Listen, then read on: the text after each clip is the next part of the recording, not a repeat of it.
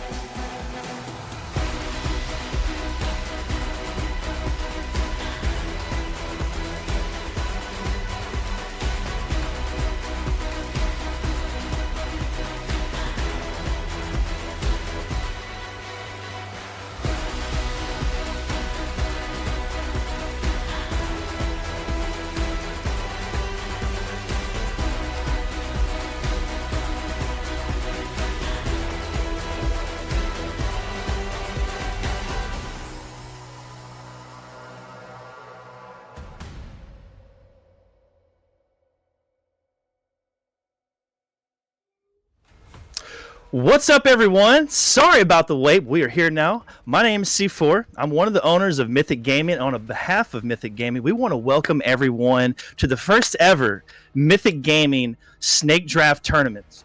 Last night, captains picked their teams, and today they will battle it out for the chance to call themselves the first ever Mythic Gaming Draft Champions. Today, though, I'm joined here with Lucinity. Sin, how you doing today?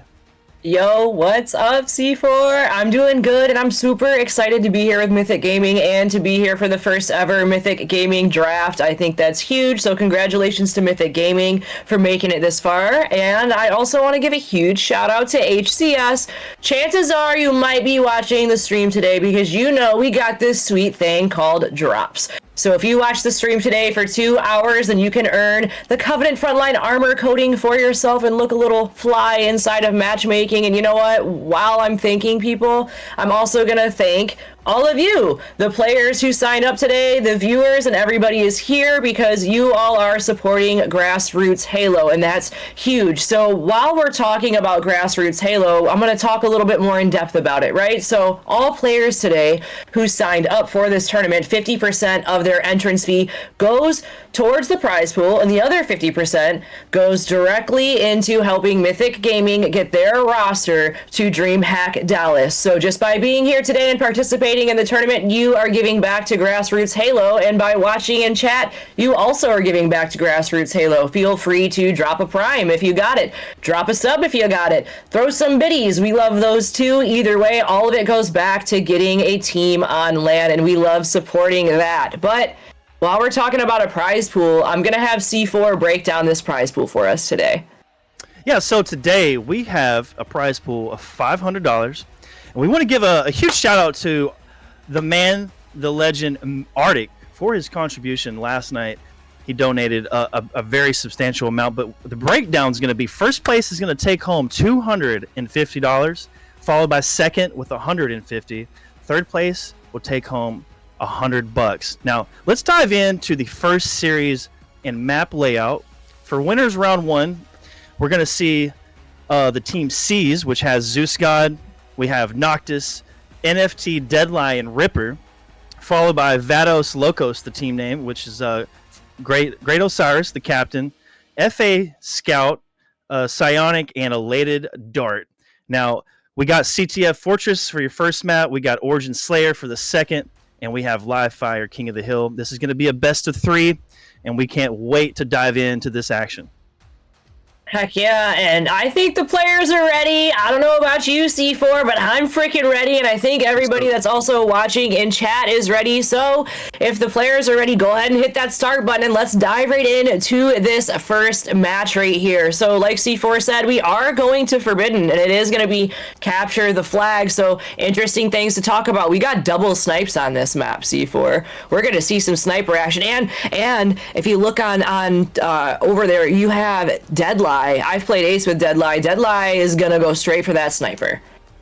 Yeah, you know, Sniper is going to be, like you said, the primary weapon of choice here to get right off the start. But one of the things I like to do is, I like to contest that overshield. I love grabbing that BR and just posting up there right on the front base and just throwing a couple nades, laying down damage, and just letting my teammates run for it. So it's going to be interesting to see how that plays out right off the rip, because whoever gets that overshield and whoever can hit those snipe shots might be the determining factor of who gets control of the map first. Oh, and I do want to give quick shout outs because the chat started a hype train. Woo! So look at that. So we do have a hype train going on inside of the Mythic Gaming Twitch chat right now. Again, we want to thank all of you for being here today because you all are helping support Grassroots Halo and keeping Halo alive. Absolutely. We got Elated Dartboard off the rip, trying to fight for the overshield, gets a pick onto Noctis. Overshield is going to go in the hands of C's here. They're pushing into the base. Elated Dartboard putting down some damage, following up with his teammates. Some snipe shots coming out of Zeus God, doing a great job there to kind of hold them back for just a moment. But the flag is going to be run over here. Oh, and here we go. We are going to be on board with Scout. iScout right now. Also, iScout's wife is also playing in the tournament today. So that's a little fun fact that we have about that. They frequently play in a lot of grassroots events today. So it's really cool to see everybody show up for Mythic Gaming. Yeah, absolutely. Now that flag was a dead flag, unfortunately. Zeuscott is going to get taken down with the sniper still up top in there in the tower. We got Ripper on board on screen trying to push up. A pick going to come through for the side of C's, but he's going to get picked off, unfortunately. And the map control, nobody's really taken map control just yet. We have 2 dead for C's, but can Vados Locos take control of the map with that opportunity? Yeah, and that's going to be something that we're all looking for and we're all going to be asking here. And right now we're going to be on board with Great Osiris, who's in a really nice position to kind of look out and see if he can do any cross-map damage, but isn't able to see anybody. See someone up there on ring, takes down a Ripper right here. 2 go down for C's, 3 down on that board. Zeuscott, last one up. He's able to stay alive and do some damage, but has to play it safely up here inside of tower. But oh, he gets taken down, and again, it's 2 more on the respawn screen for C's. Yeah, that flag is being ran bottom middle. Vados Locos, is doing a great job so far, but it's still in the middle. Now it's being ran once more. Overshield's coming up, though. 5 seconds and counting. 4 dead for Vados Locos. And C is just getting the read. Did you see that? An Ixterm just hit the kill feed. We got an Ixterm in the Mythic Gaming Draft Tournament Game 1. Let's freaking go. The first ever extermination there. Absolutely beautiful, like right in the first few minutes. You don't see that very often in the very beginning, but a killing spree for Noctis, and the flag is being pulled once more by the Overshield player. Noctis laying down damage, unfortunately goes down. That flag is still on the run, though. Zeuscott doing a great job of rallying his team, but unfortunately he goes down as well. Oh, but he did get that flag pretty far there, but it's just like 3 are down repeatedly for C's, but they do a nice little pop up with a repulse and are able to kind of move that flag forward a little bit. But honestly, every time you look back and forth, it is just a back and forth of players going down. But it looks like this is going to be the first cap of the game for Vados Locos. Doing a great job. I mean, that was very hectic right there. You saw 2 flags out of the base simultaneously, which was, very, very rare opportunity there. But hey, Vados Locos took advantage of it. But Elena Dartboard trying to post up in the base here, looking for a player in the bottom of the base, gets the pick on the deadline, looking bottom middle as well, laying down some shots. Doing a great job of, just target selection here. But unfortunately, he's going to be taken down with a grenade. Oh, but we do got a sniper up here in the hands of Zeuscott, but 3 go down for Vados.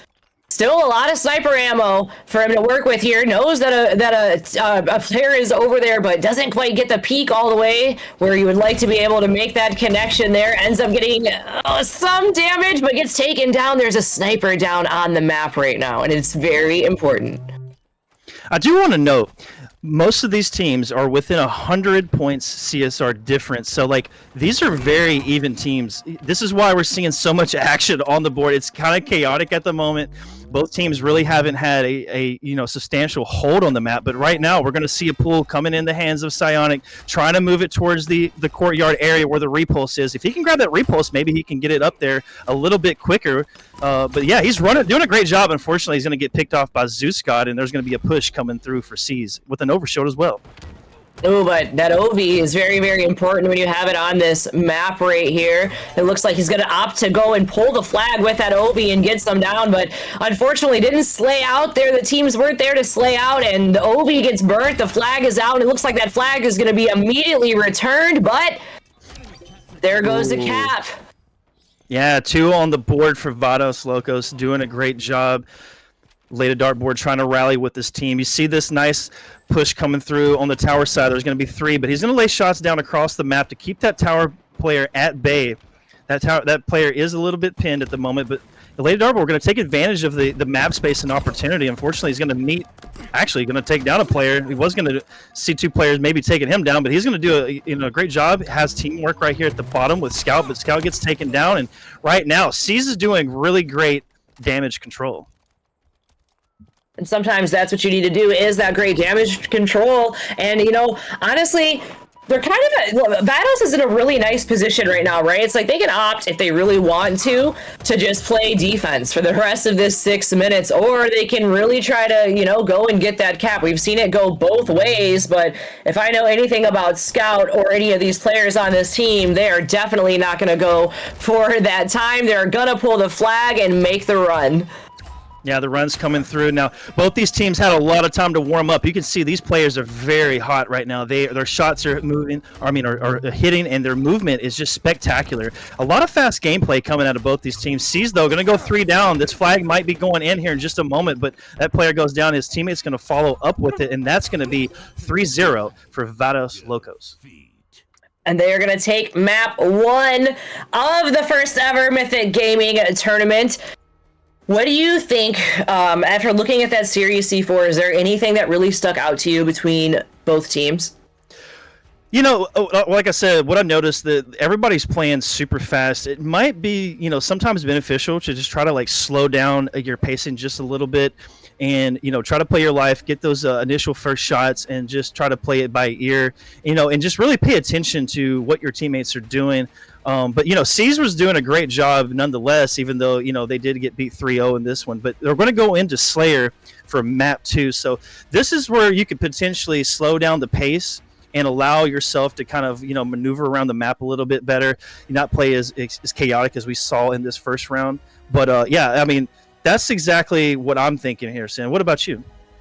So I'm looking at the scoreboard right there, too, and it does look like elated, you know, Vados, they really just kind of outslayed there, right? We're going into Slayer here. The players are being so sweet. They're asking if production is ready. Guess what, boys? You run that. We are so ready for you. Thank you for asking. You guys are being a bunch of little sweethearts. Let's do this. Like, that's incredible. But I think that each team was... There was like parts of that map, right, where we would see 3 down on each side, and it was just kind of so back and forth. But ultimately, Vados really just outslayed there. So going into Slayer, you gotta wonder, are they gonna really kind of do that again? I believe we are going to Slayer on Origin too. So, you know, new map. Some kids might be used to it because they used to play Halo 5. Maybe they're not used to this because of it. I feel like it kind of goes back and forth here. What about you, C4? Do you like this map? How do you feel about it? Yeah, actually, I love this map. I played a lot of Halo 5. Coliseum was the original name of this map. You know, Origin is got a really sweet aesthetic. We have rockets, we have snipe, and we have a thrust on the map. So, you know, I don't really know particularly, like, you know, what's the best play on this map. I would honestly say, though, like, you want to probably control the sniper side of the map and try to do, you know, push most of your team through that area. You could also kind of do like a 3-1 push, you know, have a guy kind of like sit on the rocket area, kind of shoot, you know, cross map. But the main thing is you don't want to be caught out in the open on this map. You want to make sure when you with your team, you want to get those initial shots, get those numbers down, and then collapse and then spawn trap them. Yeah, I do agree with you there. And right now we're going to be on board with Ripper to start it off. And it looks like they're opting to go straight for the Rockets. Zeus gets taken down. Deadline gets taken down as well. Ripper is going to make off with the Rockets, though. Uses one, doesn't quite connect. Ooh. Oh, that was unfortunate. Looks like he just like shot himself right in the foot. You know, it happens to me too. It's okay. Oh, it happens to everybody. I've shot myself point blank in the face with rockets. It's just one of the things. You know, maybe C4. Maybe he was just like, if I die, I'm taking you with me. You know, so he died with honor right there with those rockets. Well, I would say, you know, it is better to shoot that rocket off than to put it in the hands of the enemy. And look at those shots coming out of Zeus God, getting that pick onto Scout, getting another, actually an assist there. That's going to be 2 dead for Vados Locos. It is tied 4-4 with a sniper in the hands of the Zeus God. Ooh, and that instant connect right there with that sniper indeed. That sniper skin looking gorgeous. I believe that's the space station skin on that sniper. But you definitely love to see it. And still, oh, he's going to make a connection right there, too. But he's out of ammo with the sniper. Has to go back to the bandit here and is kind of stuck inside of the elbow, but still manages to take one down. Zeus is definitely putting on some heat on the map. You know what I noticed about that sniper? I never noticed before is it has a skull on it, and that's our logo. It has a bunch of skulls. That's absolutely amazing. I didn't see. There's one right there behind the scope. Looks amazing. But look, Deadline's going to go down 8-11 with C's leading the charge here. 12, make that 12-8 with shots coming out of Osiris. Now this guy, I've played with him a bunch before. He is an amazing player, a great team captain as well, commanding his team at the moment, trying to make a comeback here. He's got a player pinned on the bottom of the base, connects the shots to take down Deadline, and look at that. Unfortunately, he may go down here. Nope. That's unfortunate. Yep. Deadline was running for his life too, right there for a second. I will say I wasn't too familiar with Osiris, but I am definitely enjoying watching Osiris's POV today. Yeah, he's an absolutely amazing player. He sits around, I want to say, like the mid 1600s. Absolute great. He's a great shot, and he's got good comms. That's what I love about him. And I know he's calming his ass off right now. So, yeah, but look at this lead, 10-point lead for C's. Now, I don't know what Vados Locos can do. It seems like they're a little bit too spread out at the moment. You got a couple players together, but that player's getting picked off for a killing spree coming out of Ripper, and Ripper getting caught off guard here. Ooh, that is interesting. Give me C4. I'm gonna have you talk for one moment. I'm gonna try to fix something. Oh yeah, no problem. And there is an opportunity here for Vados Locos to make a comeback. And they just really got to play together at the moment. Maybe slow down the pace just a bit. But Psionic laying down some shots, going to keep his life intact. Going to back down, trying to look over there for his teammates to see if he can get any shots. But he's going to unfortunately go down to the hands of Noctis. The lead is narrowing a little bit, 23-18. Make that 23-19 with a sniper. Ooh, in the hands of FA Scout, another great player, I might add. This man, he's absolutely amazing. Great personality as well. Great comms too.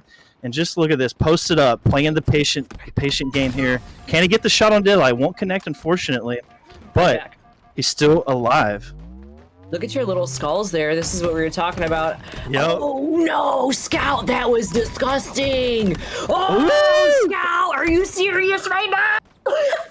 Yeah, and look at that lead. It's already been narrow. It was a 10-point lead just a few minutes ago, or even just a minute ago. Now look, it's a 4. Make that a 5-kill lead, unfortunately for C's, but they are coming back. Vados Locos seems to be rallying the troops here. Yeah, look at that. No. Yeah, that was one heck of a play right there outside of Vados Locos right there. And they're almost caught up here, only down by now 4 kills. So very, very close. Ripper doing what he can to stay alive right here is going to be really important. 2 are down for C's. Just kind of a back and forth game. It absolutely is, but it's a 2-kill lead. Sees Vados Locos narrowing that by 1 kill right now. Zeus got laying down absolute great damage. Going to back off from that player from the pyramid there on the top snipe area. Fortunately, it gets taken down from the back with a double kill coming out of Scout. Look at that. Another amazing play out of Scout, FA Scout here. I'm really impressed with Scout. Scout has been absolutely kicking ass in this tournament here and just really going for the gold and not overextending, but knowing when to kind of pull back. And it's showing right now. It's showing in their teamwork. Their teamwork is definitely coming out. And look at those assists too. But I really want to highlight the assists on C's right now. All of them as a collective, 6, 5, 7, 7. That's something worth talking about because that means they're doing a lot of team shooting. Yeah, and a lady dartboard coming through with the rocket, laying down some great damage on Deadline, taking him down. Gonna lay down a few nades here, trying to cover the map, deny them that map space, and funnel C's in the back of this base here. They are on the ropes right now with a 4-kill lead coming out of Vados Locos. I just want to say this is an amazing comeback out of them as they were down 10 at one point. And look at this, 4 dead for C's. Oh my lord. Yeah, and what a team wipe. And look, and then unfortunately on this map, they know, Scout and them know where they're gonna spawn because they're absolutely taking control of the spawns here in spawn control. And once you get that on Origin, it can be GG's. But C's answer back really quick and takes someone down. Elated Dart has the sniper, ends up dropping it right here and puts the sniper in the hand of C's. Yeah, and it looks like Vados Locos is doing it. They're going to continue this lead here. They're 2 down at the moment, but can C's bring it back? They're down 5. There's going to be a pick coming out of Noctis here. You're going to fall back into the cave, looking for some players towards the elbow area. Nice snipe coming out of Zeus to push that player back, trying to look across to the Rockets. Gets another body shot onto that player, and the assist. Looking amazing right now. But yeah, like I don't know. This is still anybody's game, really. Look at that! Oh my lord, 4-kill game here.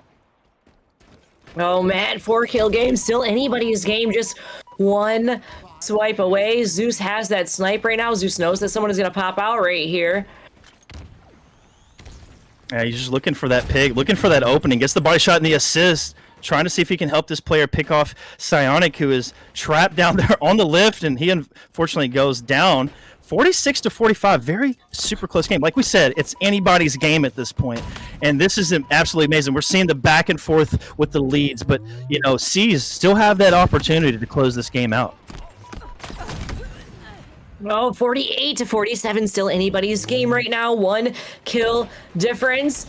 Oh, 48-48, we have a tie game, C4. This is what you love to see out of Slayer matches, 49-48. You know, it's still, well, hey, it's over now. With the victory coming out of Vados Locos, taking the series 2-0.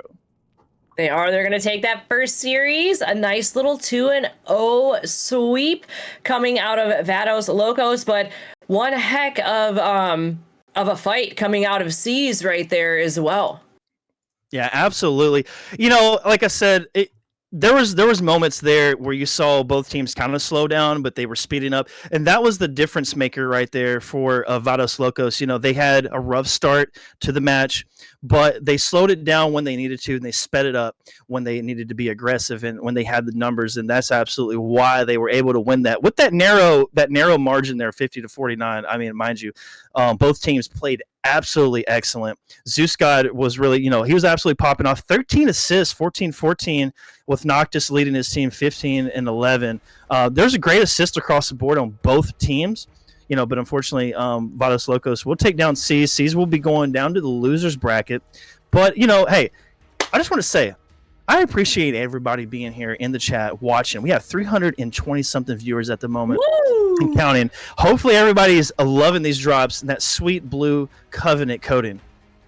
I love that coating. Personally, I think that coating looks so clean inside of matchmaking, and when I love to see it. And I think C4, what we might do is we might take a quick little break while we get ready for this next series and get everything going and figure out what lobby we're going to go into. So like C4 said, thank you all for being here. We'll be back in just a second.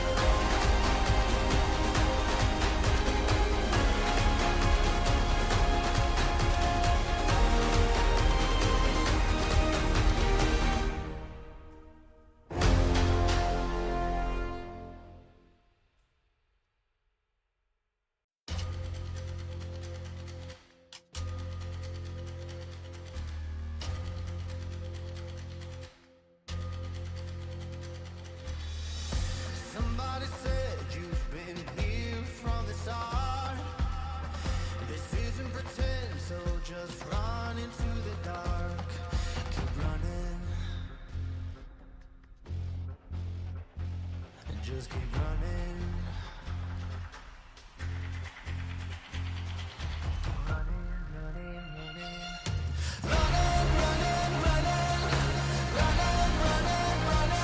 Just keep running, running, running. Keep running, running, running. Running, running, running. Running, running, running, running.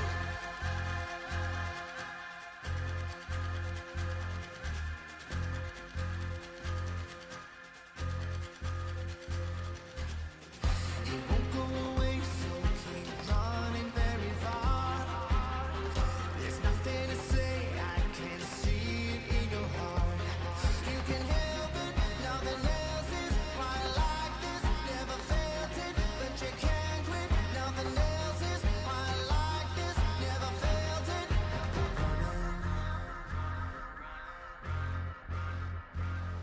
Keep running. Just keep running, running, running. Running, running, running. Running, running, running. Just keep running, running, running. Keep running, running, running. Running, running, running. Running, running, running, running. Running, running, running. Running, running, running. Just keep running, running, running.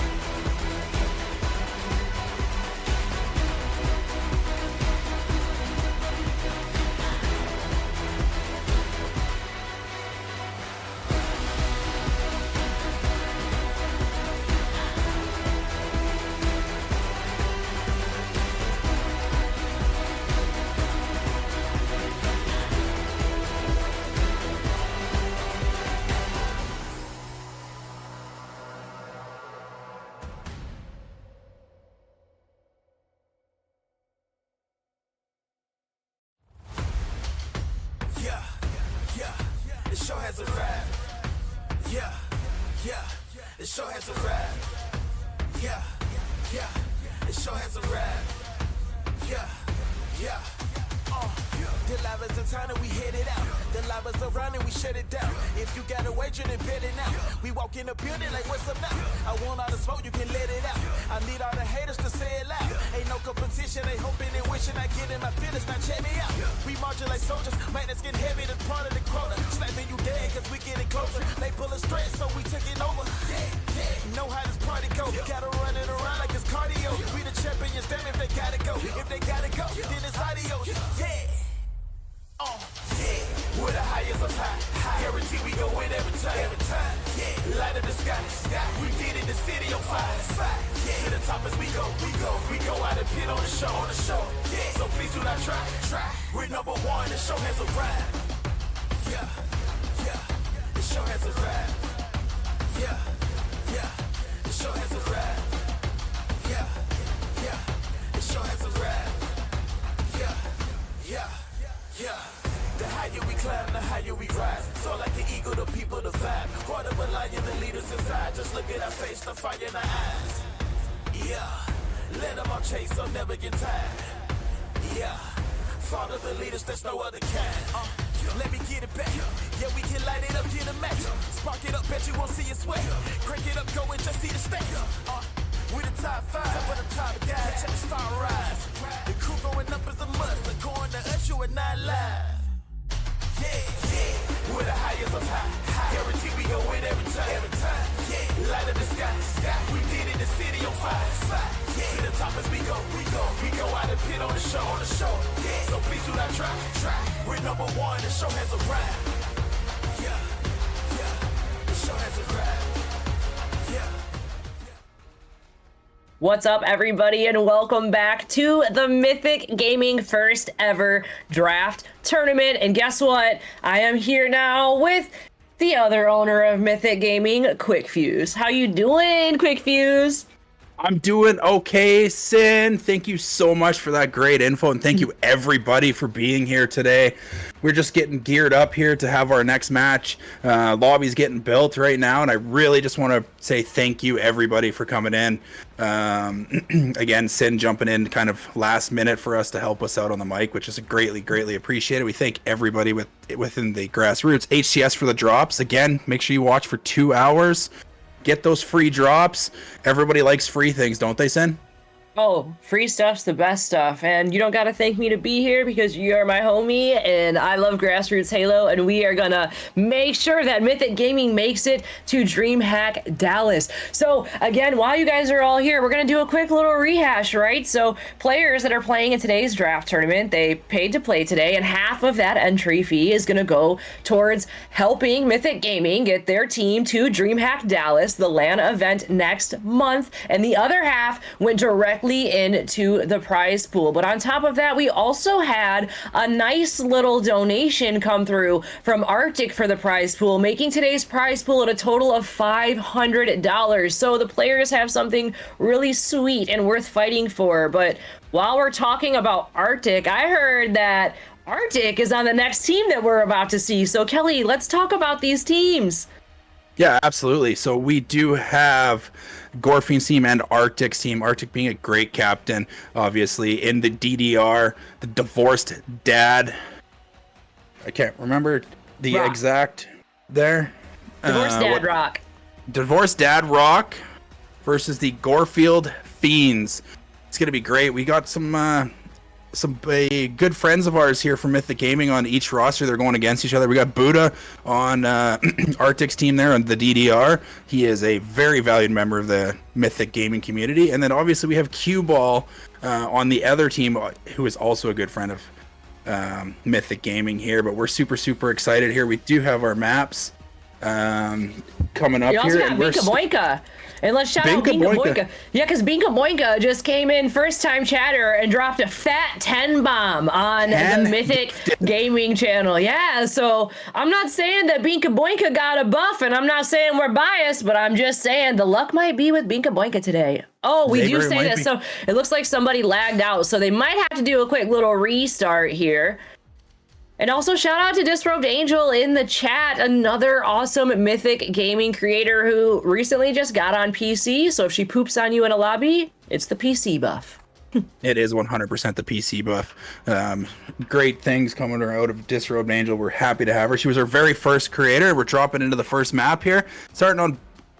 Never mind. Yeah, we had a quick little reset. We had a little Binka Boinka came in the Twitch chat, said they had a little bit of a lag out there. So we'll do a quick little reset. So while we're waiting, though, I mean, we're going to neutral bomb on Aquarius. How does this map and game mode make you feel? It makes me feel very, very excited. I know lots of people are against the neutral bomb game modes and everything like that, but I think on Aquarius it plays really, really well. It's all about the control, making sure that they spawn the fridge side, I think, when you're trying to plant the bomb and keeping them out of the base. And I think it's gonna go to time. I think it's not too often that you see three bomb plants get placed in a match, because this game mode plays so fast and slow at the same time. But if one team can take over the pressure on the map and have the map control to do continuous things, it could end very, very quickly. I know myself personally, I played one the other day and I think we finished 3 caps in 4 or 5 minutes just because we had full map control. So we'll like to see what these teams can do. Yes, I agree. I think specifically in this game mode, I think that map control and controlling the power-ups is really the key to making sure that we don't go to a 30-minute overtime. No, Hear that, exactly. players? Make sure that you guys fight for those damn power-ups so we're not sitting here for 30 minutes watching bomb. Okay? We don't want to reset. But now we're jumping on board here. First things first, we're jumping on board with Clutch from the Clutch Academy. They're playing this camel. Speaking of fighting for power-ups, that is the first thing they went for there, right off the bat. Now I wonder if he's going to play the camel plant with this bomb to see if they can get a sneaky plant.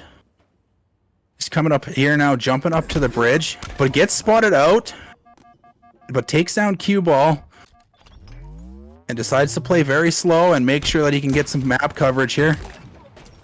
Takes down another player. Coming back up here with the bomb into the zone, trying to make the jump up from the shroom stairs, but is starting to plant, and they seem to have map control on the side of the base.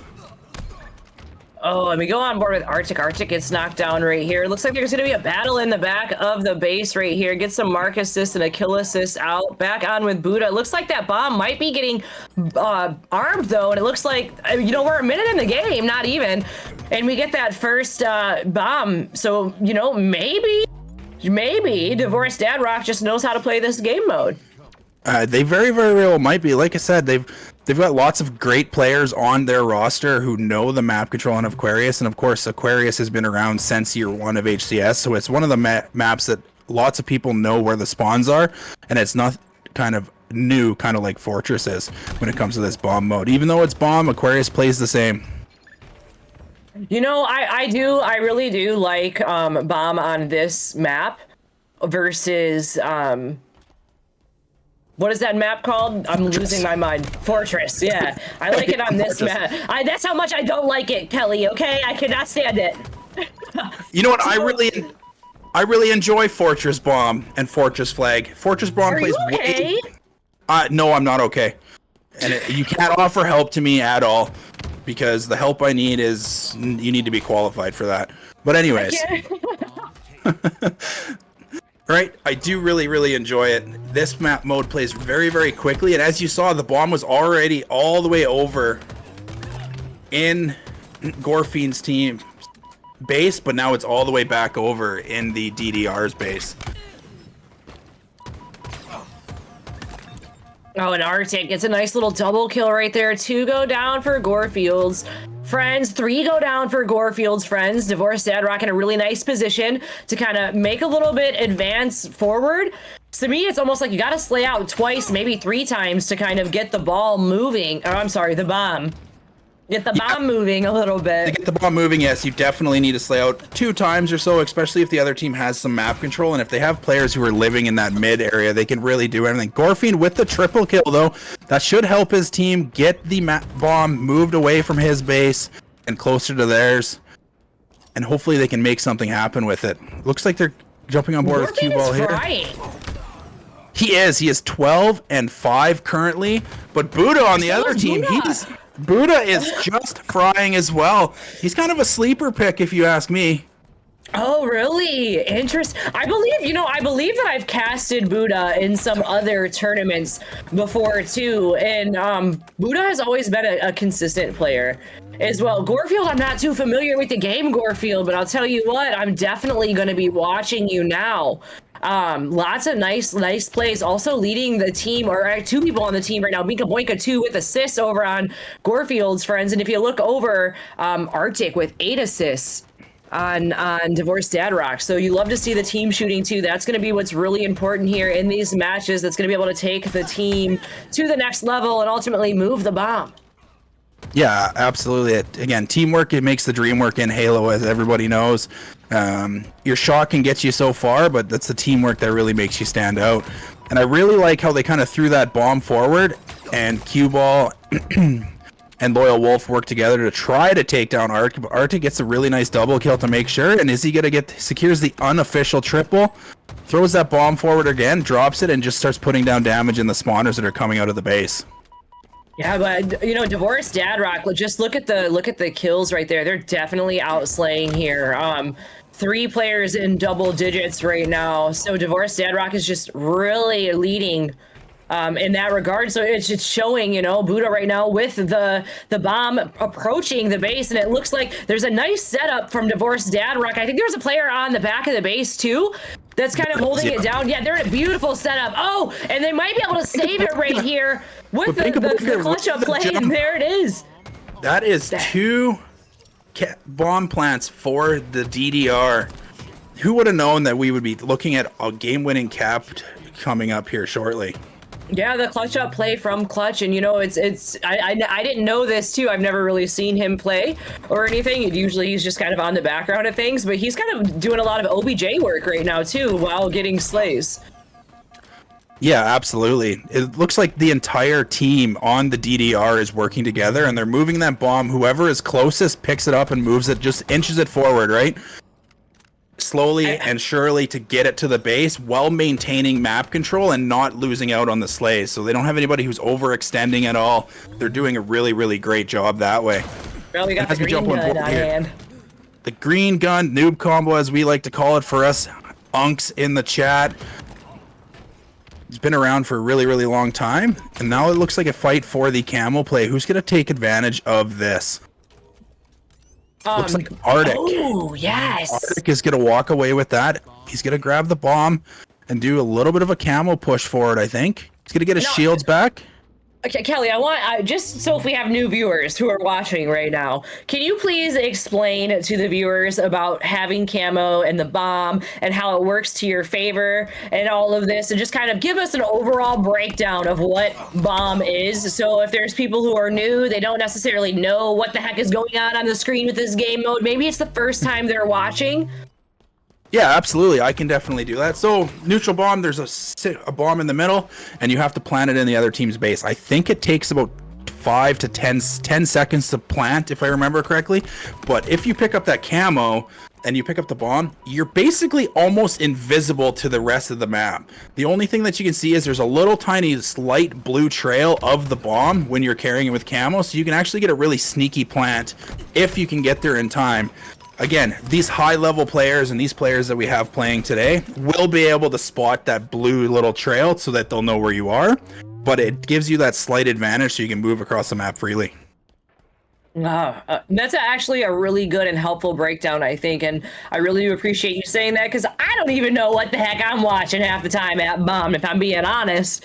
Sometimes it just feels a little chaotic, but then again, I'm in gold lobbies, and I'm not in lobbies like this, or players, or play with a lot of players who can play like this and to this level, and that's the treat that we have today, along with, hey, there's drops in chat. So again, make sure that you're watching and make sure that you have the stream volume up just a little bit, because if you don't, you will not get credit for the drop. Yeah, awesome. Gotta love getting those drops, but it looks to me here like the DDR are kind of getting pushed back into their base here, but Cue Ball here on the other team here on Gorefield Fiends is grabbing that camo, but they know where he is. You can see that they're looking for him. They're trying to see where they're going to be. one thing too with the bomb, when you're holding it in your hands, the bomb icon goes away. So if you have it holding it, the other team might not know where you're at. So you should, instead of juggling it like they were trying to do, you don't move any faster than if you were going to just carry it. And then the other team might not know where you are with that bomb, right? So you could just pick up the bomb and slowly walk it all the way to the other side, and the other team wouldn't know. It looks like they're gonna opt to kind of throw the ball. Something that I've seen though on Fortress is you can repulse the bomb pretty far too when you're playing, and that seems to kind of work out in a lot of players' favor. Yeah, 100%, right? Like getting it out of the base. Fortress 2 also has the opportunity to play the bomb, right? So if you're in a situation where you just need to regain some map control and you're getting pressured in the back of your base, you can throw it off the map. With Aquarius here, you don't have the capability. You have to just throw it out of your base, and hopefully your team can slay out to maintain the map control. And speaking of slaying out, that to me looks like what DDR is doing, is kind of slaying out here, because look at the score, and honestly right now that's all they kind of have to do, right? Like, they have 2 bombs, they don't have to overextend, they can just sit here and kind of slay it out and just treat this as Slayer for the 2 minutes that's left, 2.5 minutes that's left, and then just call this game 1 theirs. Yeah, 100%. I don't know if that's the play call that they're doing, but that's something that I would be looking at right now, is like maintaining the pressure and just playing Slayer. And it looks like Buddha's doing his work in the back here. Gets the help from the teammate to start planting that bomb, and there is nobody who's going to be able to stop that bomb plan. Oh, they just spawned up in the util side, and now they're moving the bomb. Cue ball up top mid just to maintain the control, and then picks up that camo as well. Grabs the thruster pack for a little bit of extra evasiveness. You can see that, look at how slow DDR has made this now. They've kind of all just slowed right down. They're not sure where the bomb is. They know they have camo, and they know the bomb was picked up by camo. So now they're looking. They're just searching their base, everything like that. And they just collapse on cue ball with that bomb to make sure that they can't get that plant. Yeah, they didn't. The ball, you know, has a nice little spotter there, but the ball will, I keep saying ball because I'm so used to casting oddball. The bomb will reset if nobody touches it as well, but it looks like Arctic's going to go down there and actually go for the move here. 33 kills coming out of Arctic. 33, 11, and 15.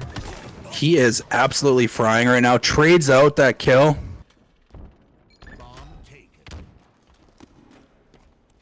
But it looks like cue ball is moving that bomb forward here. They're really trying to get these caps. If they don't get a bomb plant here in the next, 10 or so seconds, it does take 5 seconds for the bomb, 5 to 10 seconds for the bomb to respawn after the plant, right? So it takes 4 seconds for it to detonate, and then another 5 or 10 seconds for it to reset and get back into the base. So at this point here, DDR is really just playing Slayer because they know that the other team is running out of time, and they're going to have to do some really fast plants here. Oof, but they do one plat right there, so I mean, hey, it's possible. And if they do that, oh my goodness gracious.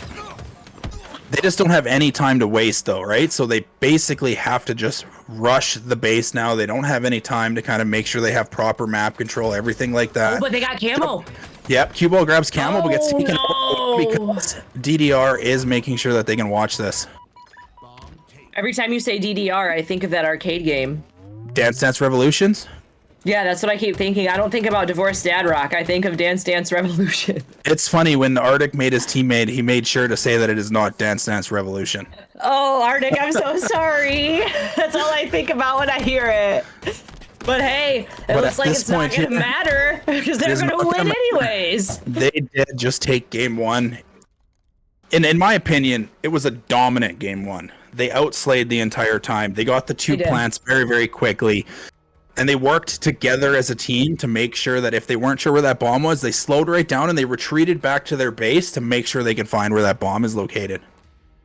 They did, and I think that ultimately, too, they really maintained spawn control on this map, and it showed all of the difference there. Gorefield, 34 kills, though.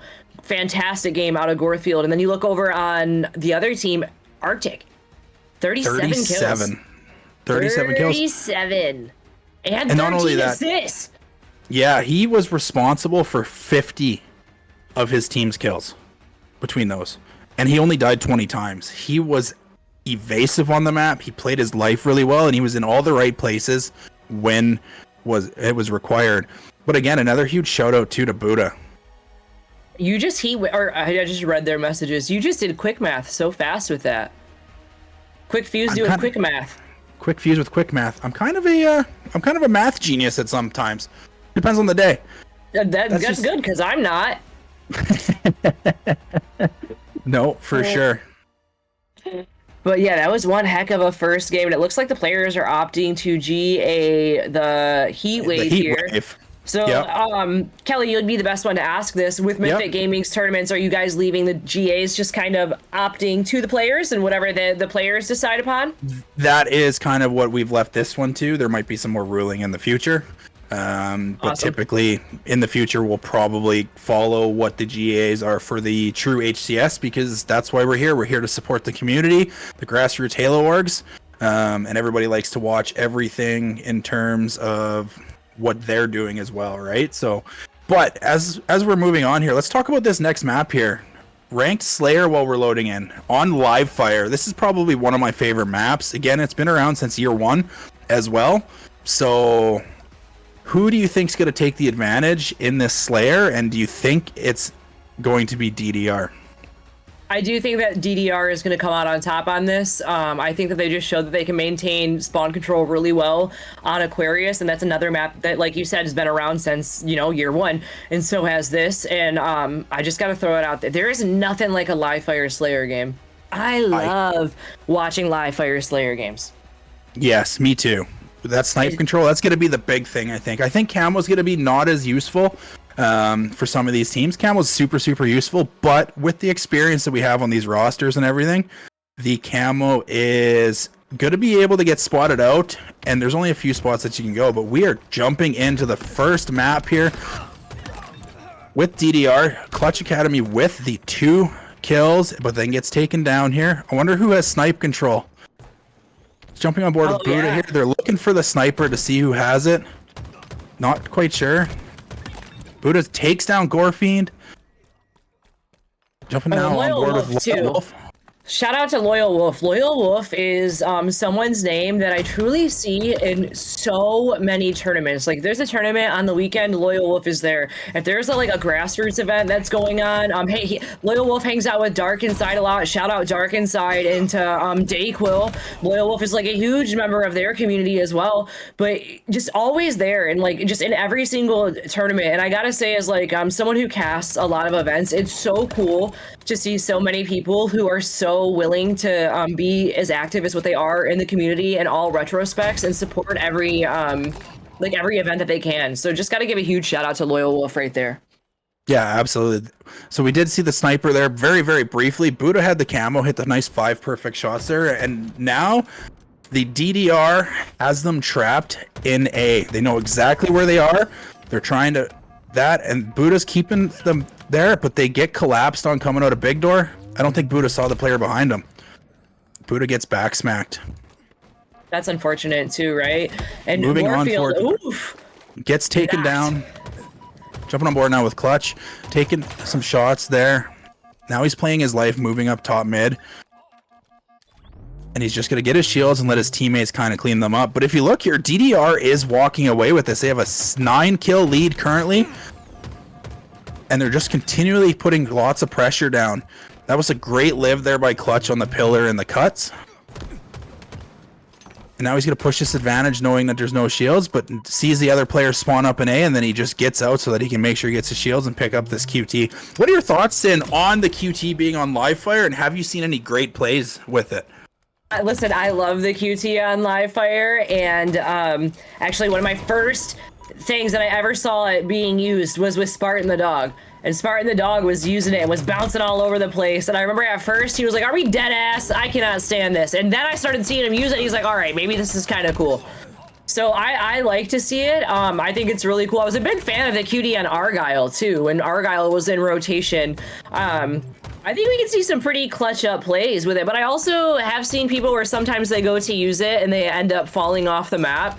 I've been one of those people. It's cool. Can you raise my hand for that too? I do that all the time. I get made fun of for the amount of times I fall off the map in any video game that I play, especially Halo. But it's a lot of fun. And jumping on board now with Loyal Wolf, kind of playing around his other teammate who does have camo snipe, which I think is Gorefiend, who has the camo sniper right now. Oh yeah, Gorefiend has that camo sniper right now and is creeping away. Boom, gonna get a nice little no scope on Clutch Academy right there. Takes him down, still has to regain the shields and back off a little bit, is able to maintain all the shield control, gets another little no scope, flips it over with a bandit and finishes off Arctic right here. Still has 4 bullets left inside of the sniper. I would say that Gorefiend is kind of the most dangerous person on the map right now. I would agree with you there. He needs to hit some snipes though, with his team being down by 9 kills still. They've kind of held this 9 kill deficit for most of this match. What do they have to do, Sin, so that they can regain control and get caught back up so that they can maybe steal this one away from Team DDR? You know, I think ultimately it's going to come down to making sort of team pushes, because it looks like when they're ending up in 1v1 situations, they're not coming out on top. Right, so sometimes when that happens, you gotta hold cheeks a little bit. You gotta hold hands and run around the map, you know, and make sure that you're able to actually secure those kills. But you can definitely tell, like, Gorefiend is very confident with kind of making solo pushes, and it is not afraid to make the solo push and go for the kill. And sometimes it works, or like we just saw, sometimes it doesn't. So you got to kind of pick and choose your battles here, and I think that's what can ultimately help them, is if they pick their battles a little bit more wisely. Yeah, 110%. It looks like to me that they are doing those solo pushes, like you said, and Team DDR is doing everything they can to make sure that they secure the single pick, and then they are collapsing as a full team. Yeah, and the team collapses. That's what's going to be really important here too, as well. But you know, 10 kills needed for Divorced Dad Rock here, not to be confused with Dance Dance Revolution. Yeah, as most people say, Slayers don't start until the 40 kill mark, and Team Gorefiend Fiends here really need to figure something out so that they can take advantage of this stuff. And it looks like Gorefiend's doing everything he possibly can, but gets the stick. I wouldn't be surprised here if DDR just starts playing for trades, and especially with Clutch having the camo, he's going to be able to move around this map fairly freely for the most part and just literally trade out any kills. And that's going to be the important part for them to kind of take this game too and sweep this series, is to just play for the trades. Yeah, they can just play for the trades at this point. And, you know, I'm going to call something out here because I know that sometimes Twitch chats can be brain dead and they can say silly things. Jay Rizzo, well, now he has 2 kills, or they have 2 kills. Fantastic. But I want to call out the 9 assists here, because that means that 9 of those, you know, 9, 10, 11 kills are technically because of Jay Rizzle there. So I think that's really, really important to point out too, because sometimes you might not necessarily be top fragging and you might not necessarily have that many kills, but you have the most assists, and that can make you assists can make you win the game. 110%. Halo is a team game. It's all about the team shot. It's everything like that. Just because Jay Rizzle's shot wasn't the one that killed him, but maybe he was the one who got them down to no shields, and then his teammate, instead of chasing that kill to pad his stats, he let his teammate clean him up. Right? He's playing a very, very good support player, and every Halo team needs that for the damage stats. Yeah, and 1 kill needed left for DDR, not to be confused with Dance Dance Revolution, but Divorced Dad Rock, and it looks like they're going to get a trade right there, and it's going to come out, and they are going to take this series 2-0. I feel like that was kind of a fast Slayer. That was a very fast Slayer. DDR did not let off the gas at all. They were pedals down, rocking and rolling right to the beginning. One thing I do want to shout out here is, if you look at the assist column, Jay Rizzle with 10 assists, the most in the lobby. Exactly. Do you see what I'm saying? So shout out to Jay Rizzo with that. Shout out to that, because sometimes people get too. I feel like sometimes when people read the stat line, and I see this on a lot of broadcasts and things, that I feel like sometimes they don't read the full stat line, right? And it's just they're so focused on the kills and deaths. But you got to look at that assist column, because the assist column really tells the story, and so does look at the accuracy here as well too. Arctic 59% leading the lobby in terms of accuracy right here, and 5 call out assists. Those call out assists, if anybody doesn't know, it's just when you ping them. So if you tag the enemy when you're shooting at them or something along those. Awesome. There, and go ahead. We also have to kind of shout out the damage numbers here too. If you look at this, Arctic and Clutch were both over 4k damage. Clutch hitting the over 5k damage. In a Slayer, that is like the ideal damage is around that 2500 mark. 2500 to 3000 is where consistently you should be in terms of like your 25%, as everybody says, right? You have to do your 25%, right? So if you notice here, like, and the least amount of damage taken as well. Like Buddha put out 3400 and he only took 2800 worth of damage, right? So he was living his life, he's putting down his shots, and he was doing everything that way. Yeah, so that was a nice little series right there though too. And what we're gonna do now, Kelly, what I think we should do at least is maybe we should just remind chat, hey, why we're here today, right? We're here today to celebrate Mythic Gaming, and this is the first ever Mythic Gaming draft tournament.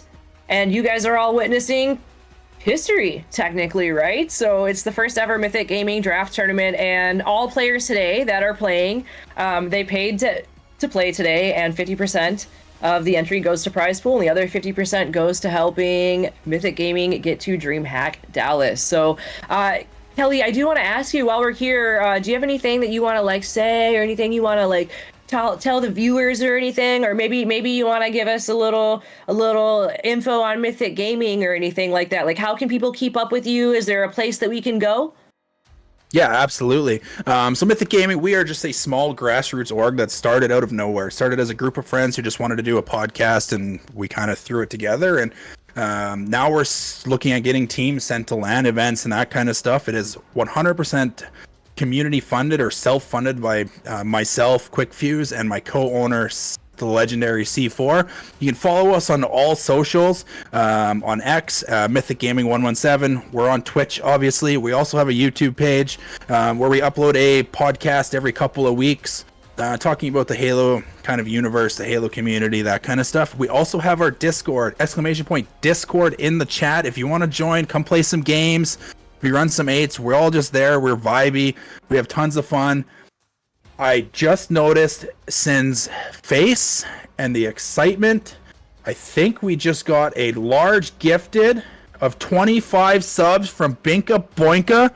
I cannot ignore that. Thank you very much, Binka. I cannot believe that somebody just gifted 25 subs to us here.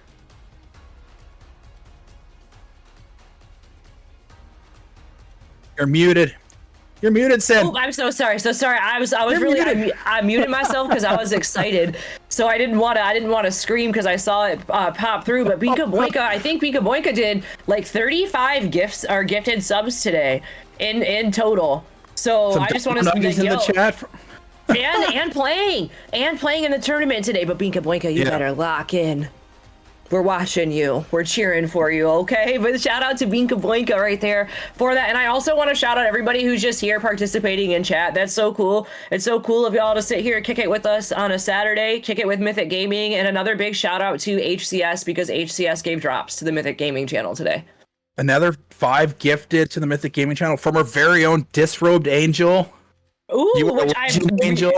I think we're watching her next. I think so, yes. I think we're heard, jumping in. Little birdie told me that we're jumping in with the Nighthawks. Oh, another 100 biddies coming out of More Miss biddies. Dayquil. Shout out to Dark Inside. Super excited to watch Dark Inside this year too. We you know what? We're just gonna say, everyone likes to say that Halo is dead, but you know what? I think Halo is alive and well, and it's showing, because look at the chat. Look at everybody here in the chat showing love and hanging out and stuff.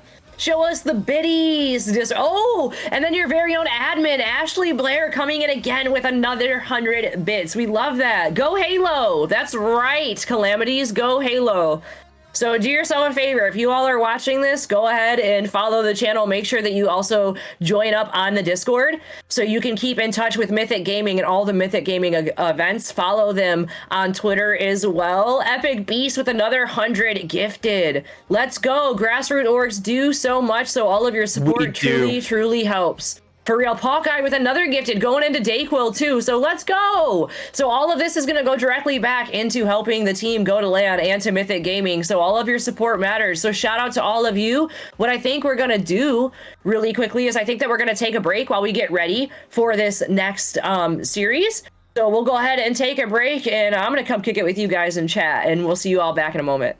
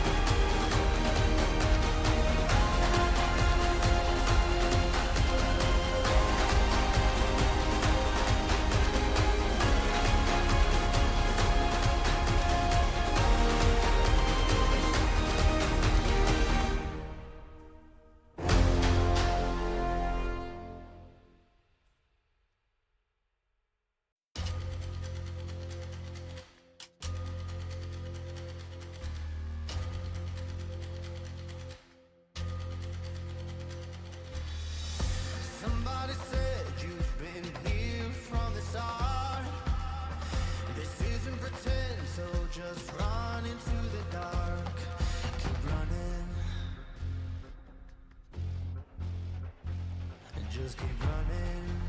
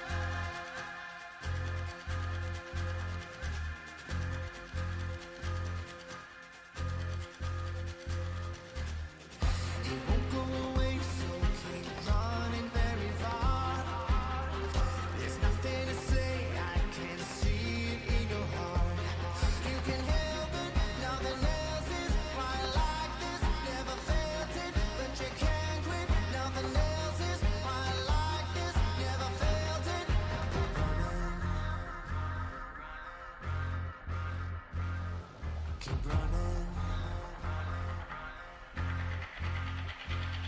Just keep running, running, running.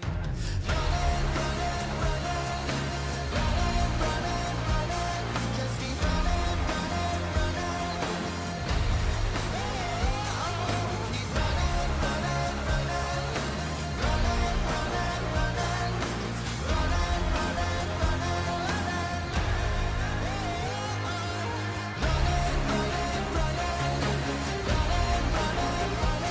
Just keep running, running, running.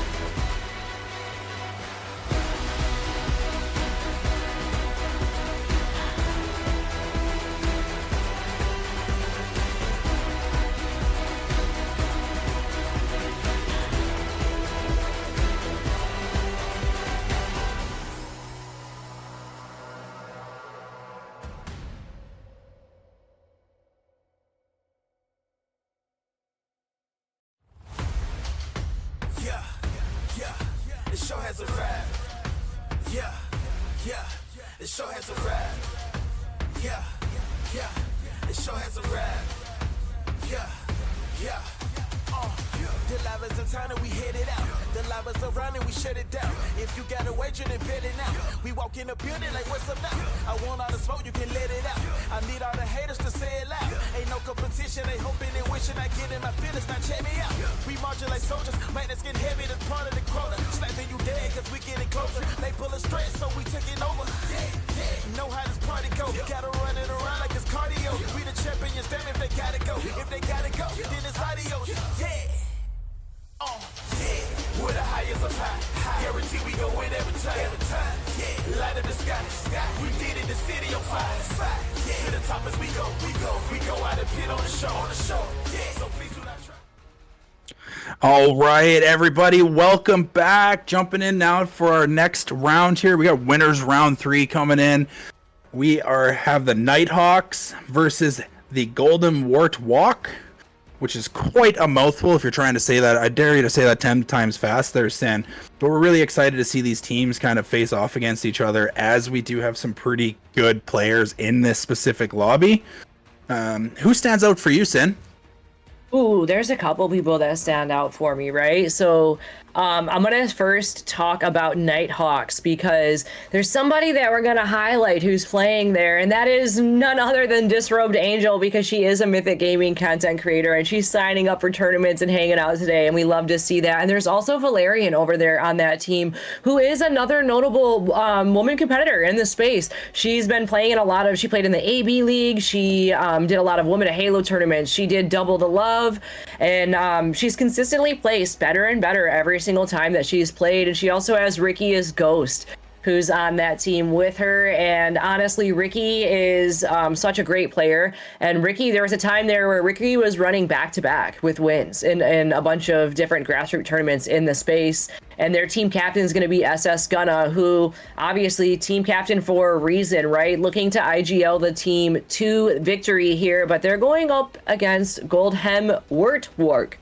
What? Goldhem Wurtwalk, which is all of their names combined, which is really fine, but it's all of their names combined. And it's going to be team captain Goldstar BR, which if you're in high ranked lobbies, you definitely are familiar with that name. Also, Goldstar BR is someone who has played in a lot of grassroots tournaments, frequently ends up being a captain and kind of in that IGL role, and is able to kind of IGL their team to victories in random drafts. So I'm really excited about this, because he got to pick his team this time, right? And also on that team, we're going to highlight Mr. Mayhem, who is none other than Will from HCS Pro Talk, also signed content creator to, again, shout out Dark Inside. So tons of different people from different communities playing today, and that's just a couple on these teams that we can highlight. No, absolutely. We're just kind of getting ready to drop into the first map here. Obviously, we're starting with Solitude, King of the Hill. To begin with, and this is going to be a fun game mode to watch. I really enjoy watching all the Solitude game modes, because it is one of those ones that if a team gets map control and can put the other team in a blender, it's GG's right from the start, right? So I'm going to be interested to see which team is going to come out quick, come out fast, and really dominate this King of the Hill. Yeah, honestly, I love Solitude. Although I do miss when the sniper was there. That's fake news. The sniper hopefully comes back. But I do miss the S7 on this map. I 100% agree with you, but adding the shock kind of adds a little bit of an element, gives the team who is on the snowball and trying to get out of it a little bit of a chance, because if a team is kind of just overseeing you and they have a S7 sniper, especially in these lobbies, anybody can pop off at any moment in time, and they're going to take advantage of that. So the shock rifle is a nice touch, but we are starting on board with our very own Disrobed Angel, moving up to take early control of this hill. And you know, I just gotta say, I'm seriously so proud of her as a look at her go as a creator and a player. She just takes down Will. She does get taken down herself there, but as a creator and a player for how long she's been in this space, she has grown so much. So like, I just want to give Angel her props there. I'm such a fan of her. I'm so excited to be casting her today. I'm very, very excited to be casting her as well. I have little known fact, I've known Angel for basically as long as Infinite has been out. Oh, I love that. And now she gets to be a part of Mythic Gaming with you. which is even cooler. It 110% is. It's one of those things where I actually just kind of randomly loaded up with them when Infinite started into a ranked match, and then I did so well that they sent me an invite to join them and run with kind of a few of her friends and stuff like that. So I met her a long time ago. She's a great person. She's a fellow Canadian, which is nice. As you know, 50% of Mythic Gaming members are from Canada. Which is kind of cool in terms of kind of grassroots orgs and everything like that. But she's doing a great job for us here. But now we're still on board here with SS Gunna is going to take some hill time here and pay attention, calling out where the spawns are. Made sure to look back so that he wasn't blocking that driveway spawn to make sure that they will be spawning in the tram here so that they can take advantage of this hill to begin with. Nice shots coming out of SS Gunna. Gets the easy double kill there from behind. That is 3 down for Golden Warthog. Make it good 4. Teamwork out of them. Disrobed Angel gets the hill, gets the kill to clean things up here, and now she kind of slows down to put some pressure on the spawners. Valerian and Disrobed Angel to secure that hill. They both did a fantastic job at working together and team shooting right there to take them down and secure that hill. Disrobed Angel tries to stay alive, but she gets taken down here. Looks like Walk is gonna kind of make a little sneaky cheeky move back here and see if he can kind of approach from behind and takes any damage, but kind of got spotted out. Now we're on board with Warded, who has to make some moves, see where everybody is, manages to get the team's already down, so gets some hill time, I guess. As you can see there too, Warded jumps up to take over the ledge control here so that they can see where the spawners are coming up, everything like that, and maintain the map control. This hill, once the team gets a setup, it is a really hard one to break. The best way that I've personally found to break is you have to send somebody through the back tram. That's Disrobed Angel is doing, coming in with the flank, gets the assist, and flips the spawn so that they're spawning out in the blue ramp there in Cafe side.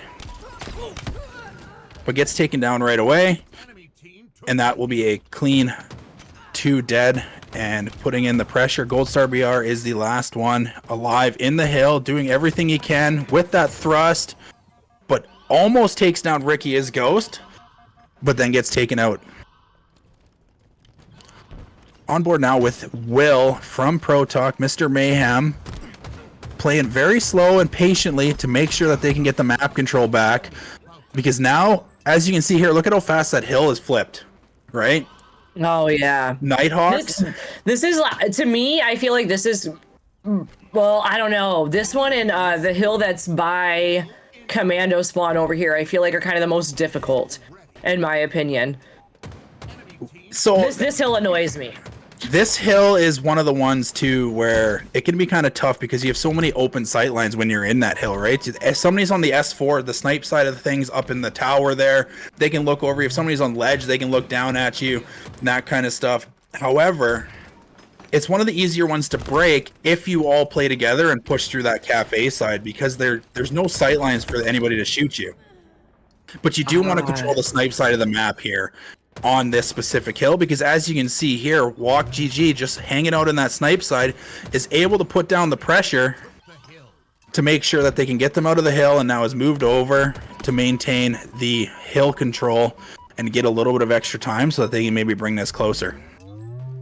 Yeah, and you know, Nighthawks are kind of off to a really nice start. They got that 2-0 sweet little lead right now. Valerian just going for the kill. Just, did you see that? She just like jumped right at it and gets the kill right here. I am better than you, and I'm going to jump out this window because you can't kill me. And secures hill time. Oh, she did just get good hill time, and she knew right when to back off. Look at her go. I'm not saying it's because she hangs with Super CC, but I'm just saying maybe she's learning, you know, and like you guys seriously mean it too. She has gotten so much better from when I first ever saw her play in her POV, and like it's just something to attest what dedication can do with this game, right? Absolutely, and I do got to give a shout out to people in the grassroots community, having the discords, having the AIDS lobbies, having every places for people to get better at this game, and putting in the effort to support the community. And it's something that really needs to be shouted out more from the rooftops, that Halo is not dead, and we have such a great community who puts on lots of these great tournaments and places for people to play at a level to get better. And we did just fix that Discord link in there. So we're going to fix that command really quick so you guys all have the correct link for Discord. Sorry about that. I've been sitting here posting the wrong link all day. I hope I just edited the command, so the Discord command should be correct inside of your chat, but I'm not sure if because I did it and I'm not an admin in your Discord, if it will expire. So just, I see Pox in there listening, so we'll see if it needs to be fixed, but it should be updated now for everybody. Yeah, hopefully that will work. Walk GG gets taken down. Goldstar BR, though, playing with this camo nice and slow. He's got the shock rifle. This weapon has been kind of a little bit of controversy lately since they did the update, right? So it's a little bit harder to hit that headshot than it used to be. Takes a little more skill now, which is why I've really enjoyed it. Yeah, it definitely does. That's why I don't hit shots anymore, if you want me to be honest. Yeah, I miss quite a few shots now too, so you're not alone there. But it does, you can definitely, it does feel harder to use now, which I think does attest to when people hit the shots, it makes it that much sweeter, right? When we see it, and if it's anything that we know out of Goldstar BR, it's that he's gonna hit the shots. He did just hit it right there, but got taken down at the same moment by Ricky is a ghost. And it looks like 2 go down on each side, but Nighthawks, 3, 4 for a brief moment there for gold went down. So Nighthawks have a nice little, a little bit of a lead here and a nice start to this hill. Yeah, it's kind of, you can see how tightly matched this hill is, right? These teams are so well matched so far. They're playing each other very, very nicely, but it looks like the spawns are coming in for the Golden Warthog squad there, and holding that tram spawn is so important with this hill, right? As long as somebody's kind of staying back there and not everybody pushes into yard, because the moment everybody kind of pushes into yard, it actually opens that spawn up for those people who didn't know, and you could have the chance that one player can spawn behind you and really break your entire setup without you even realizing.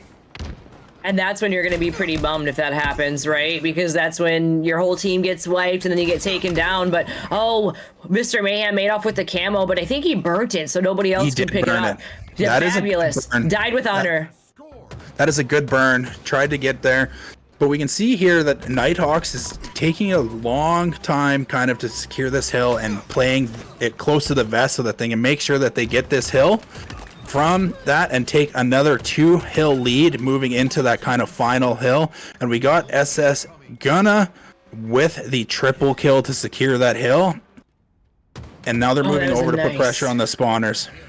That was such a nice kill sequence out of SS Gunna right there too, and now Nighthawks pushed over and they are on the hill 3-1 right now in favor of Nighthawks. They just got to hold out a little bit longer, and if they get this hill, the game 1 is theirs. Yeah, it's definitely one of those things too. Like, I would be conflicted at this point in time. Like, up by 2 hills, there's only 1 minute and 20 seconds left. It is solitude. I would be like, I'm gonna play Slayer. I'm gonna just stand outside of the hill, let time go down. I'm gonna play time here, right? Because that's one thing that Nighthawks has, is the time. They have time to be able to make sure that they can just play Slayer, but it looks like they're opting to play the hill here, and this should finish it up because all 4 go down for Golden Warthog, and it looks like Nighthawks take game 1. Can we just say gold? We can just say gold. That's so much. I love the effort of everyone's name. I think that's like so original, but I'm gonna get so tongue-tied here. I'm gonna start blabbering, and next thing you know, I won't be able to speak in normal language after this name. That's for sure. Let's look at these kills and stuff in this stat board right here. 21 kills coming out of SS Gunna. Definitely leading the lobby in terms of kills. Goldstar BR. That's both of your captains leading the kills over there as well. Followed by Valerian. Valerian leads next. Yeah, these stats, you can really look, and like the one column that I always pay most attention to is the assist column. Look who has the most assists in that entire lobby, and that is our very own Disrobed Angel. She was putting shots down everywhere. She was active, she was helping her team, and she was doing a great job, as well as collecting the hill time as well. I think I saw her quite a bit in the hill, soaking up that free time to make sure that they could win this first map. She did. Look at her stats across the board too. 13, 13, 13. It must be lucky 13 today. It must be lucky 13 today. And now we're going to look over at that accuracy right now. Gold Star BR, 63% accuracy. Honestly, I'm not surprised. I was totally expecting Gold Star to have the highest accuracy in the lobby.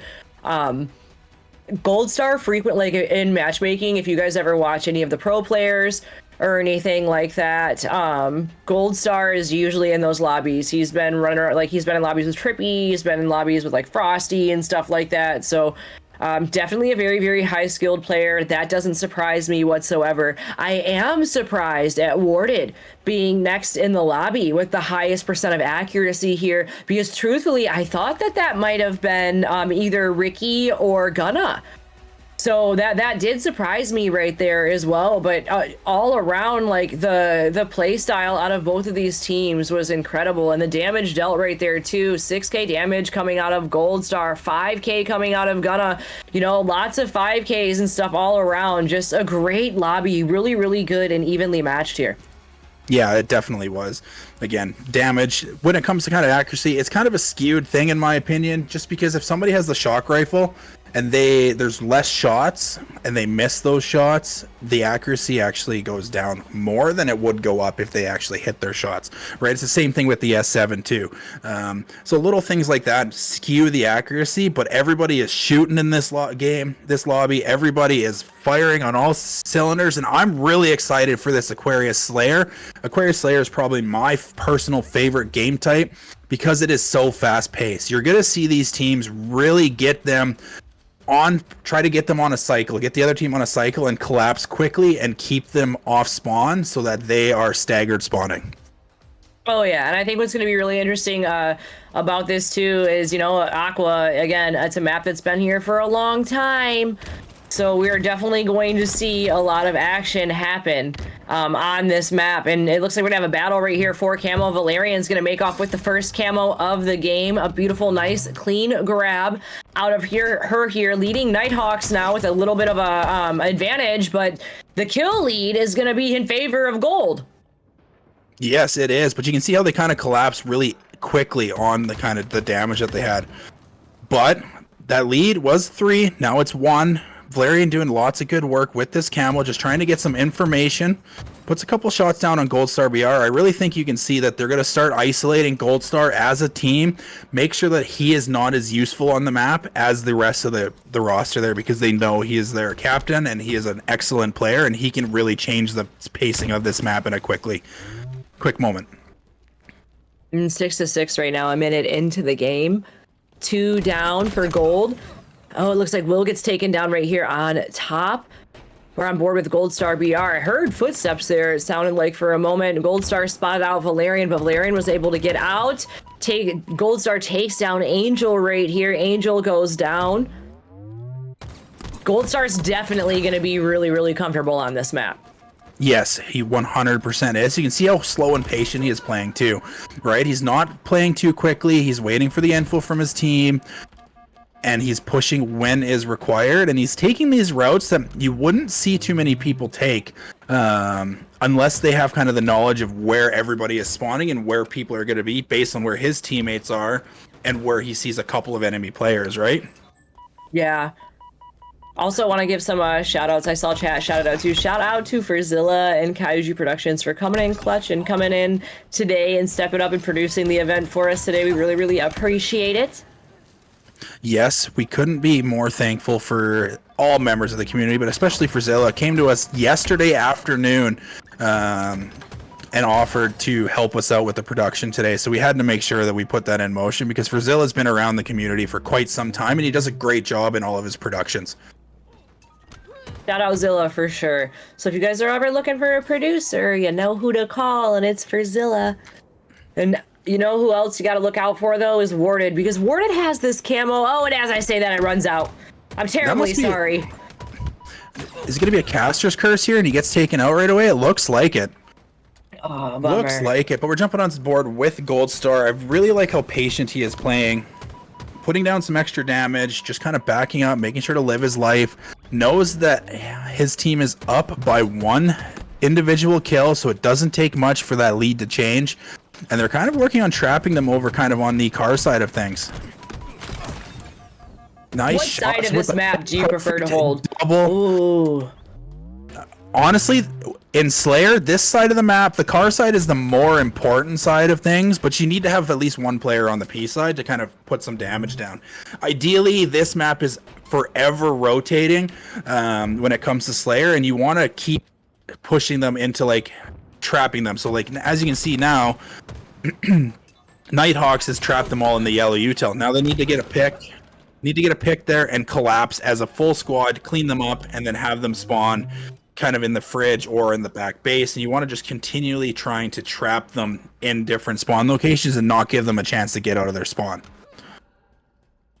Yeah, and look, 23-23 right now, so obviously each team knows how to play this map.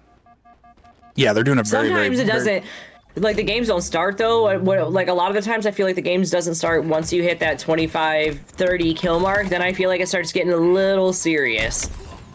Yeah, you might start to notice where the map will actually, if they're tied like this going into over 40 kills, this map is going to slow right down. They're going to play very, very slowly. Goldstar BR makes out with that camo though. That was a great play by him to make sure that he puts some shots down, puts some damage down, and then gets the camo and just drops out right away. Cleans up Valerian. But even though Goldstar has the camo, Nighthawks has taken the 1 kill lead from them. That's what I was saying. It's so easy to flip very, very quickly, right? But Nighthawks is in a tricky situation here where they're all trapped in the yellow base. Goldstar. It's really been back and forth. The gun of Ricky. I don't know if you just noticed that, but Ricky was standing behind that pillar in the window on yellow base, and his gun was sticking out, just the muzzle, and Goldstar was shooting that muzzle to provide damage. Ooh, a nice little cleanup right there too. Yeah, Goldstar is like widowy quacked. There's no other way to put it. Goldstar is, I saw Scout in chat say that they believed that Goldstar made it to like top 15 in season 1, I think it was, of HCS. I'll have to go back and see, but I believe that was what he said in chat there. So just saying, Goldstar's cracked. Like, this is something that you can kind of expect out of Goldstar's gameplay every single time. Doing high level plays, are able to really connect in areas that you kind of normally wouldn't see other players do. So it's always a good day if Goldstar is in the tournament. So it's freaking cool that Goldstar signed up for the first ever Mythic Gaming draft. I totally agree. I was pretty excited when he DM'd me yesterday. He wasn't originally in there at all, but we had ended up getting enough signups to add the extra team, which worked out really, really nicely. So we ended up with 10 full teams today instead of only 9. And to be honest, I haven't seen the name Goldstar BR in quite some time in any sort of tournament or any sort of kind of competitive play that way in quite some time, since season 1, season 2 of the HCS and that kind of stuff. So I'm really excited to have him here in the Mythic Gaming first draft tournament, and he's doing such a great job with it. Yeah, both teams right now are really just absolutely performing. And look at the kills, 39-38. Like, it's literally just back and forth here. Anybody's game. I don't know what else to say besides this is literally anyone's game. I don't know which way it's going to go here. Gold could really tie the series up, and we could be seeing our first game 3 of the day. That is absolutely true, and I'm pretty sure that I think that they will. Right now, this is where I think the map's going to slow down a little bit. I think they're going to teams are going to slow down. They're utilizing the threat seeker there to find where the players are. That is such a top level play from Goldstar BR's roster there.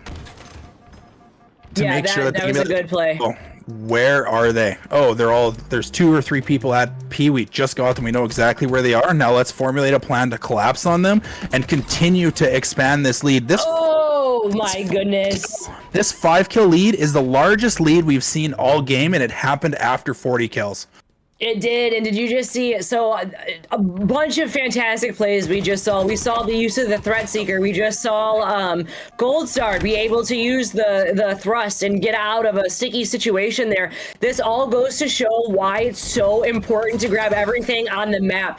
Mr. Mayhem just had the stickies. They had complete map control of everything right there, and that is going to be what's probably going to win them this game, because they just need one more kill, and there it is. It goes out by team captain.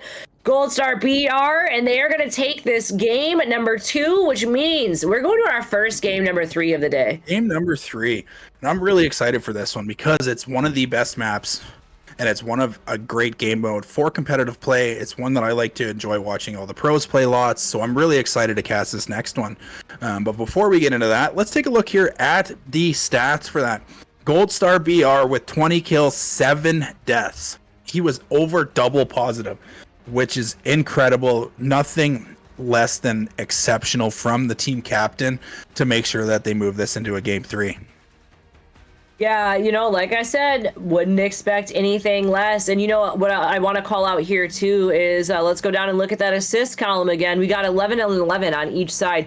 Walk with 11 assists. Same thing with Ricky is a ghost. And again, I truly believe assists can be something that can really make or break your game. And if you look across the bottom, we got 2 players that are in double digits across the winning team with assists right there. So sometimes that really, really can be what just kind of takes your team over the next edge. And it's going to be really interesting to see this next map because, again, we're going to another map that's been around since year 1. And it's going to be a really interesting map. We're going to go to Recharge. Oh, just kidding. We're going to Live Fire? We're going to Live Fire. Live Fire Strongholds. Oh, just kidding. I thought it was Recharge. I read that wrong. Dang, I was excited. I love Live Fire too, though. That's my favorite. I'm not mad. Yeah, no, Live Fire Strongholds. This is going to be really interesting to see who is going to take advantage of that sniper and what's going to be the preferred hold here, right? Our team's going to push the triple cap to gain points faster, or are they going to cap 2 zones and just hold those in place? I'm going to ask this. What do you think is the power positions on this map for you, Kelly? Because I personally think it's obviously like holding down tower. I like to hold down tower and nest area. So tower and nest area, it depends on which kind of hold you like. Lots of teams prefer the AB hold because they're actually closer in proximity.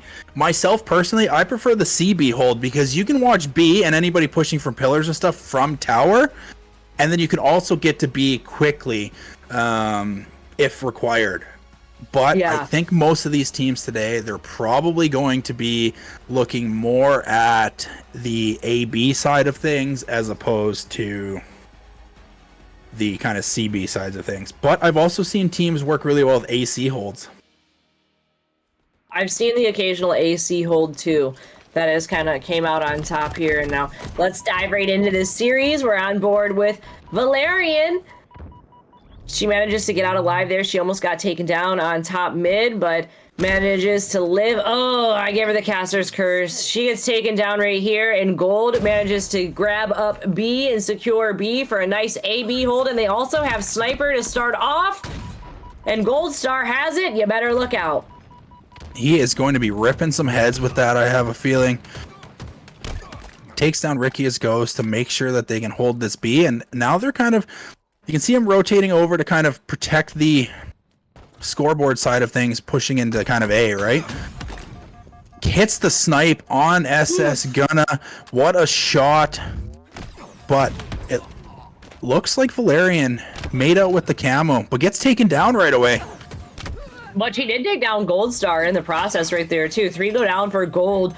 So, Nighthawk's in a nice position. Last player up right here. Oh, gets a trade, but manages to secure the base for a BC hold. Nighthawks are going to be securing some time. Let's see how much they can get.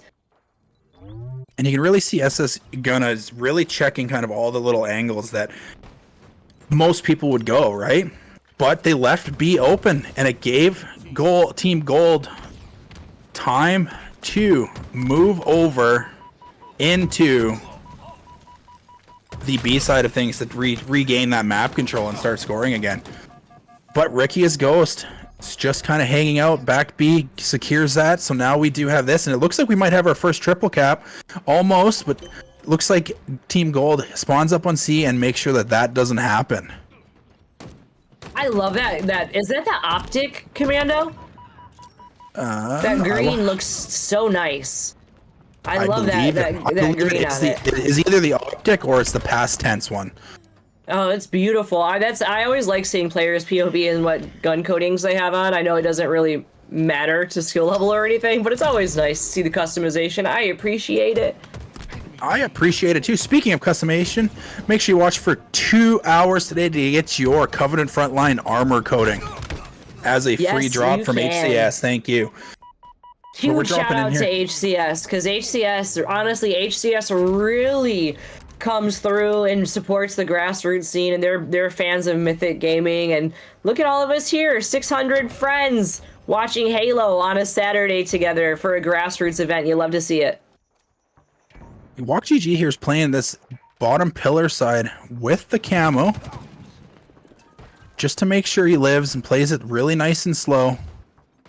He's gonna take down Angel here probably, but Angel does a great job at living. Oh, she saw him last minute. Oh, she came with Angel. Goodness! Yo, respectfully, Angel just pooped on you a little bit. Can someone in chat clip that? You go, girl. Oh, I'm so proud of her. She's crushing it. You know, she just she's been grinding in rank 2. I believe she told me that Halo Infinite is, I don't know if I have this wrong. She might have been a COD girly first, but Halo Infinite is her first Halo, isn't it? No, she started playing Halo back in Halo 2 days. And that stuff. So she's been playing Halo for quite some time. She didn't play Let's much go. Call of Duty, and then kind of I mentioned to her about it, and then we started playing some Call of Duty. But gets her head peeled by Gold Star BR off spawn, and this is kind of the trap that Team Gold really needs to really walk away with this, right? Making sure that they're going to be spawning up in the A section. And I like this rotation by Gold Star to go to the Nest Bridge so that he can maybe take advantage of some stuff.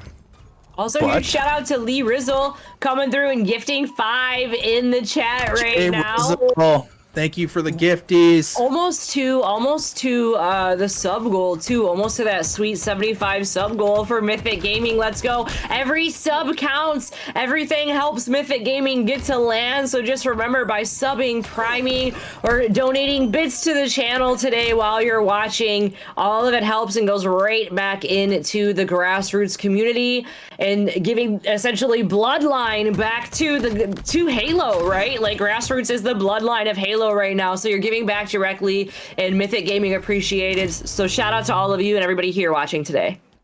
Yeah, absolutely. As you can see, we did have a lead change. Nighthawks has taken the lead with their kind of BC hold. SS Gunna is gonna be playing kind of there. We got a good fight here for the camo. Camo does not get burned. Will from Pro Talk picks it up. Mr. Mayhem himself. Hopefully he's gonna cause some mayhem with this camo. Oh, and Wilson We're gonna see opt. Go ahead. We're gonna wait to see our first kind of attempt at a triple cap here. Gets the A, make sure that they can flip that. Now is just has to hold. Oh, but gets taken down. Somebody came flying top mid to kind of help that A pressure. But Gold Star BR, as they're taking A, rotates over to C to make sure, but then decides to rotate back, but gets taken down. He was just really fast right there, though. Did you see that? That's something, too, that I can appreciate about Gold Star BR is that they've been running around on these maps for so long that, like, they just fly. Yes, hitting all the curb slides, using the advanced tech that is available in Halo Infinite to move around the maps quickly is kind of a key point, and to stop kind of triple caps and to put the extra damage on where it's required. But all the same, wow. Nighthawks is still scoring, still getting points on the board there, and now I think we've seen our largest lead yet with about 20. Yeah, Nighthawks definitely not going down without a fight right here, and definitely answering back. Oh, and Walk with that beautiful snipe, though. Top mid still has some bullets left. Might go down here, ends up going down. Sniper is down on sandbags. I don't know if anybody knows that Sniper is down there, but I believe it had 4 bullets left, so somebody is going to want to pick that up. What a play from Will with that QT to get behind SS Gunna. Nice live out of... I'm casting cursing everybody, Kelly. That is part of our job as casters. Throw a curse out every once in a while, right? Maybe that's why they call you Licinity. Maybe it is, because I'm just throwing sins out all across the broadcast right now. Oh man, but this is a great game, honestly. This is a very interesting game and a very great game. It's very back and forth, and it's just now starting to heat up here. It looks like Ricky is gonna try to claim B, but gets taken down with a trade. B isn't finished yet. Somebody from Nighthawks just has to top it off, but Gold Star is already last one up. Gold Star is the only one alive right now. Gets taken down. That was 4 down for a brief moment for Gold. Control still remains in favor of Nighthawks. Yeah, and one thing we didn't realize there is Team Gold, Golden Wartwalk, because I'm going to say that a few more times before this series is over because I enjoy saying it. They took the lead with that kind of A-B hold there for a little bit of time, so they actually were managed to put that. But Nighthawks comes in, takes the team down, and is working on a triple cap. But they spawn A, so now they're going to be able to hold this BC hold and kind of put some pressure down on those spawners in A. I wouldn't be surprised if somebody's going to try to flank off of Team Gold up to kind of the cut side or pillars. I'm honestly, I'm so excited about this match.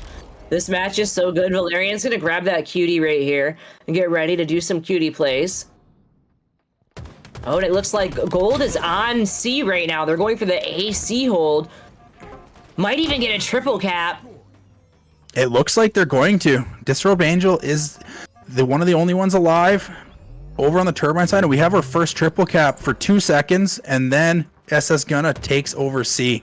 This map is so back and forth. One team goes up by 10, the other one brings it back and goes up by 10. They're only earning like 15 to 20 points at a time, and that just shows you how close these teams are in this tournament today.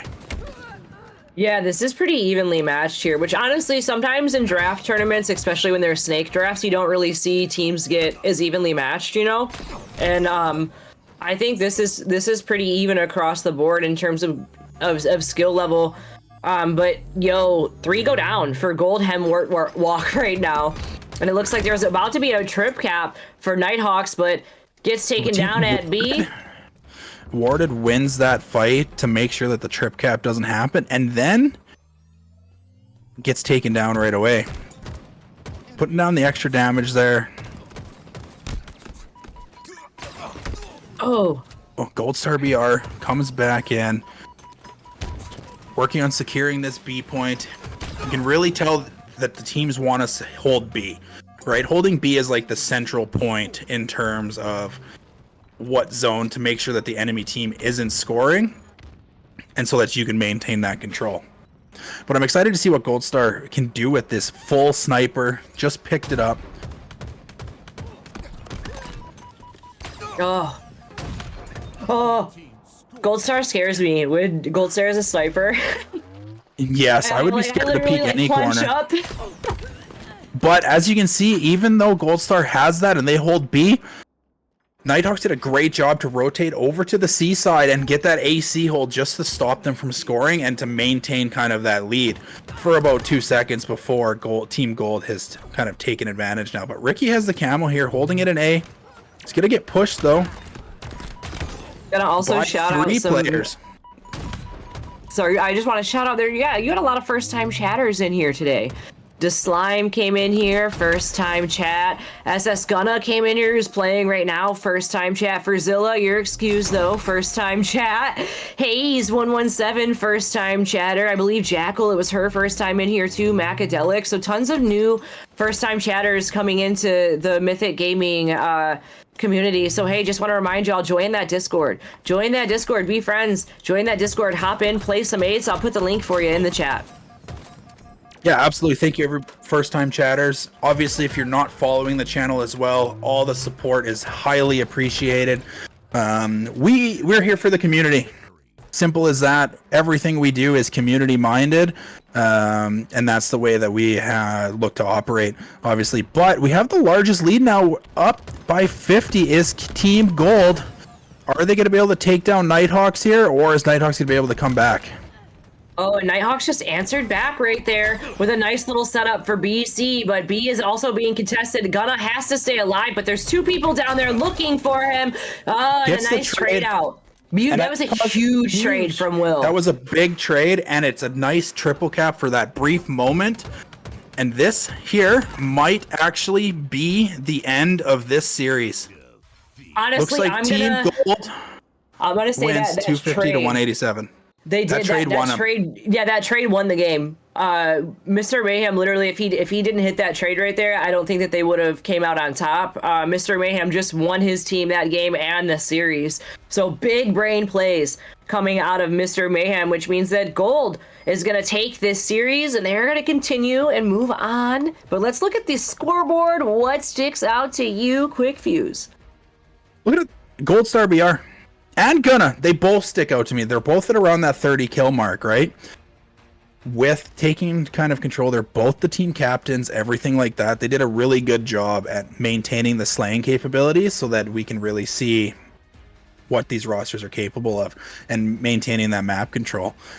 Somebody else too, if you look, Ricky is Ghost right behind Gunna in the slays department as well. He was doing everything he possibly can and putting lots of damage on the map. There were 17 assists that came out of Dark Inside's Mr. Mayhem too.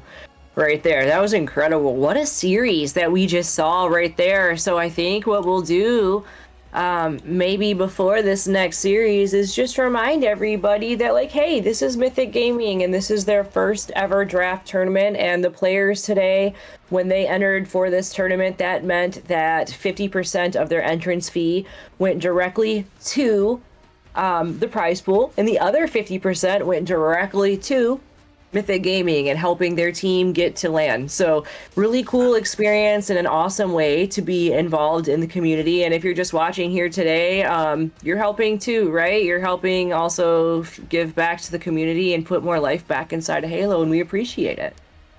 Yeah, absolutely. We cannot say thank you enough for everybody who's here supporting us on this beautiful Saturday. For Halo, that kind of stuff. We're super excited to be able to have a roster to go to DreamHack. Who's on the roster? Are we allowed to ask? Tell us, because I know that you guys were looking for a fourth. Do we know? Are we allowed to know? We're still currently looking to secure our fourth player for DreamHack, but we do have our main three, captained by none other than Mailman himself, the Unk of Halo. Then we have Crexy, which, if nobody knows who Crexy is, he is a previous Halo 5 basically professional. He had the opportunity to go play in the States on a team. Mail and Crexy, aren't they? They're like a duo, aren't they? They play together a lot. Because I believe I've heard them speaking French together in matchmaking. Am I wrong here? They are both from Quebec, Canada, and they both speak French as well as our very own Hawkeye. So if I'm ever in a lobby with all four of them and they start talking, I don't know what they're saying. Oh, so you don't speak French? I don't speak French. So do they wait, they all come back and forth together in French when you're in the lobby? No, they all speak English, but it's kind of funny when what if they're talking about it and they're like, Quick Fuse stinky.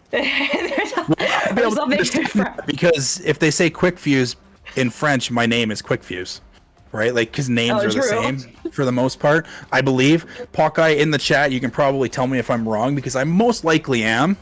But yes, and then we also have Huff. And if nobody knows who Huff is, he's our third player. He is a previous world champion in Splitgate. Oh, I've never played Splitgate, but I know that a lot of people do. So I'm sure everybody in the chat knows who Woodham is. Yes. So Huff was on the roster who beat Woodham for that world championship in 2019.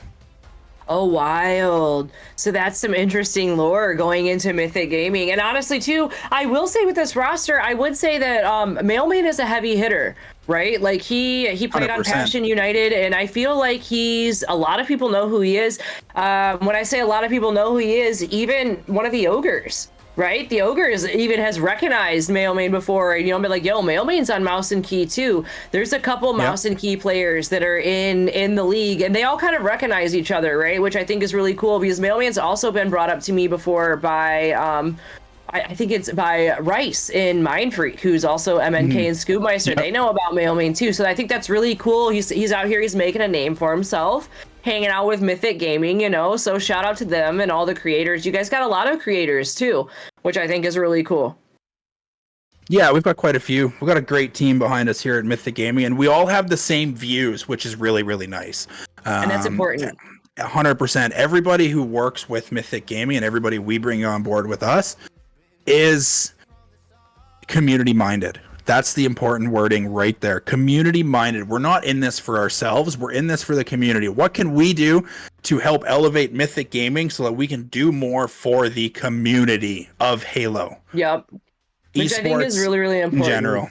Yeah, which I think is really important, especially because of the state of esports, and where it is. I feel like every other day there's always something going on. So any way that anybody can contribute and make it like a community event and encourage as much participation, and then just for the community to show up is really, really special. So round of applause to Mythic Gaming. We're going to give you your flowers, or I'm going to give them to you at least. And round of applause to everybody who also signed up today, because you're all a huge, important part of that. So what I think that we're going to do is we're going to take a quick break, because we're going to get ready for this next match. This next match is going to be winners finals, and it's going to be Gold Hem Wart Walk versus Divorced Dad Rock. So while we go ahead and get that lobby together, we're going to take a break and make sure you guys get waters. And what were you going to say, Kelly? I'm going to say that we're excited for this next series because it is our first best of 5 series of the day.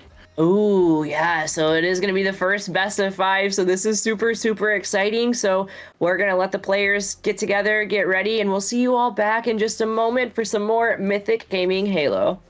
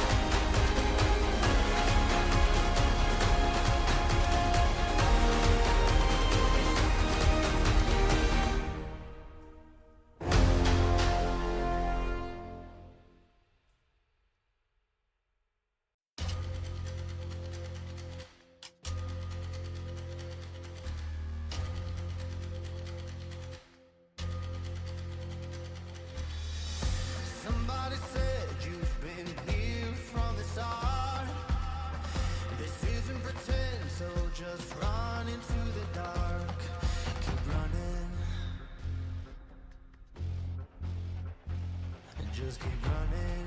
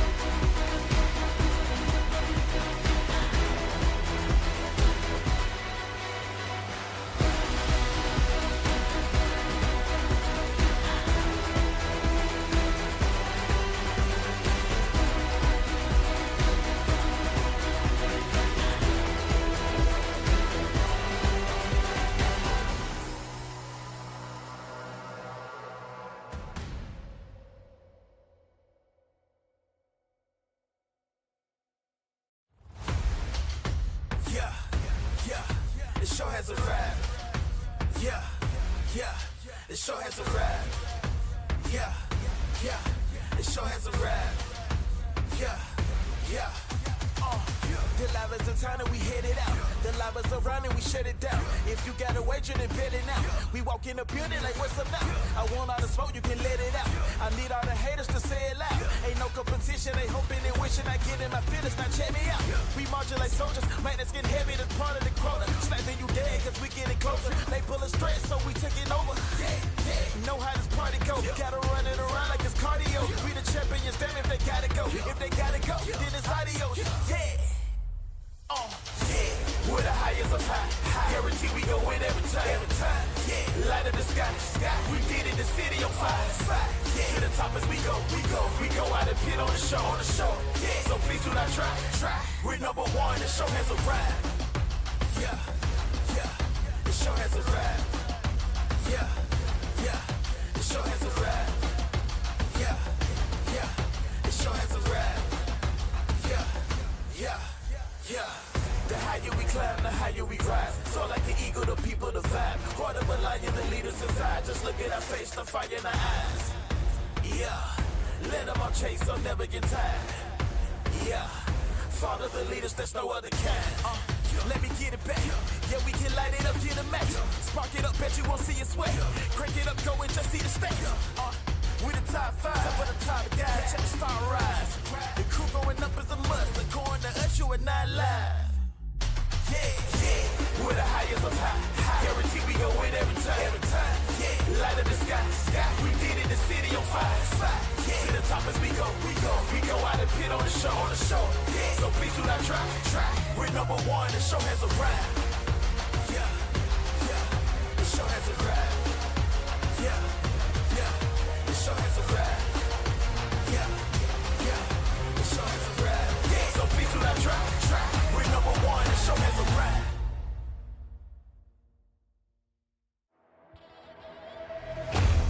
This is how it ends. I'm standing on the top, taking in the glory. I never wanna stop.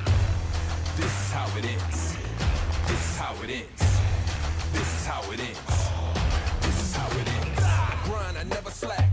My confidence never lacks. I don't see a limit. Every minute I be pushing it to the max. If I see it, I want it. I do whatever till I own it. Knocking down whatever's in my way, and I be crushing all the opponents. The greatest asset that we have is time, so it's time to get to it. Can't waste a minute or a second. Gotta grind hard just to get through it. Started on the ground floor, then I climbed up the steps. That was how we began. Let me show you what's next. This is how it ends. I have everything. My blood, sweat, and tears. I never wanna leave. This is how it ends. This is how it ends. This is how it ends. This is how it ends. This is how it ends. This is how it ends. This is how it ends. Yeah! It's going down. I said that it's going down. It's going down. I said that it's going down. It's going down. I said that it's going down.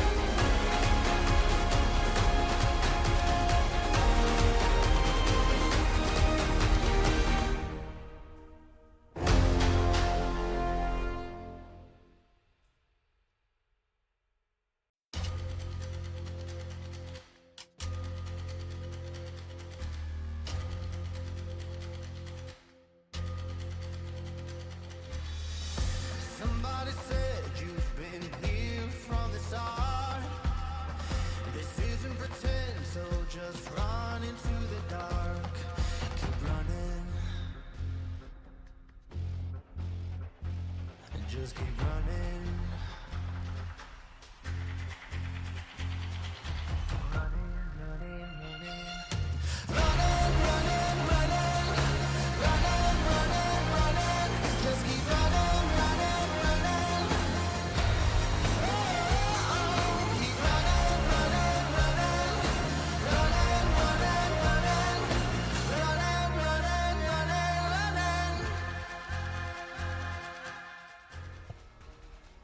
What's up, everybody, and welcome back to the Mythic Gaming Draft Tournament, the first one ever, and we got a lot of cool things going on. We got drops going on for you right now. You can continue to watch the tournament and this channel for 2 hours, and you can get the Covenant Frontline armor for yourself. And, yo, quick fuse, I was told that we got a sick giveaway for the chat.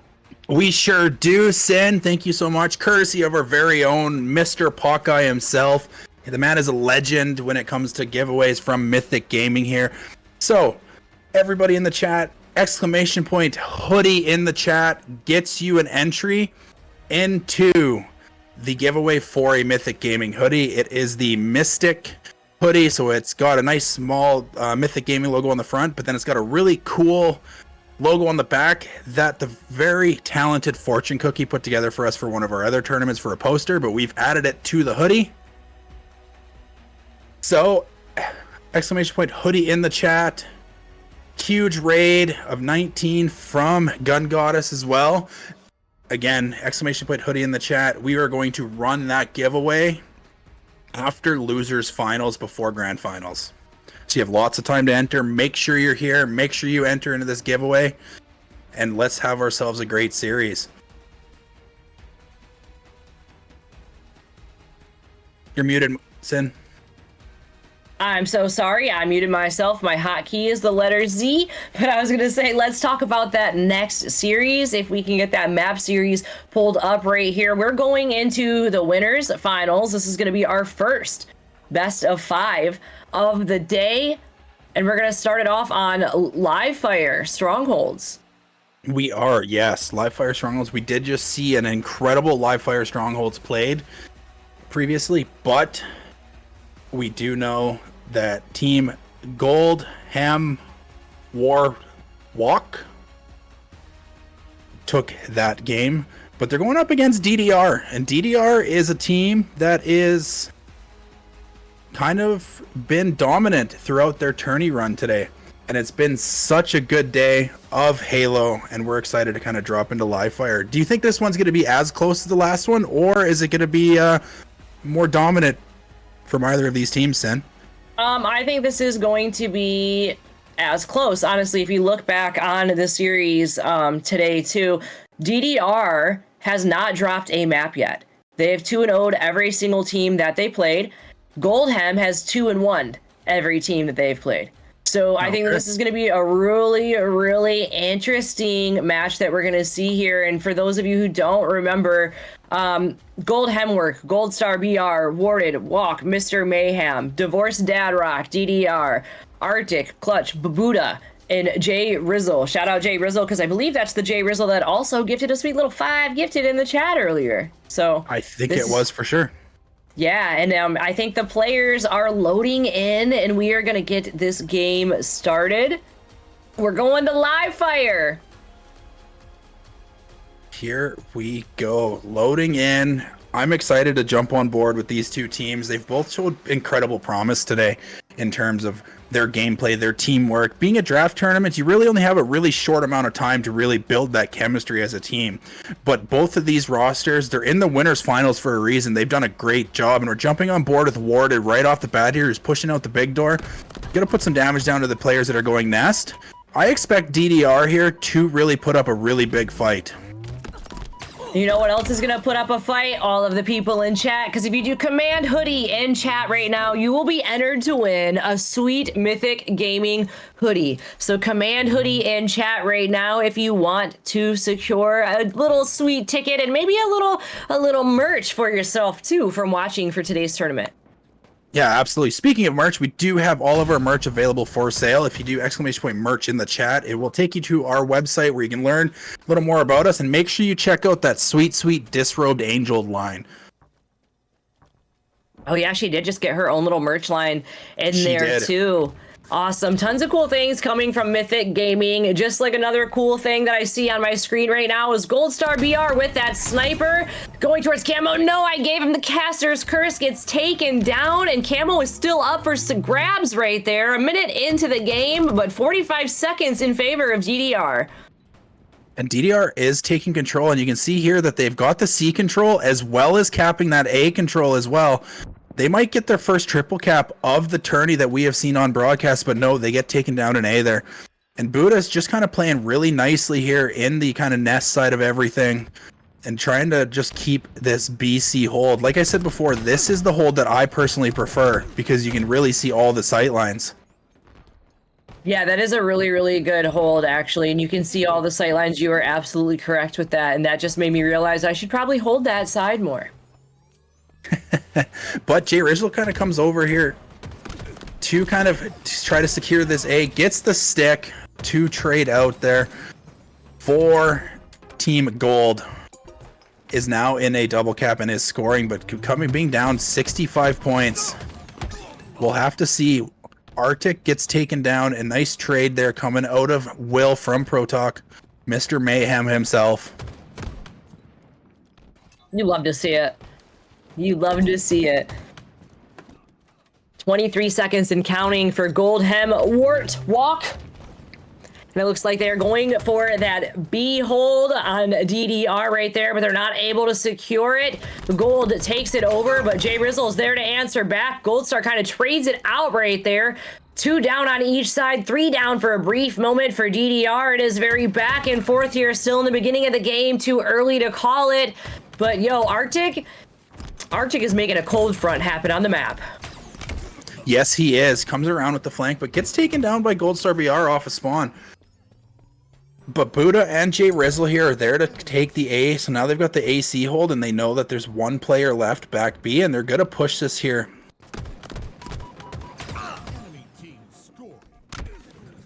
Oh, Goldstar lives, backs up, makes sure that they are able to continue scoring here, and now it's a close game again.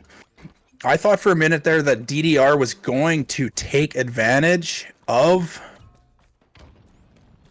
the map and take off with this once they were up by about 70 points, but Team Gold has done what they can to make sure and is working at capping this A point as well. Nice shots coming out of Goldstar to make sure to trade out with Arctic, and now DDR is capping B though.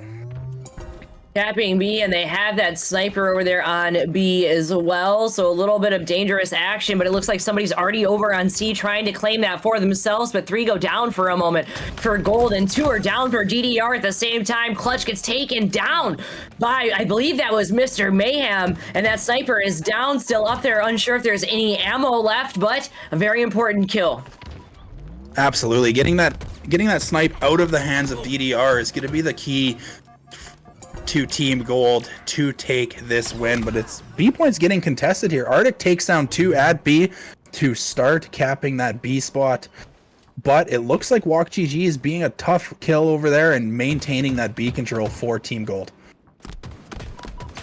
And we got Jay Rizzle here pushing up top mid, trying to fight 2 people against 1, and that doesn't work in Halo, as we know, but puts down some good damage.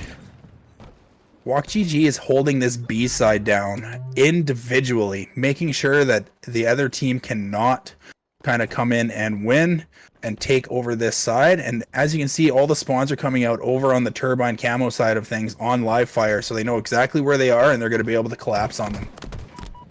And the collapse is important. It looks like A is in the process of being flipped right now. A gets flipped 103 seconds and counting for Team Gold here.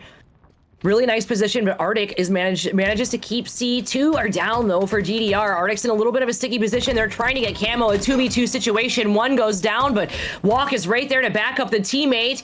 And it looks like Gold is going to make off with that camo. Oh, and walks right up to Arctic, takes down Arctic right there. I believe, yeah, I do think that Walk made off with that camo. I'm totally unsure, though. I think it was Gold Star. Gold Was Star it? VR, I think, has the camo right now.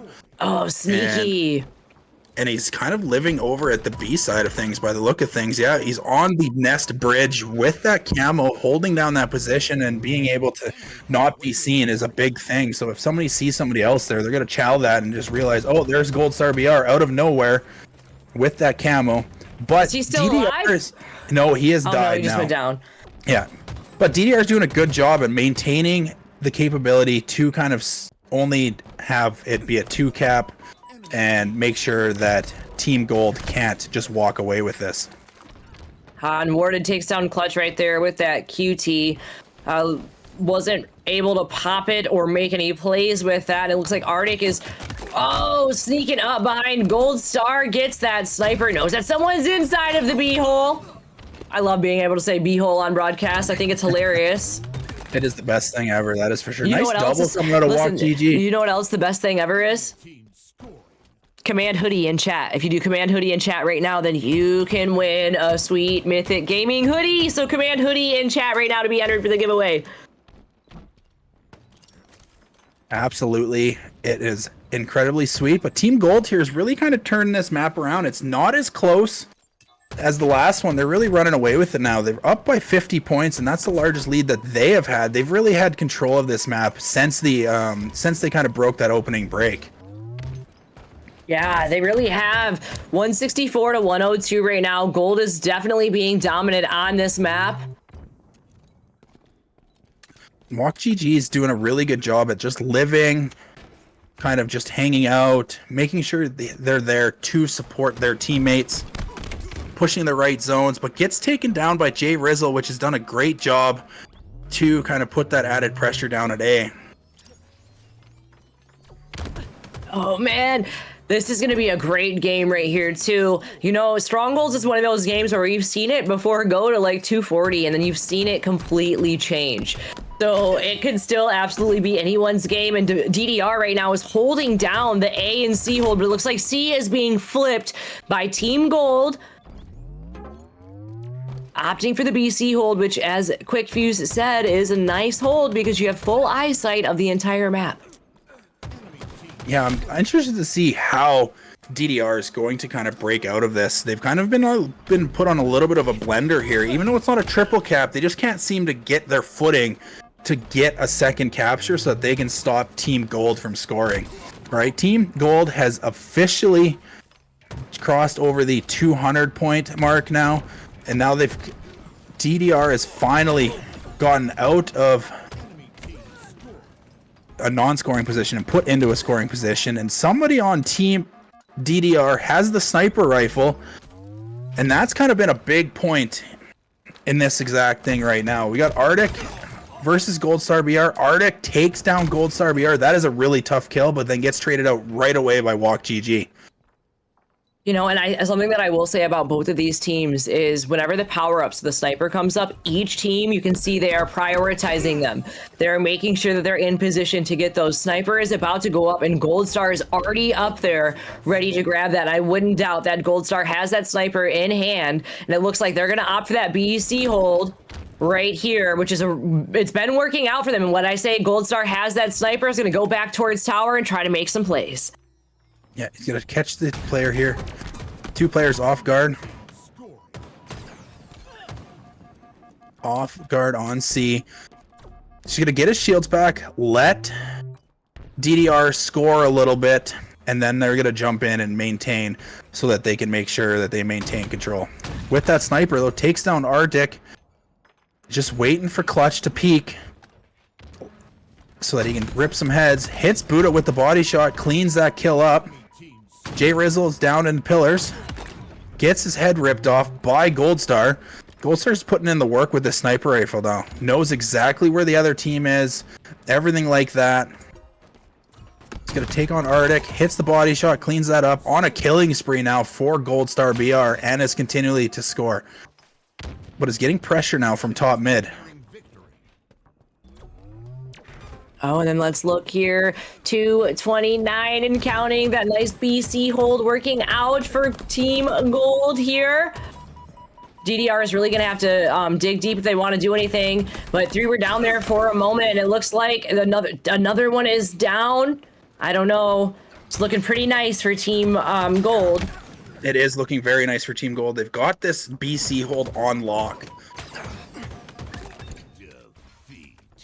And takes game 1 of the winners finals. Team Gold really stepping it up there, giving DDR their first map loss as well. That's another thing too, is DDR has not lost a single map up until this point. Is that gonna break their momentum, and now does Team Gold have it moving forward, or is DDR gonna bounce back? That's a really good question. I think that's a really good question here. Let's pull up these stats and maybe they can tell a little bit more of the story. I want to call out Gold Star and Arctic right there, because 23 and 18 for Arctic, 23 and 14 for Gold Star, 6 assists for Arctic, 7 for Gold Star. They're kind of neck and neck here. Absolutely, they are as the team captains. But if you really look at this, even though DDR lost this map, look at those assists from Buddha. 17 assists. 17. More than almost double everybody else in the lobby. You know he was putting down some good damage. Definitely putting down a lot of good damage for sure. A lot of good, and you know, damage matters. Those team shoots, they matter. So it's going to be really interesting going into this next game here. Looking at this scoreboard and knowing that we're going into a Slayer on Solitude next. Quick Fuse, do you have any, do you think, what do you think we're going to be looking at? Because it's almost even in Slays. It is almost even. There was just some more objective efficiency on the side of Team Gold. And Solitude Slayer, in my opinion, on that side of everything, we really think that it's going to be a hard-fought battle first and foremost, but I think if any team has any sort of momentum and can pick up the pace a little bit, it's going to be DDR. I think DDR is going to walk away with this one, but I think Gold Star BR is going to have something to say about that and might kind of just shut the door on them. Yeah, I kind of agree with that there too, and I think this map is going to be really, really interesting for us to see. I think that we're going to see I think this is going to be really tight. I normally I would say that I felt like it was going to lean one way or something, but I really don't, because the slays were just there on each side. Yeah, it's gonna, again, there's no objective to worry about right now or anymore, right? So now you take that out of the position. Now which team is gonna elevate that slays just enough to overcome in this Solitude Slayer? And we're jumping on board here first thing with Clutch, and they're playing down this loop side of things, gonna try to take over the snipe control. And one thing I really enjoyed there off the bat, if you look from here, you can really see that they're playing it a little bit slow to play for this camo. And right now we're going to be on board with CA. 2 kills in favor, 4 kills in favor of DDR right now. They're definitely showing that they know how to slay it out on this map. 1 kill for Team Gold. And it looks like they are kind of getting thrown in that ringer that you were talking about here. 100%. They trapped them all in the tram spawns there, and hopefully if they can collapse together as a roster, they're going to be able to maintain this control. But I don't know if they realize that a couple of the players got out of the flower door there into the flower side of things, and Team Gold is rotating out. Gold Star BR though takes down CA and now is on board with him, playing it nice and slow, knows that they're going to be spawning in the back snipe. Did you notice that right away, Sin? He was looking knew exactly where they were going to be spawning, and is waiting for the spawners to chow. And that's, you know, spawn control. We talk about it. You control that spawn control, you can easily gain control of the map, because right now it looks like Gold Star is quickly claiming that spawn control back, takes down Clutch from across the map, gets 1, gets 2 right here. Yeah, knows another one is right here, looking for it. Oh, definitely looking for it. Gets the unofficial third, yeah. It's the unofficial third, and if you notice, Team Gold is taking the lead now. Even from a hot start from DDR, Team Gold has brought it back and has taken a 2-kill lead. On board now with Walk. he's playing this kind of tram side of things, kind of knows where the players are going to be, takes down Clutch, down bottom mid, but still maintains. You see they're setting up for this camo play. So everybody's kind of everywhere. Gets shot in the back by his teammate. Was wondering what was going on there, but camo didn't get burned. It is still down, but Mr. Mayhem himself picks it up, gonna clean up Clutch, and gets out, gets the double kill. Is he gonna hit the triple? Let's see. He just lives. That is such a smart play from him. Gets a couple kills, makes sure his camo goes back so that he can move around the map freely, get some information for his team. But Arctic That's the here most coming, important part, right? 100%. Information is a big portion of it. Even if with the camo, if you can get all the information to know exactly where everybody is, that is kind of the best thing you can do with the camo, and hopefully you can secure a couple of kills. I would say that was a great camo play by Mr. Mayhem, but we're on board now with Jay Rizzle. DDR is kind of getting trapped a little bit in these blenders. They're split spawn across the maps as well. So in every time DDR gets a kill, somebody's there right away to clean it up and trade it out.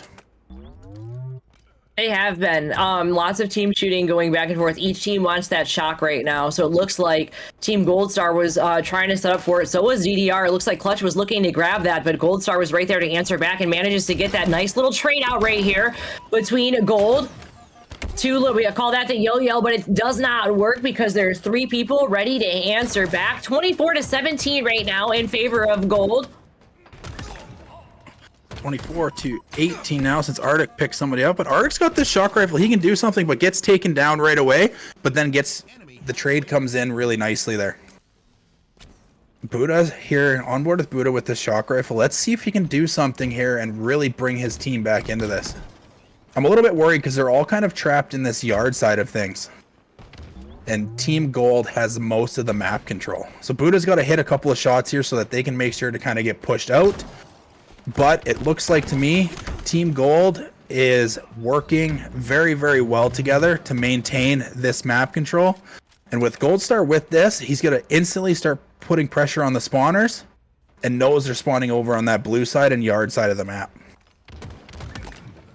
I like how you're explaining. Like you're really good at commentating, Quick Fuse. Just so you know, I enjoy. This is the second time I think that I've commentated with you. I really enjoy commentating with you. I appreciate that, Sin. I talk all the time. My wife tells me to shut up sometimes, but that's okay. It's okay. Womp tells me to shut up too, but we're not going to tell you to shut up today because we're watching Halo, and we love to yap about Halo. it. Absolutely. 34-20 right now. Look at that. Oh no, Goldstar gets taken down right there by Clutch Academy. Right here, this is going to be the moment I think that needs to happen for DDR. They have the map control. They have this. They need to start putting pressure on those spawners in yard to make sure. And if they do get over there, I bet you they flip the spawns. I wonder if they're aware. See, you can notice that they spawned over back snipe now, right? So they got those split spawns, but I don't think they capitalized fast enough on those yard spawns to keep them on the split spawning. All right? Right. So now the last 2, now they're all going to be spawning over on snipe, and hopefully we can have DDR here bring something back as Clutch takes down Warded, but they're still in a 10 kill deficit. Goldstar BR pushing through that loop really, really quickly. And you can see right away, Goldstar's weak, so Walk GG comes in to provide support and is that first man to take a little bit of damage, and then Goldstar can regain his shields and start with that push. But Team Gold is doing so good on collapsing on DDR right now. They are. They're doing really, really good. Oh, I was reading Ashley's message, but they are doing really, really good right here. 42-29. Very close to that stake tack. This has been a great day of Halo. I'm really impressed with these teams and the vibes and the energy, Absolutely. the chat. I'm also impressed because you guys are giving away a sick hoodie right now, so command hoodie in chat, and you can get your own sick hoodie. Absolutely. Very, very comfortable, very high quality, and it's all free to the Halo community, and we hope to see everybody enter into the giveaway ! Hoodie in the chat. But I'm more excited about this lead. This lead right now is a 15 kill lead. Team Gold has really stepped it up here. They were like, we're in winners finals. We are winning this tournament. They are taking advantage of all the advantages that they get, all the extra damage they have. Warded coming in. They have the opportunity to literally just play for trades at this point. They need one more there kill. it goes. There it is. Again, Gold Star BR quickly looking at this at the scoreboard coming up. Just saw 21 kills from him. Can you ask for a better captain? I'm telling you, any event that Gold Star is in, if you all are ever playing a draft and Gold Star picks you up and puts you on that team, I'll tell you what, you better listen to Gold Star, because Gold Star is going to IGL you to victory. 110%. I know some of these players and stuff, like, thank you all the players for signing up. Some players, this is like their first or second tournament, right? So they're not doing a lot of tournaments and stuff like that. They're doing excellent. They're doing great. And we thank everybody for signing up, for being here, especially the people in the chat, everything like that. We do have a quick reset happening in the lobby there, but it's gonna be a good time once we kind of get this series kind of rocking and rolling again. But looking at these stats, Gold Star with 21, Warded with 14, but all teams on that side almost hit double-digit assists.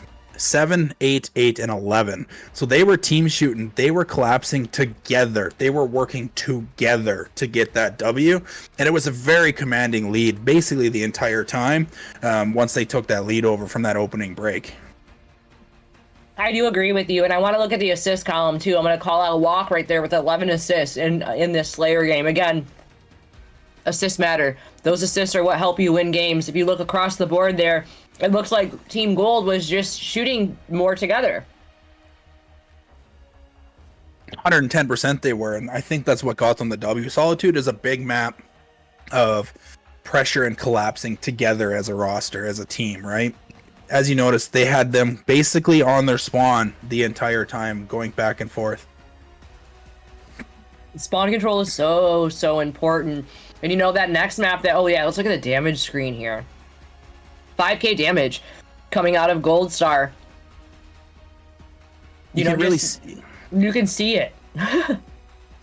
The thing that worries me a little bit here about this thing, if you look at those damage numbers, if you add them all up, they're all fairly even, right?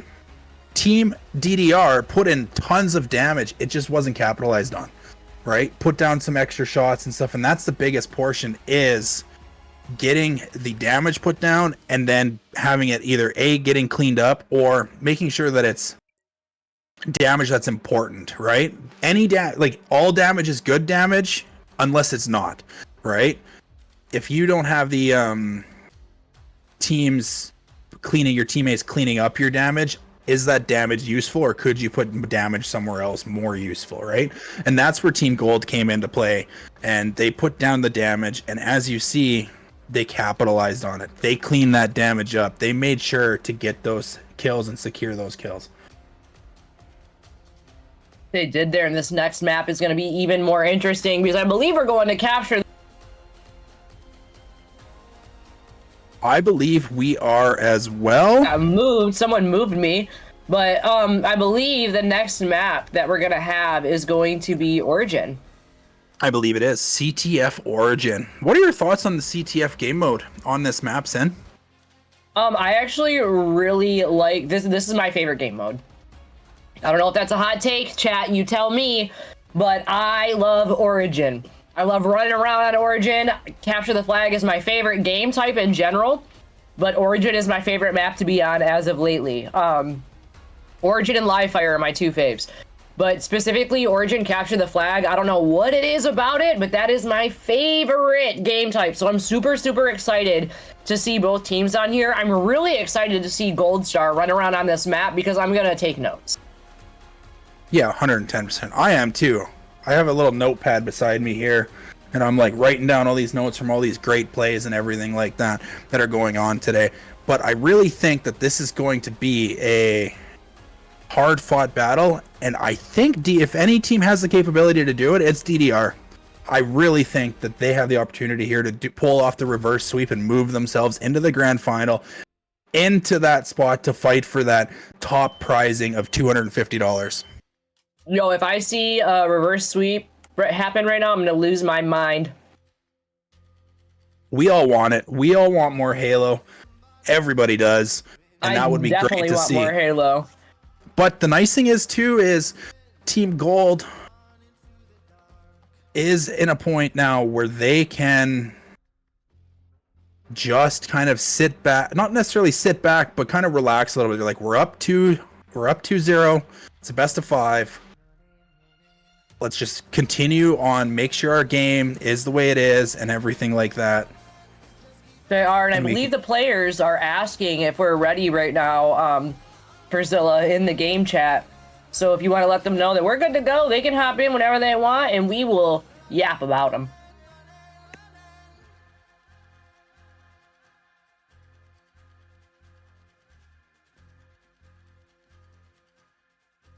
So it looks like we're just going to wait to see the players start,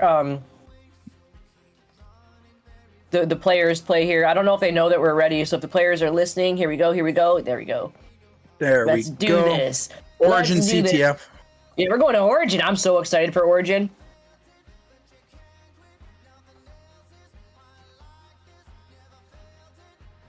I'm very excited for Origin. Nothing better than some Origin CTF. If anybody has been watching too, there is the king of Origin, or the Oracle of Origin, Frosty himself. If you've seen his point of view on this map, take notes. I'm sure these high-level players here have watched that as well. We might see some kind of Frosty-inspired plays coming out of any of these players today. I have a question for you. So when you play on Origin, what do you prioritize? Sniper? Or do you prioritize rockets? I'm also going to ask chat. You said sniper? I say sniper. You need that snipe side of the map. What about if you're on like the side closest to the rockets? You know, do 2 and 2? Nope, 3 and 1. 3 sniper, 1 to rockets. Fair play, fair play. What about you, chat? Let us know if you go towards rockets or if you go towards sniper when you are on Origin, and what one do you prefer? And we're going to dive into this series right here, and let's start it off. Yeah, we got on board with Clutch playing that snipe side of things very quickly, jumps up to the top of that pyramid. That is such a powerful position, right? As you can see from the snipe side of things, you have a sight line right to the rockets, so you can stop them from getting the rockets and move forward. Look at this quick, fast pull here. Yeah, forward down there. Fumbles the pull, but they know Walk's there. They pick up the rockets. They have rocket and snipe now. But Gold Star BR is sitting there in the maze to kind of maintain everything. But Arctic is continually to move that flag. Warded is the last one up from his team. Walk GG just kind of spawns up. Are they going to be able to stop this flag in time? That was fabulous. Yeah, it was a fabulous run. That is the key to this map. Maintaining that snipe control, killing the player off rockets from the snipe side, because like you saw, it was a clear sight line. So, and the rockets, they're easily dodgeable if they shoot them across the map, obviously, right? But here comes Gold Star BR with the counter cap, looking to move this quickly. They know where they're spawning. Miss Will comes in, puts down the damage on the spawners. But Arctic, being a nuisance, stopping that cap himself. I'm also really impressed with Arctic. I wasn't familiar with Arctic or Arctic's gameplay, but Arctic is fast, and Arctic's been making a lot of really good calculated plays. And I think that's also showing in his stat line over here, too. A little bit of action up here on top pyramid by Gold Star. Gold Star gets taken down, though. We have the second, or another flag pull. I believe it was Gold Star who pulled the flag, but got taken down. 2 go down for Gold, and 2 are also down for DDR. And nobody's in a position to really maintain that flag run. I think that's going to be a dead flag, especially with Arctic being down in the red oven there. In a really cheeky spot to get some damage, but Gold Star BR picks up the picks up the flag, Arctic hits the ghost jump, trying to secure that kill, but gets taken down by Walk GG. This flag actually is gonna go home, I think. There's nobody there to stop it. That flag's gonna go home too. We are all tied up 1-1. What better way on this Origin CTF than to be tied up? Jay Rizzle picks up the rockets, but gets taken down right away by Gold Star BR. That was such a good flag run. And I topped it off with getting 3 down for DDR, and they're in a really nice position with their team pushing right now. Really weak on grass, going silver, their maze, that kind of area. He's doing such a great job to live, but finally gets taken down. Gold Star's waiting for this sniper rifle. Now this is where I think this is going to start to kind of take shape. Now that Gold Star has this sniper, knows they're going to be spawning over on the oven side of things, the elbow, but gets taken down by Clutch. Clutch comes in to the back door and hits the back smack to maintain this control and stop any potential flag run. And got away with that sniper rifle and 6 bullets. But gets taken down by Gold Star. That is a great trade on both points there. Now the sniper rifle's down. Arctic is in the base, pulling the flag, challenging somebody one shot. He wants this reverse sweep really bad. Oh, he wants it. You can tell that he wants it. And you know, if you're watching, I want everybody to pay attention to the teams on top of the screen, because as soon as one goes down on one side, another one goes down on the other side. If 2's down on one side, 2's down on the other side. And they're essentially trading back and forth here. 4 kills. And the kills are about the same on each side, but Gold Star, where's that over? There it is! Overkill extern by Gold Star that stops that flag run in its track. Not only that, he knows exactly where the spawners are going to be, and he's going to be able to run the flag off of this. Oh, you love to see an exterm. We love exterms on broadcast. With a sniper, too. Nice shots coming out of him. He's gonna throw that down mid, and he's gonna live his life now. But he knows his teammates are there backing him up.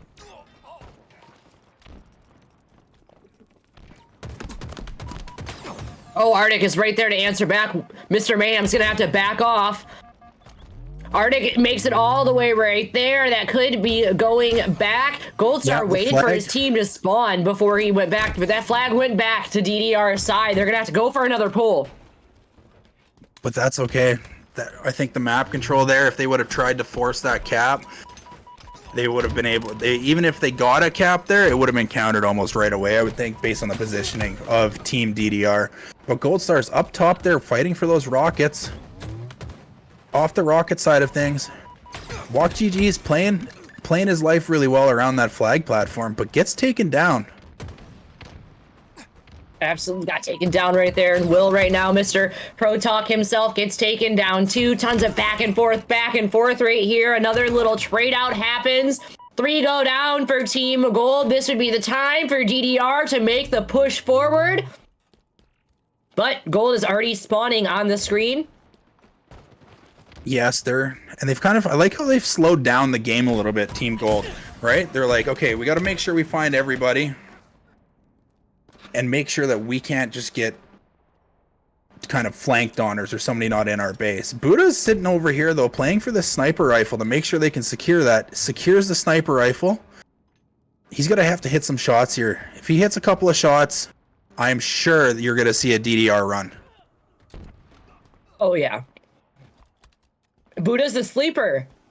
He is the sleeper. Earlier. Buddha is the sleeper. So Buddha is someone who you might not see getting the first pick necessarily, but Buddha always comes through. I genuinely need to shut my mouth. I have caster curse everybody that I've spoken about. That is okay. Gold Star with this sniper rifle is just living his life, making sure that he lives with this because he knows it's going to be crucial for the next cap. Oh, hits the no scope. You can see he's looking at the sneaky, seeing if somebody's there. But CA comes in and is able to put enough damage down to secure that sniper again. And I like that play from Buddha there. 100%. I like that play from Buddha. Just grabs a sniper and gets back to his side of his base. Right? And DDR is moving that flag. I didn't even know DDR had somebody in the other base. Oh, Oh. Arctic The gets walk taken sucks. down here. The flag's going back. The flag gets returned, but Gold Star back pulls the flag again. We're going for a run with Gold Star BR. The flag's still moving, I think. Oh no, it's stopped down there on the bottom. Gold Star is trying to do his best. Gets one. Has to kind of be smart here. There was 3 there. Has to pick and choose the battles. Last one up is Yeah, going to go Arctic back had- and opt to pull the flag instead. Arctic had the rockets there, so that was a very smart play by Gold Star. He's like, if I go for this, I'm gonna get rocketed. He knew somebody picked him up, so it was the best play for him to do that. But if you look here, we're gonna have ourselves a little bit of a standoff unless Warda can stop J Rizzle from running that flag right here, which slows him down. But Buddha's there, gets the trade out. J Rizzle lives.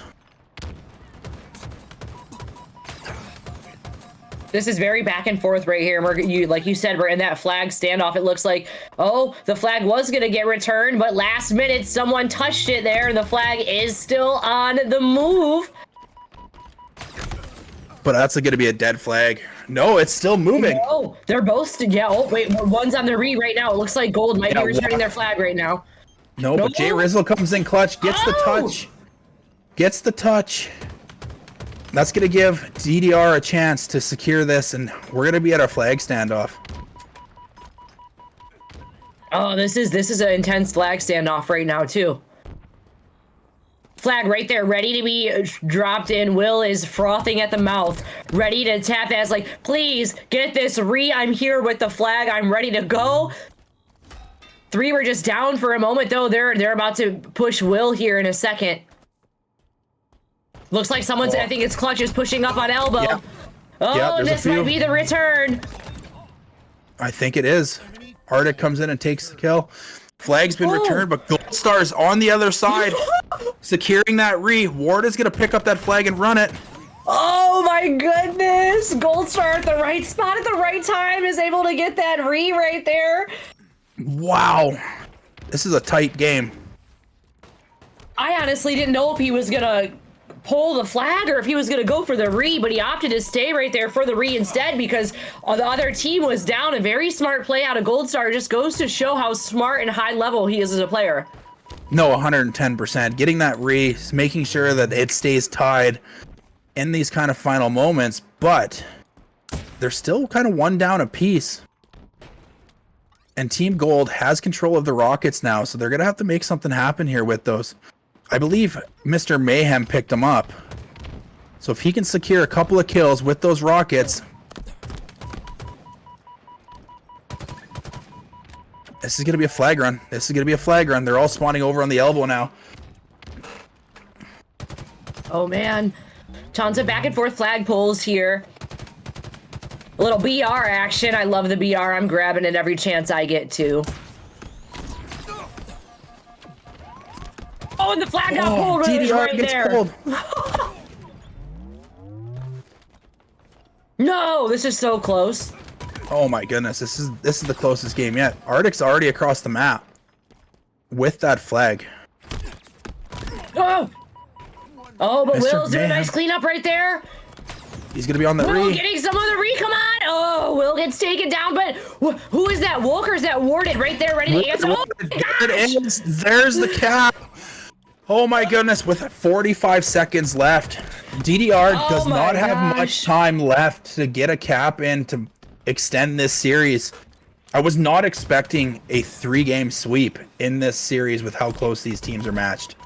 Hey, still, anything can happen. We still got 30 seconds left, but in those 30 seconds, I'm going to remind chat one more time. Command hoodie in chat to be entered to win, because if this is the end of this series, we might be giving away a sweet hoodie, and you might want it. You might win. So command hoodie in chat. We got about 10 seconds left on the clock. And it doesn't look like DDR has anybody in a position to pull that flag to push it into overtime, but Woo, there it is. GG's. That was a great series. That was a fantastic series, and it's going to go over in favor of Team Gold. They are going to do a 3-0 sweep, in the first best of 5. Let's look at these scoreboards and let's dive into it. All right, so now Gold Star BR 36-16.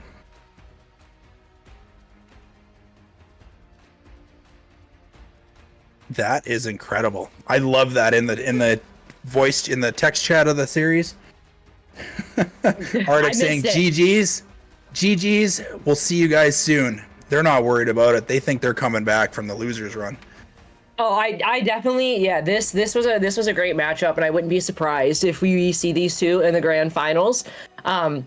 With that being said, that means that Gold Star has secured their spot in the grand finals, and the other team is going to go down to the lower bracket here, where they are going to fight their way up to try to get a secure spot and maybe have a little bit of a rematch. Yeah, absolutely. This was even though the series was 3-0, it was very close for the most part.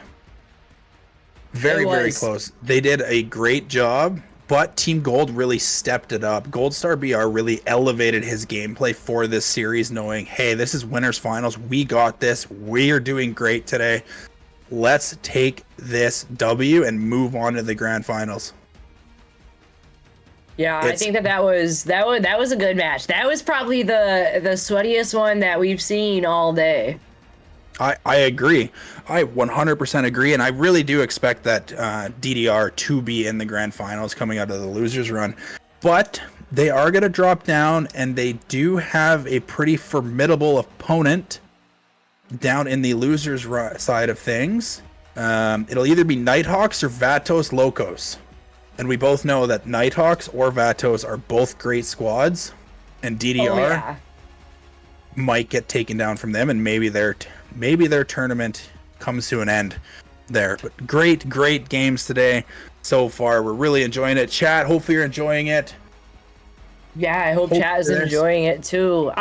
Well, I do think that is actually it for me for the day. So I just want to say to you, QuickView, C4, and the whole entire Mythic Gaming team, thank you so much for letting me come on today and yap along with you and hang out with you in the Mythic community. And I want to remind chat that you being here today says a lot. And if you're here, do us a favor. If you just follow, join the Discord, maybe you got a Prime rolling around, anything like that helps Mythic. And by you doing that, it means that you're giving directly back to the Halo community, and you're giving back to a grassroots org, and you're helping get a team to land, which in turn helps HCS grow and the competitive Halo scene grow. So thank you so much for all of that, and thank you, Mythic, for everything here. And yeah, that's gonna be it for me today. So I think that what we'll do is we'll pass it to a break, and then we will have, I think Hawkeye is gonna step in, and then you guys can do your giveaway that sweet hoodie, so that gives people a little bit more time to do command hoodie in chat.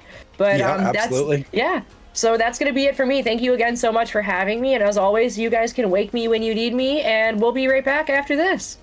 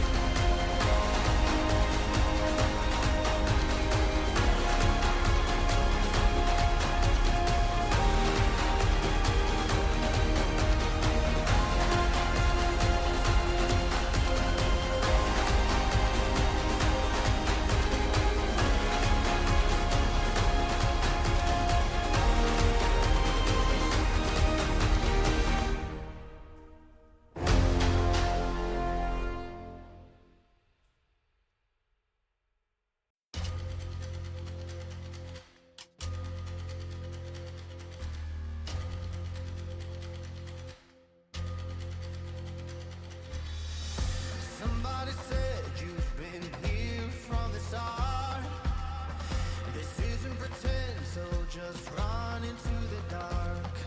Keep running. And just keep running.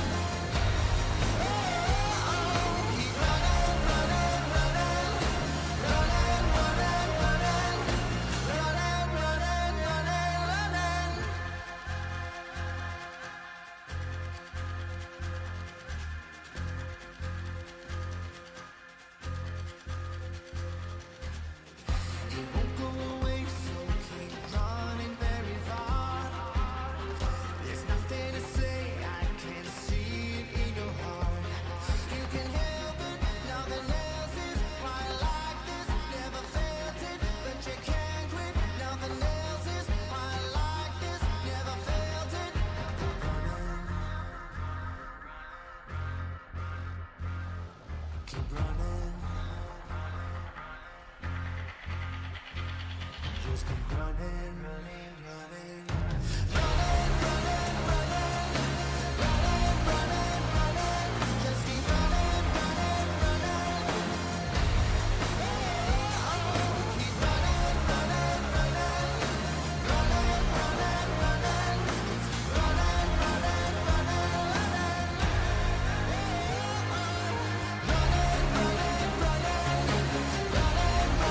running.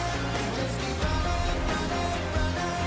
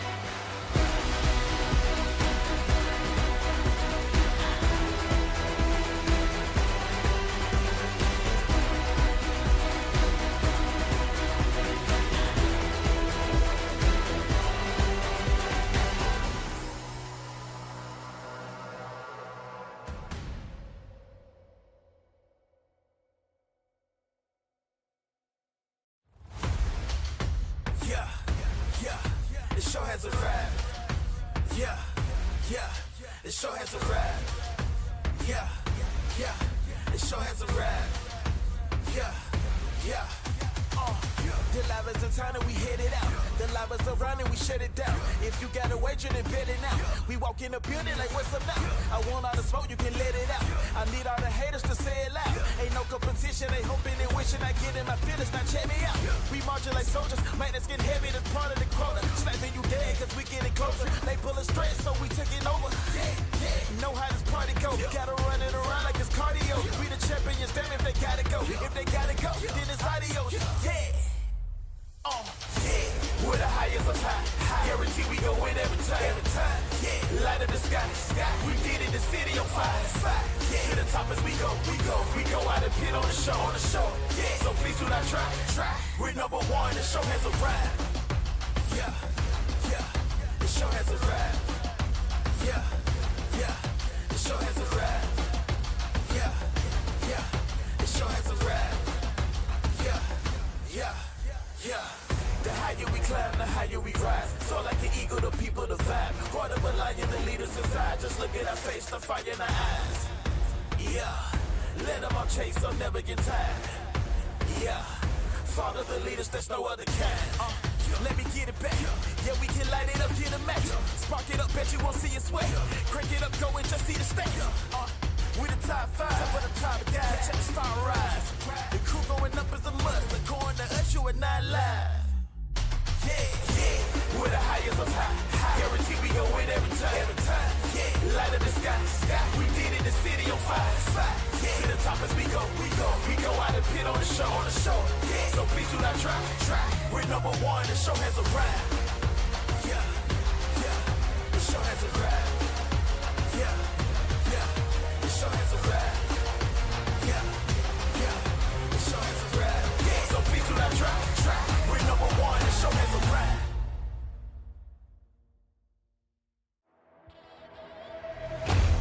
This is how it ends. I'm standing on the top, taking in the glory. I never wanna stop. This is how it ends. This is how it ends. This is how it ends. This is how it ends. I grind, I never slack. My confidence never lacks.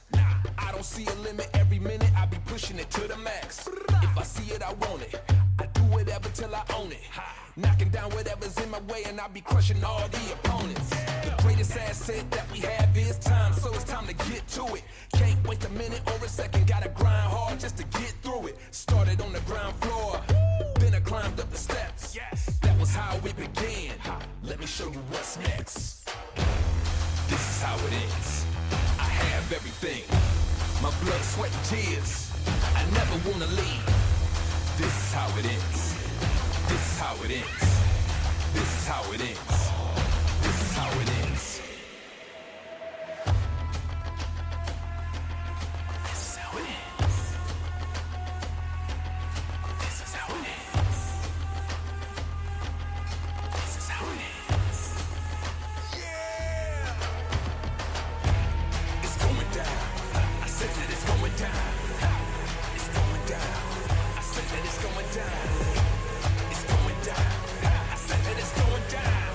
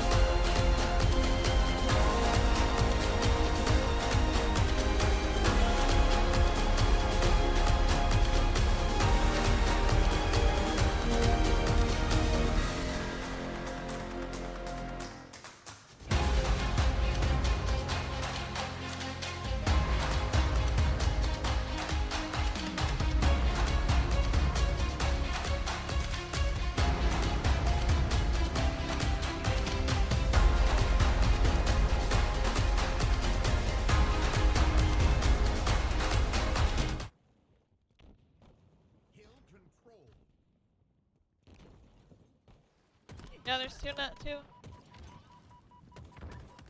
One. And I killed two, I killed two, I need another one. Another one elbow.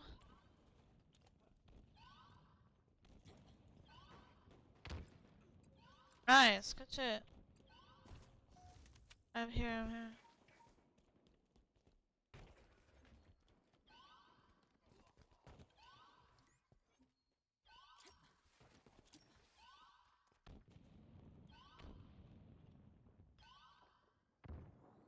Your team about to score. Yeah, they killed me elbow.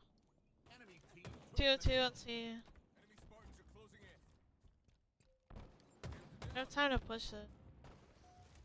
I spawned green. Bridge? Bridge should die. Dead. Yeah, top tower and then like C. Mud. Two. hill control. On A.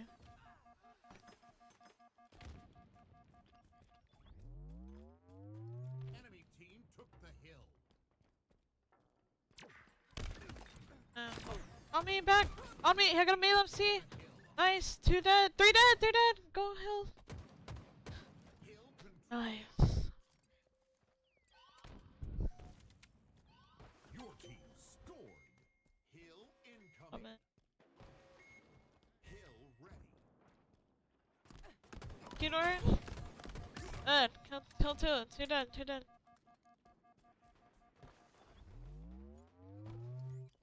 I have hill. On me, big door. copper shield. Nice.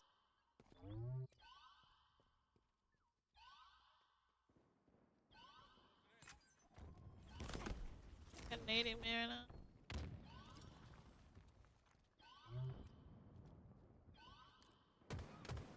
Damage.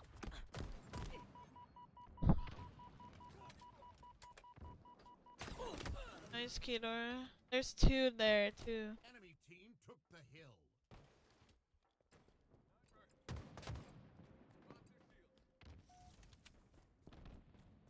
I can go pillars here. I'm going to pillars.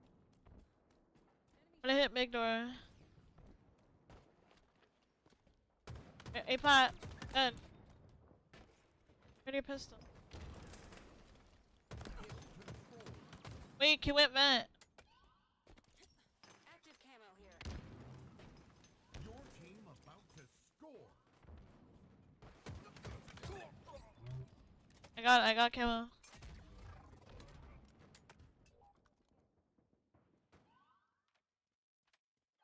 Look at Keynor. Your team scored. Hill incoming. Hill ready. Take cover. Yes. Enemy team took the hill.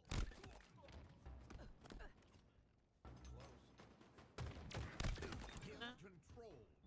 Double kill.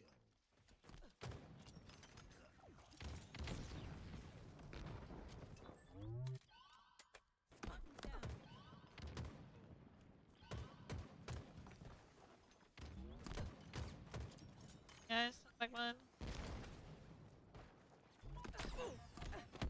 Not B. B killed me. Team took the hill.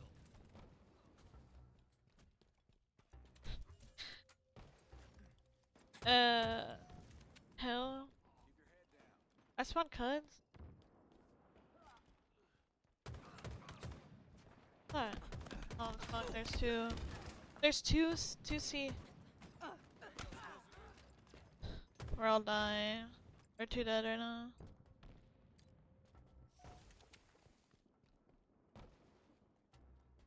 Enemy about to score. Can't. Bro.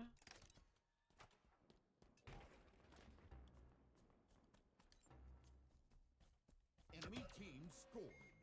Hill incoming. I'm gonna hold tower here. We need tower for this hill anyway. Hill control. Dead. Dude, there's another one on me. Enemy team took the hill. What? They're behind me.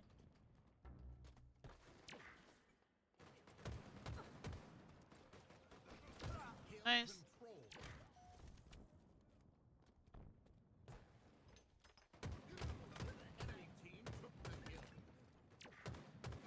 One shot. Okay. Nading that. Weak! I killed one! Just... Nobody's on her. No. Nobody.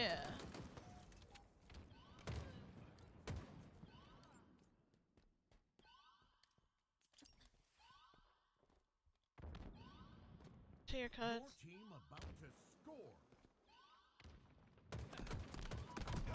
On me. T. T weak.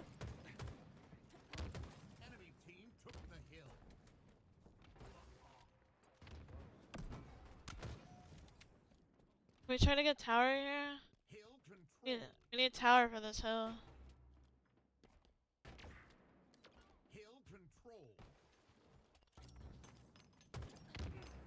Yeah, I hit him with the nade. I'm just trying to cause damage. On me, dummy ramp, one shot with repulse. Dummy ramp.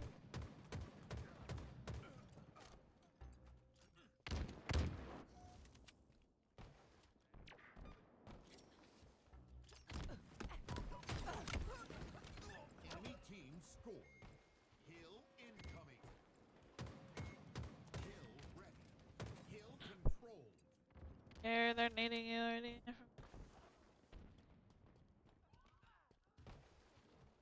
All three dead.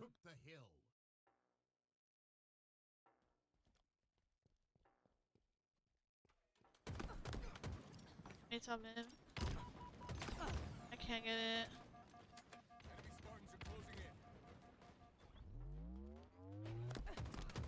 Brain's weak.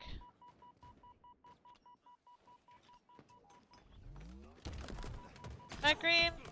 Dead. That's two dead. In the hole, in the hole.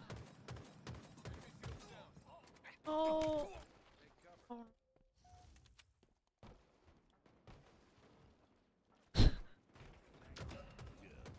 That sucks. Yeah.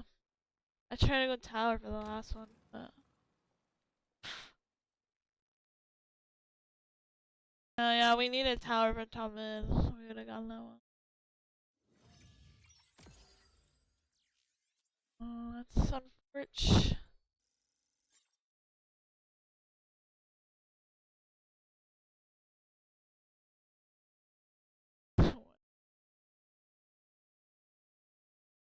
GG's, guys. We got 4th place. Just not bad.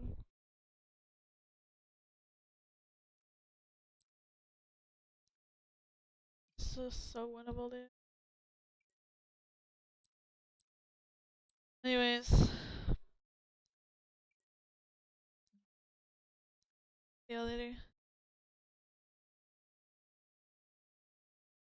Dude, fuck. So close, dude. This was my 2nd draft tourney, but instead of 9th, I got 4th place. Dude, I've gotten way better. Like, way better. Fuck, dude, that was so winnable. It's just trolling. I don't know, dude. Whatever, it is what it is. 4th is great. Thank you, dude! This is like my 2nd draft tourney. I did Clutch Academy and like, I did Clutch Academy and, I got 9th in that. And then this was my 2nd draft tourney and I got 4th. So, just do another one and then I'll get 1st. Yeah. Let's go, girl. You got this. Thanks, Sin. I think I was playing good all day. I don't have like a screen thingy. I don't know. It's a black screen. I'm sorry, but no, you crushed it. You played so good. I'm proud of you. Thank you, dude. Best of seeing you play. Thank you, dude. I heard you glazing me on the main stream, and I was like, oh my god, I'm gonna blush. I was like, oh my god, she's hyping me up. Dude, yeah, I've gotten like way better. Next time, yeah, I've gotten like way better at the games. I like got coached up and stuff and started playing with like harder people. But then I did draft tourneys in AB and it was like always a shit show. Like I did not play good. But then I did the Clutch Academy and got 9th. And then this is my second draft tourney and I got 4th. So I'm pretty hype about it. I'm definitely gonna make a tweet. I'm hyped. Dude, that's probably like, that was like some good ass fucking gameplay from me, dude. I had like a nasty little double on driveway on like Solitude for one game, and it like literally won us the game.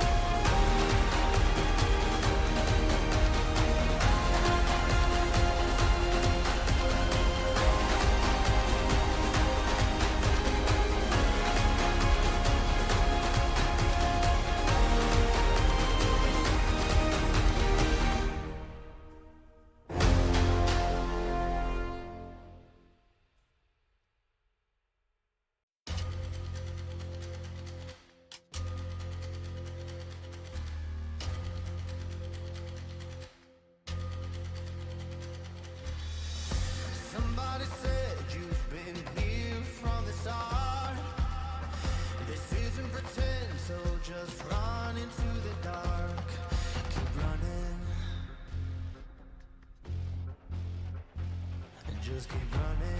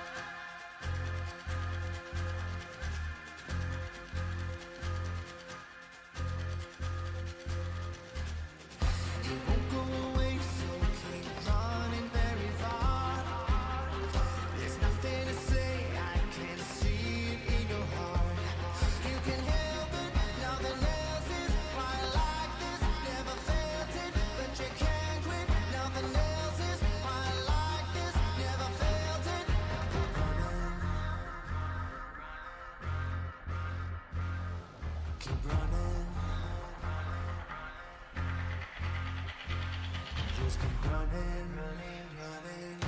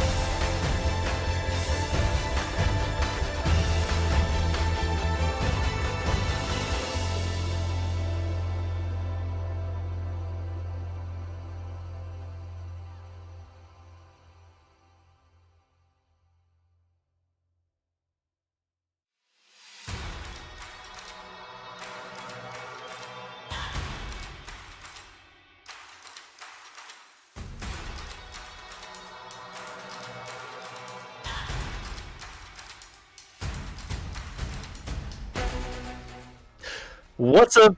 What's up, everybody? We're back once more, and we have the losers finals. This will be a best of 5, and on board with me to cast this series, I have none other than Pawkeye 44 himself. How's it going, Pawkeye? It's going good, C4. We've had a great day today. Some good matches, some sweet clips that we found out on the broadcast today. Now we're gonna have a losers final between Vados Locos and DDR. Who do you think is gonna win this one? You know, this is a tough one. Vados Locos had a promising run in the winners bracket, so I need to really take a look to see who I think is going to win. We got on Prediction right now says Vados Locos at 86%. Really? Nobody believes in Okay. DDR right now. So DDR, we got Arctic, Buddha, Clutch, and Jay Rizzle. That one, you know, they played very well. Like I said, unfortunately, they did get knocked down to the losers bracket, both of these teams. But you know, I don't know. I kind of got my money on Scout and elated dartboard. To be honest, I kind of feel like they might be able to clutch this one out. Yeah, and I see Monkey Girl's chat right now. It says I got to cheer for my husband, but I think I'm gonna have to cheer for my boy Buddha before that. And I think the main thing going into this series is Arctic gotta not get shut down like it kind of happened in the last series against in the winners final. Yeah, absolutely. His team runs through him, so if he can pull some things off, everybody's gonna play better, and they have a good chance to take this.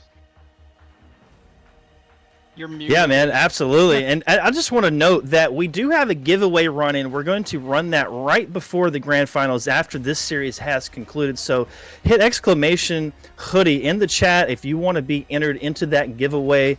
Do it right now if you want. And yeah, we'll be running that, like I said, right before the grand finals to get you one of those sweet Mythic Gaming hoodies. But it looks like we're about to jump on board here in just a moment. Exactly. Yeah, and so we got our map set on screen for you. Looks like we're going to be starting off with Stronghold's Live Fire, which is one of those game types that can be really tricky. You gotta know when to hold, when to to trip cap, and it's a map where you can control this map a little bit easier than some of the other maps I would have to say, and so it's going to be interesting to see how this starts off. Polka, what strategies do you prefer or would like to see plan or play out on this map? I know earlier Quick Fuse was saying that he likes the BC old because you can see the map, but I think having a good setup on AB. Ooh. Oh, we got a. Looks like we have the wrong fly through, folks. Don't pay attention to this one. Solitude's a good map, but we're gonna be jumping on board here in just a second with this map. All right, is it Live Fire or Aquarius? Actually, I'm sorry. It is Aquarius, folks. Apologize for the confusion here. We're playing CTF though. Yeah, same game mode, different map. I think it goes to the same thing I was saying earlier. You gotta have good setup. You gotta have top control here. Camo is good too. If you have those, then you're in good spot to actually take the flags and bring it back home. Yeah, you know it. And look at the latest dartboard. Being aggressive up there on P2, getting that camo. Now gonna, rotate here too. Top car, putting some shots in the back of Clutch. Gets the pick, but unfortunately he goes down right now. And now we're on Buddha, my boy. MNK player right here, trying to make something happen on P side. And he's being backed down by Psionic. Yeah, Buddha's a whole vibe, right? Paul, he's one of the the coolest dudes I've met in a very long time. Do you know what GVO stands for at the end of his gamer tag? I have no clue. Good vibes only. Oh, there we go. See, it's in his name, folks. It's in his name. Yeah, it's in his name. Buddha's all about the vibes. Yeah, and he's all about the vibes, and Arctic's all about the shot. Yeah, exactly. Trying to make something happen here. He gets a kill on P. He's pushing Psionic. Ooh, nice double with the thruster right there. And he gets taken down by Scout and Osiris. Yeah, he almost looked like he almost got the triple for a second, but there was just a lot of eyes on him. But we got a flag run happening. He was right in the middle right there. Everybody could see him, so didn't have a lot of chance to get out of it.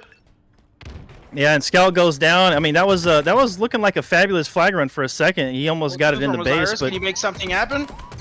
Yeah, he might just be able to. Oh, he gets the triple. Even though it was right outside of the time to actually get it. Yeah, and looks like a reef coming in. Yeah, 2 down on the DDR side. Yeah, they're up 1-0 right now. DDR, still very much in this, obviously, but 3 dead for Vados Locos. This is the opportunity we were looking for DDR to, 2v1 right now, trying to push around the map. Get the top kill. Get the top P kill. Yeah, and he gets melted from the spawners and fridge, which is unfortunate. Yeah, very unfortunate. But hey, the flag's still out, but it looks like it's about to be read there. It has been. A later dartboard though on P1, a little bit out in the open, but putting some really good damage down. Unfortunately, goes down to Buddha. Oh, Buddha has camo right now. He got away with it. He's still Yeah. living. Where is Camel right now? Just trying to see. Yeah, Camel ran out. absolutely. We heard that. Yeah, I could Arctic goes actually. down. Yeah. Yeah, already went down. Buddha 2 moving the dead. flag, trying. 4 dead for Alright, DDR. Osiris get the 2 pushing the flag. Returning it right now. Yep. 8 minutes and counting here. DDR Look at trying to regain themselves. Ooh, look at that. Oh my lord, what a battle right there. That's There crazy. you go. 2 down for Got both 2 sides down. though. Yep, 2 down for both sides. Look at these kill on Divorce Dad right now. It's pretty even. Everybody's putting in work. And on Vados Locos, Osiris is leading a charge with 9, with 5 assists along with that. And Clutch gets 1 right there. Yeah, absolutely right there. Still 1 on the board for Vados Locos. DDR looking to get their opportunity for a moment here. 4 up on both sides right now. Just trying to get Scout of that side of the map. I had to blink. I forgot how it was called. Yeah, right now, look at that. Flags out. Flags out. Yeah, flags out. Who pulled it? Oh, Psionic still in blue base. Trying to live. He doesn't get away. The spawner in blue fridge now, pushing Osiris. Yeah, 2 down for Vados Locos. DDR looking to make Camel's something up. happen. Dart doesn't get away with it. It is a free camo for Arctic right here. See what he can probably do gonna with it. tie it up, chat. Absolutely. He's looking for a pick here on P2. for Ooh, here right almost now. gets the back smack, but he will get the pick nonetheless. He did get the pick. Luckily Looking enough. looking for Scout- another opportunity to make this camo worthwhile. Putting great damage down. Arctic's just gotta live here. Yeah, Gotta get a absolutely. little bit. Yeah, look at this. Look at this. Great damage coming down. They have Vados him trapped a Locos little are bit. overloading Gen side, which is Yep. probably a lot of the strategy that most people use. Honestly, running it Gen side and overloading that side always works out great once you get the top control. You pin the other team down in fridge and then just keep them there. Yup. Look at that. It's tied up though. 1-1, 6 minutes. Under 7 minutes actually just left. Look at that. Already going to go down. Vados Locos trying to get some P2 control. 2 down on DDR. This is Vados Locos' chance to make something happen, take control of the map. Absolutely. Look at them. Buddha Them goes shots coming down, out of 2 down Psionic. again on the DDR side. 3v2 right now. They're pushing into Gen side. Oh, E gets the help and Arctic go down. Yep. Still 4v2 right now. Vados Absolutely. Locos as map control. Look, just what I was saying earlier. They overload Gen side. They kept them in fridge, killed spawners, kept them in a split spawn, and they brought that flag home. They got the 2-1. They almost have. Yeah, they do have the 2-1 lead right now. Yeah, right now, Buddha trying to stay alive, putting down good damage. He's gonna live though. Look at this, playing his life very well. Oh my God, almost gets another pick there. Unlucky. Yeah, he did a good job though. He was holding it down, trying to wait for his team to back him up. Waiting for his team to respawn. Oh, 4 down on Vados Locos right now. Yeah, 3 and then camo for DDR. this is a moment of opportunity for DDR to be able to take control of this map, and they're doing just that. They got top control. They got camo.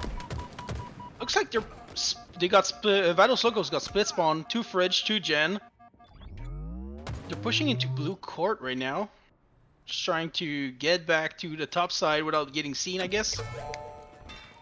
Arctic And with a camo pull. Oh, one still. Ooh. Psionic was still in gen side. Yeah, look at this. They're gonna try to get this flag moving. The camo just ran 3v2 out. right now. Oh, 3v2 actually. Minutes remaining. Psionic goes up from the dead screen. They're pushing from P side right now. Scout going across. Ooh. Absolute. Oh, he goes down finally. Look at this play from Ari though. He was doing the best he Oh, could yeah. there in that situation, but the flag's gonna get pulled by a lated dartboard. Ooh, He's gonna try to dart, get the re yeah. as well. Almost. He does get the wingman though. First one to reach 10 assists in this match. Return. Yeah, very good stuff coming out of them. But then it's going to be another cap on the board for Vados Locos. Only 2 away from closing this game out with under 5 minutes left remaining in this match. And Arctic trying to get in the base over here to take advantage. But unfortunately goes down. That's going to be 4 dead for DDR. Vados Locos once again have a really good opportunity to take map control right here. And they're going to do just that, pushing in the gen here. Yeah, they're taking all the space right now, trying to keep them into fridge side like I was saying earlier.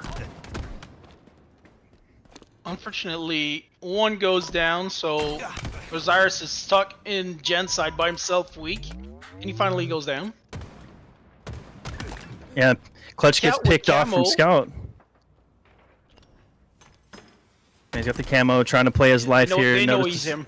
Yeah, they know that he's in here, but he's gonna get an assist. Still staying alive here. Can he get the pick? His teammates helping him out.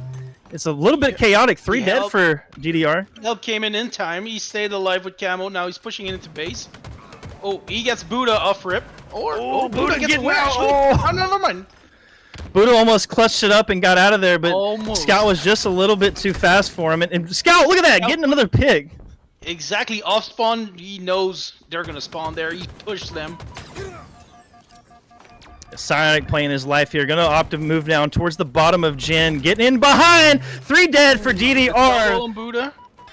He brings Vados the flag Locos. back.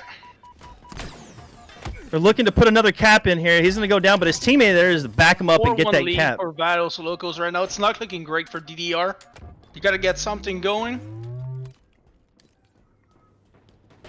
Absolutely, they have to get something going here. 2 minutes left. You got to make something happen if you're on the side Looks of like they're GDR. getting pushed from the fridge side too already. There's already somebody pushing base on both side actually. Clutch is in there from the staircase with G Rizzle. G Rizzle, I love that name. Yeah. Or J Rizzle, sorry, J Rizzle. Yeah, G, because in French it's G, and Oh, it's J, G. but in English it's the other way around. Oh, that's I The didn't know G that. Is J, and the J is G. Learn something new every day. I don't really speak French, to be honest. I took French class, 1 and 2 in high school, but none of that's stuck with me, unfortunately. But look at that, Vados Locos go up 4-2. Or sorry, they go up 1 more cap. It's 4-2 currently. DDR trying to make a comeback here, but J Rizzo getting a double. Alright, Scout was waiting for him from a gen side. Camo's up. Who's gonna come out with it? Oh, I think Yeah. Camo just got killed. Arctic tried to get away with it, but somebody was waiting for him right on top. That I jump he think just double. did, that jump that Cyrus just did, it's a pretty easy jump. But I'm gonna tell you what, sometimes it's pretty easy to miss it too. Oh, exactly. I'm always miss it. I have it like 1 time every 10 tries. It's crazy. Yeah, Like, you it's gotta not you the gotta be difficult perfect. one. You just gotta time it right. Yeah, you just gotta have the you gotta jump at the right moment, with that momentum going forward, because you can just overshoot it Down too on much. DDR side. Oh, they did get the cap though. Ooh. 4-3 right now. We've got a game chat. Minute left. DDR's gonna make something happen here. Get a pull at least to force the little time extension. I'm really expecting though Vados Locos to try to play defense here and just try to slay out as much as they can and control exactly. the map. Playing Slayer here would. Oh, they're going for the pull though. They Uh-oh. don't want to play Slayer here. They don't want to go to time. This might be the game. This might be it. Oh Lord, Osiris funny, killing everybody on his way, bringing that flag home. And there you go, chat. 5-3 victory for Vados Locos. DR goes down in the first game. Yeah, what a match that was. That was a pretty exciting match, though. Both teams seem to be very competitive with one another, but Vados Locos coming out on top for you. We're going to be heading into game 2 here in just a moment, folks. But Polka, let's talk about what maybe DDR could have been, done a little differently there on that map to maybe secure that win. What do you think? I think they didn't have enough top side control. Every time they would cap something, it was after a 4 down, and then they would get counter right away because they would go 4 down or close to it. So if they could have kept the top control a little bit more and maybe do a little more with the camo when they had it, they could have probably got another cap off of it. But yeah, look at this kill screen here, the Carnage report. Osiris dominating the lobby with 27 kills, 8 assists. Elated Dartboard, though, has the most assists in the lobby with 11, doing pretty well himself. But, you know, we're going to... Yeah, we're going to head into Street Slayer, though, next. This is going to be a totally different, obviously, you know, pace of things. You know, I expect this to be super fast-paced, just as Aquarius. Yeah, but, I think it's going to go the other way around. I think they're going to play it slow to make sure that DDR is going to play it slow, just to be sure to not go down 2-0 in this loser's final. Now, you saw the rockets on the map there. This is an old fly-through that we're using at the moment. We haven't updated it just yet, but they are no longer there. We have... in the middle, I do believe it's the camo, and it takes about 30 seconds to spawn up. So you're going to see teams kind of play around the outside of the map, probably right off the start for the most part. Expect to see some sort of B push coming in, but Clutch Academy already on the B side, trying to make an effort to take map control here. Yeah, they were expecting him. There's 3 from Vados Locals on B side already. 2 goes down though. Yeah, that was a nasty stick. Oh yeah, it was. Clutch is taking control right here with the first 2 kill. Taking B control. Camo's up in 5, so let's see who's gonna come out with it. Yeah, let's see who gets that. It's still up. Looks like somebody's trying to play it a little bit patiently. They don't want to run out in the middle and get melted here. But Arctic trying to play his life, opting to push in with his teammate. Yeah, Elated Dart was waiting for them to push that C Streets. Yeah, and look at that stalker shot. Perfect. Beautiful. Oh my lord. He is Scout on goes one. Down too. Camo's still up. Camo. He comes out with camo and the stalker rifle. That, honestly, that's a pretty deadly combination. I mean, I don't know how many times is. I've ever had a camo and a stalker in the hand at the same time. I don't think I've ever had that happen to me. Yeah, it's very rare. You don't see, at our level in matchmaking, you don't see a lot of people pick the stalker up, it seems like. But this one's definitely being put into play, and Arctic's doing a great job, using it. Yeah, exactly. And he already got a couple kill with it. He's looking to get one more Psionic right here. He gets the assist, though. Clutch cleaning up the kill. This is an absolute Scout goes down too. dominant performance right now. Osiris gets help from somebody on this team that was sending in tires. 13-7, DDR is currently up. Looking to tie this series up, at 1-1, if they can pull this out and, continue this momentum that they've got. Yeah, see, I was wrong, though. I thought they were going to play more slow and methodical, but looks like they're going after everybody as a team. Honestly, I really like the fast-paced gameplay. It really makes it exciting. It is chaotic to a certain extent, but it's really working out right now for DDR. Osiris with Camo right now, it was already back up. I thought it was going to take longer than that a little bit, but he's looking to get Clutch. He's getting pushed. Oh! He gets Arctic and Clutch gets away. Yes, 2 on the death screen for DDR. Yep, 2 on the death screen. 4v4 right now. Everybody's up. He's trying to get information. Buddha's trying to get... Oh, nice stick from Buddha right there on Scout. That was a nasty stick, honestly. Yeah, it was. That's that MNK swing that you saw right there. Just looking, 180. I was just about to say that, actually. Look at Scout. He's looking very aggressive right now, pushing into tires, looking for his teammates to help him. Now. Getting shot in the back, looking for the person that's in Psionic PD. And Osiris in a PD, so he knows they're gonna spawn either cafe or in C, and he gets taken out by this nade. It was like an 8-kill lead just a second ago. Make it a 2-kill lead though for DDR. They're struggling just a little bit at the moment, but hey, they're still in it. 22-18, doing a great job. Lead. Yeah, trying to stay in the lead right here. Just not. They don't want to give them the chance to make a comeback. Yeah, absolutely not. You want to keep that gas on, keep that pressure on the map, and just make sure you're playing with your teammates and watching what they're doing and who they're shooting at. Slayer's one of those, every game type, requires teamwork, but Slayer, you really got to try not to be on an island by yourself. You want to try to work in twos or as a team. But yeah, right now Osiris trying to move up on the B side, sees that it's kind of open at the moment, and waiting for that stalker. But it's going to take shots from Arctic. Arctic was waiting for him right there. He was sitting right beside that arcade and just waiting for him to peek.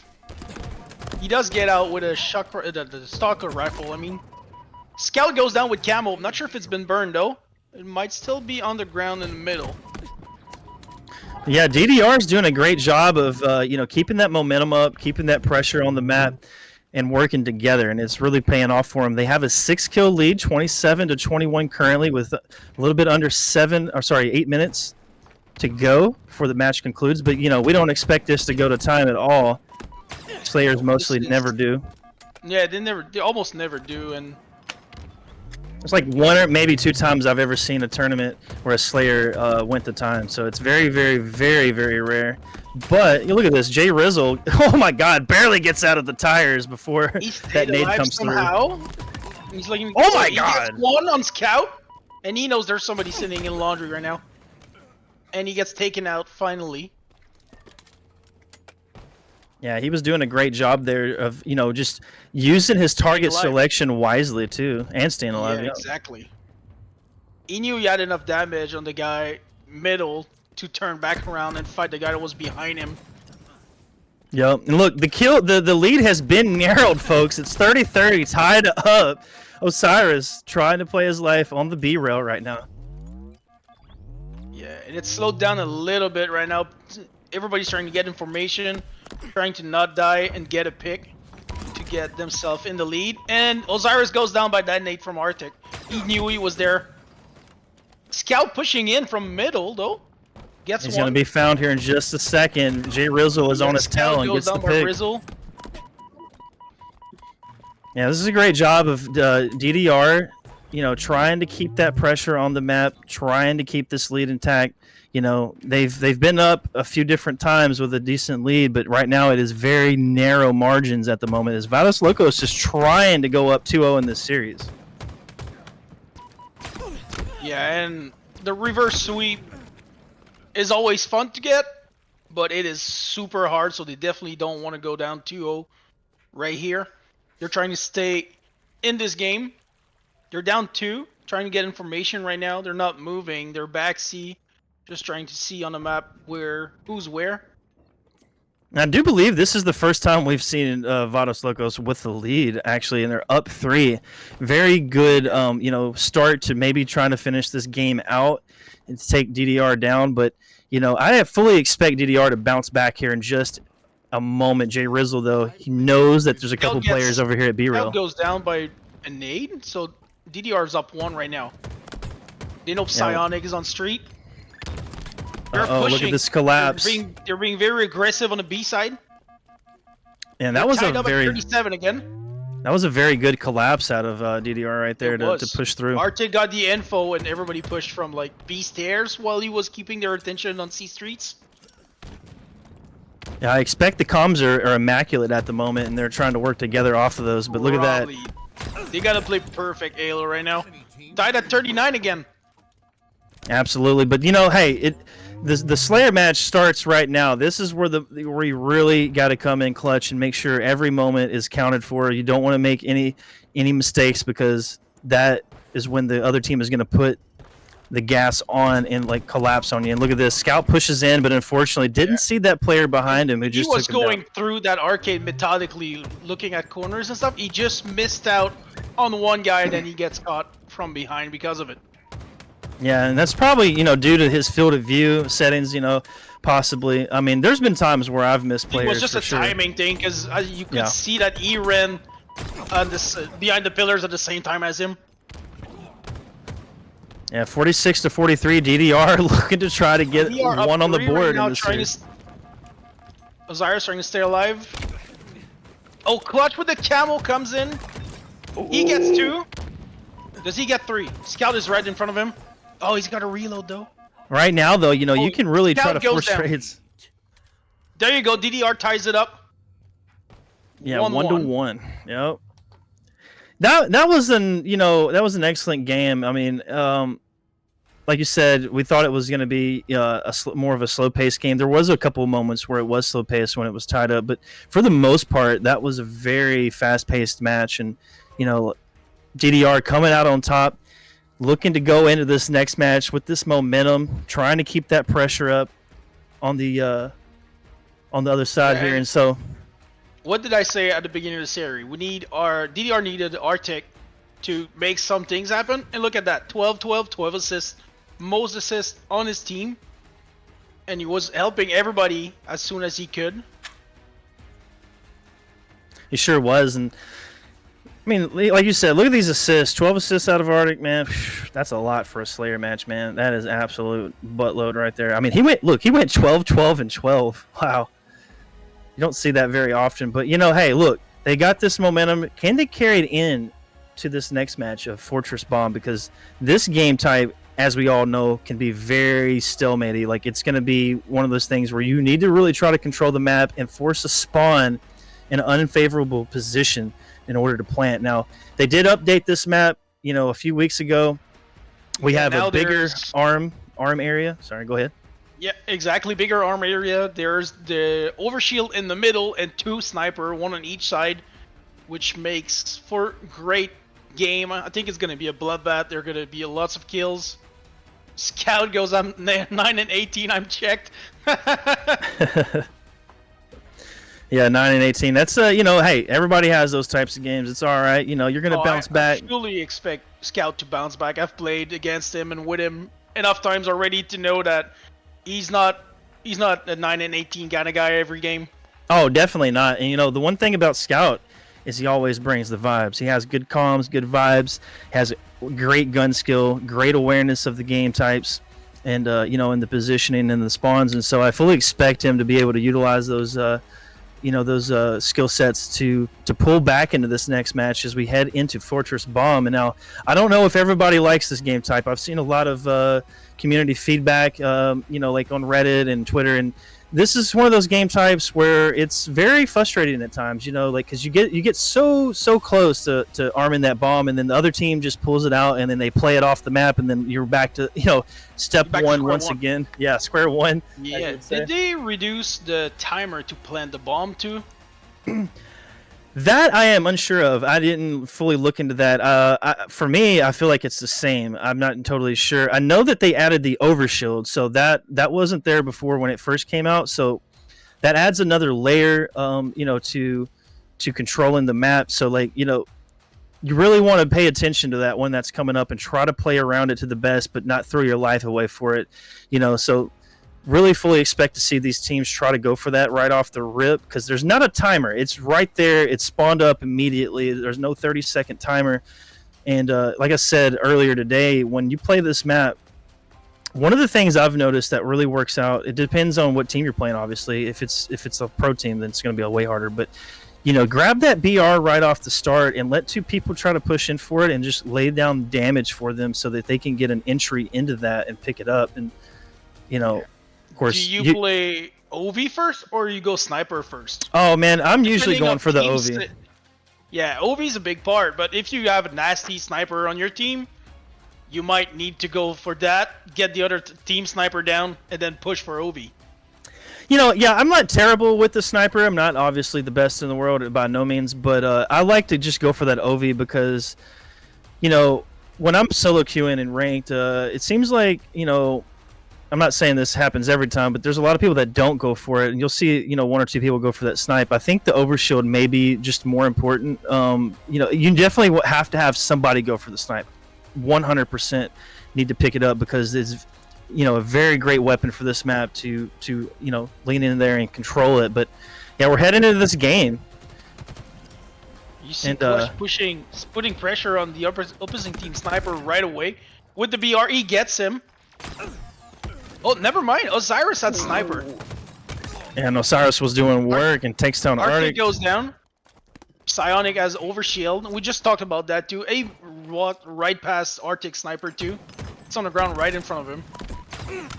Yeah, it looks like he was trying to position himself there to stay alive, but unfortunately gets picked off from the tower guy. Clutch is back in his base trying to get their sniper back maybe? Or he's just waiting on information?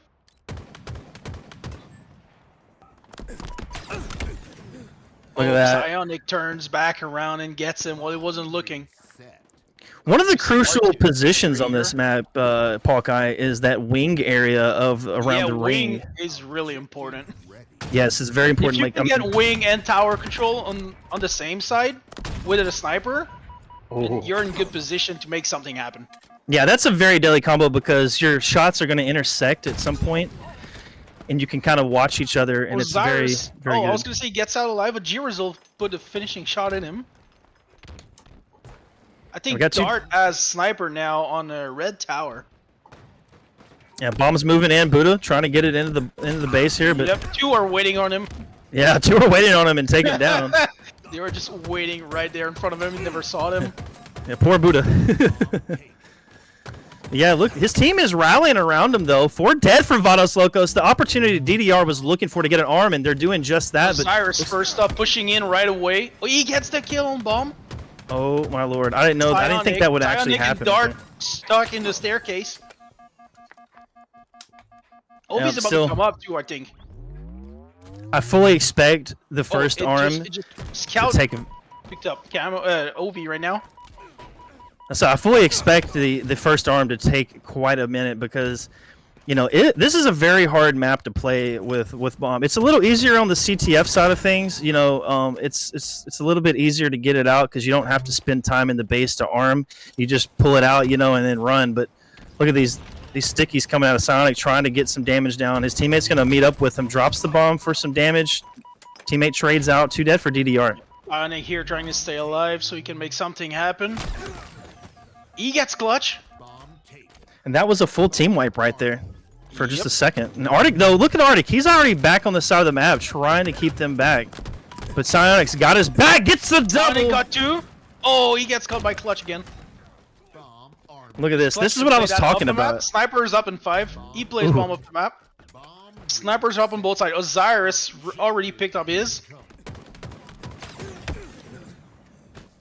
Yeah, look at that. Clutch, unfortunately, getting caught off guard just a little bit. But look at that. Woo! There you go. Osiris. Osiris was waiting for somebody to go for that sniper on the opposing side. I think Arctic got it, though. Top tower. Sniper showdown. Oh, we got some more snipe ammo. Never had a chance. Yep. Got a stack. Oh, he goes down stack sniper. Bottom blue tower right there.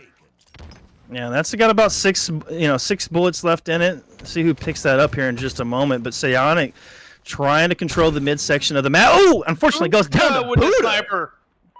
That's the MK skills coming in handy. Yeah, exactly. You got to be careful of these MK player when they picked up sniper.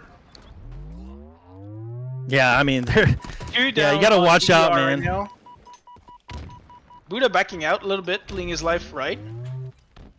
I like to see this play. He knows people are looking for him. Oh! There you go. Oh, my lord. Oh, you missed the no-scope. Yeah, but it's really smart. He backed up right there because he was getting crossed from the other side of the map. Is a dangerous player, even if he's one shot. So you don't want to. You want to make sure you stay alive. Oh, he gets back smacked by Osiris.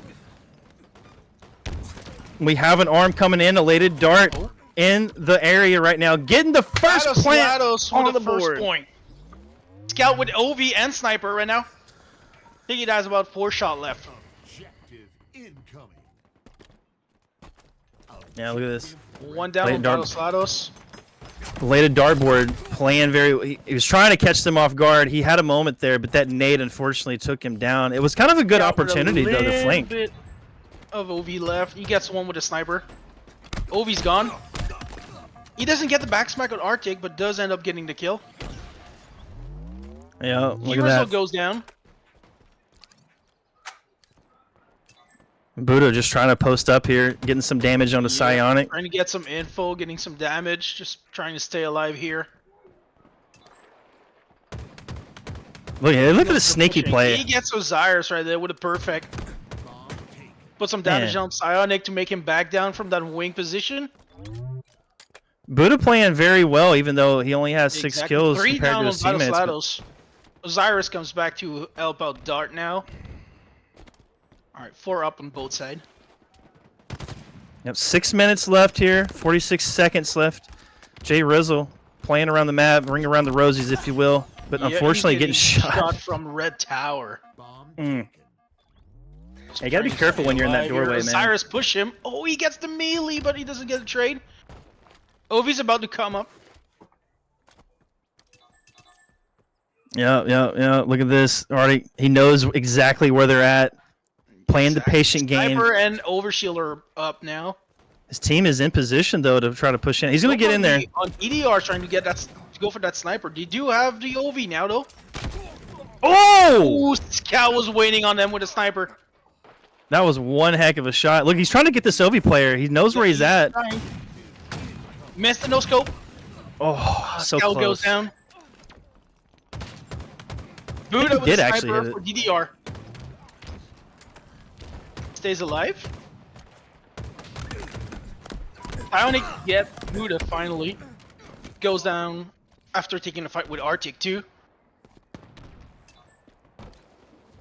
That's 2 dead though for DDR. Vados Locos trying to get in position once more. Trying to control the bottom side of the ring. But Jay Rizzle up on top trying to negate that push. Doing just that as 3 go down. Both side. This is really a Slayer fest, just trying to get map position and get control of it.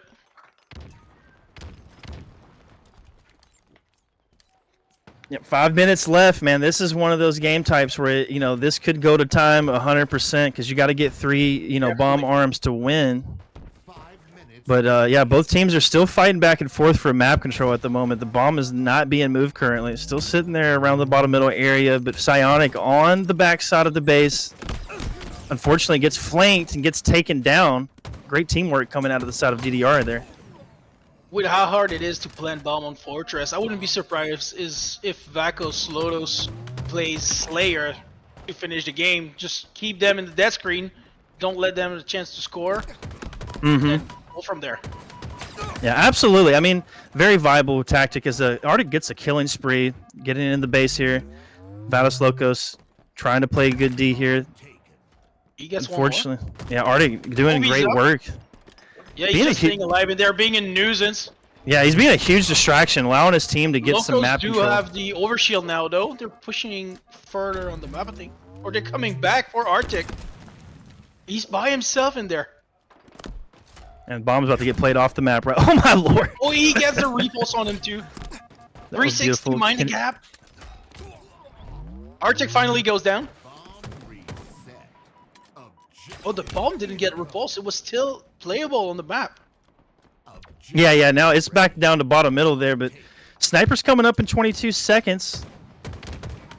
Will we see DDR be able to grab one of those and make something happen? That is the question. They have 3 minutes left. I'm gonna be honest, man. 3 minutes isn't a lot of time considering how stalemate this game type is. Yeah. So you got to really be efficient here.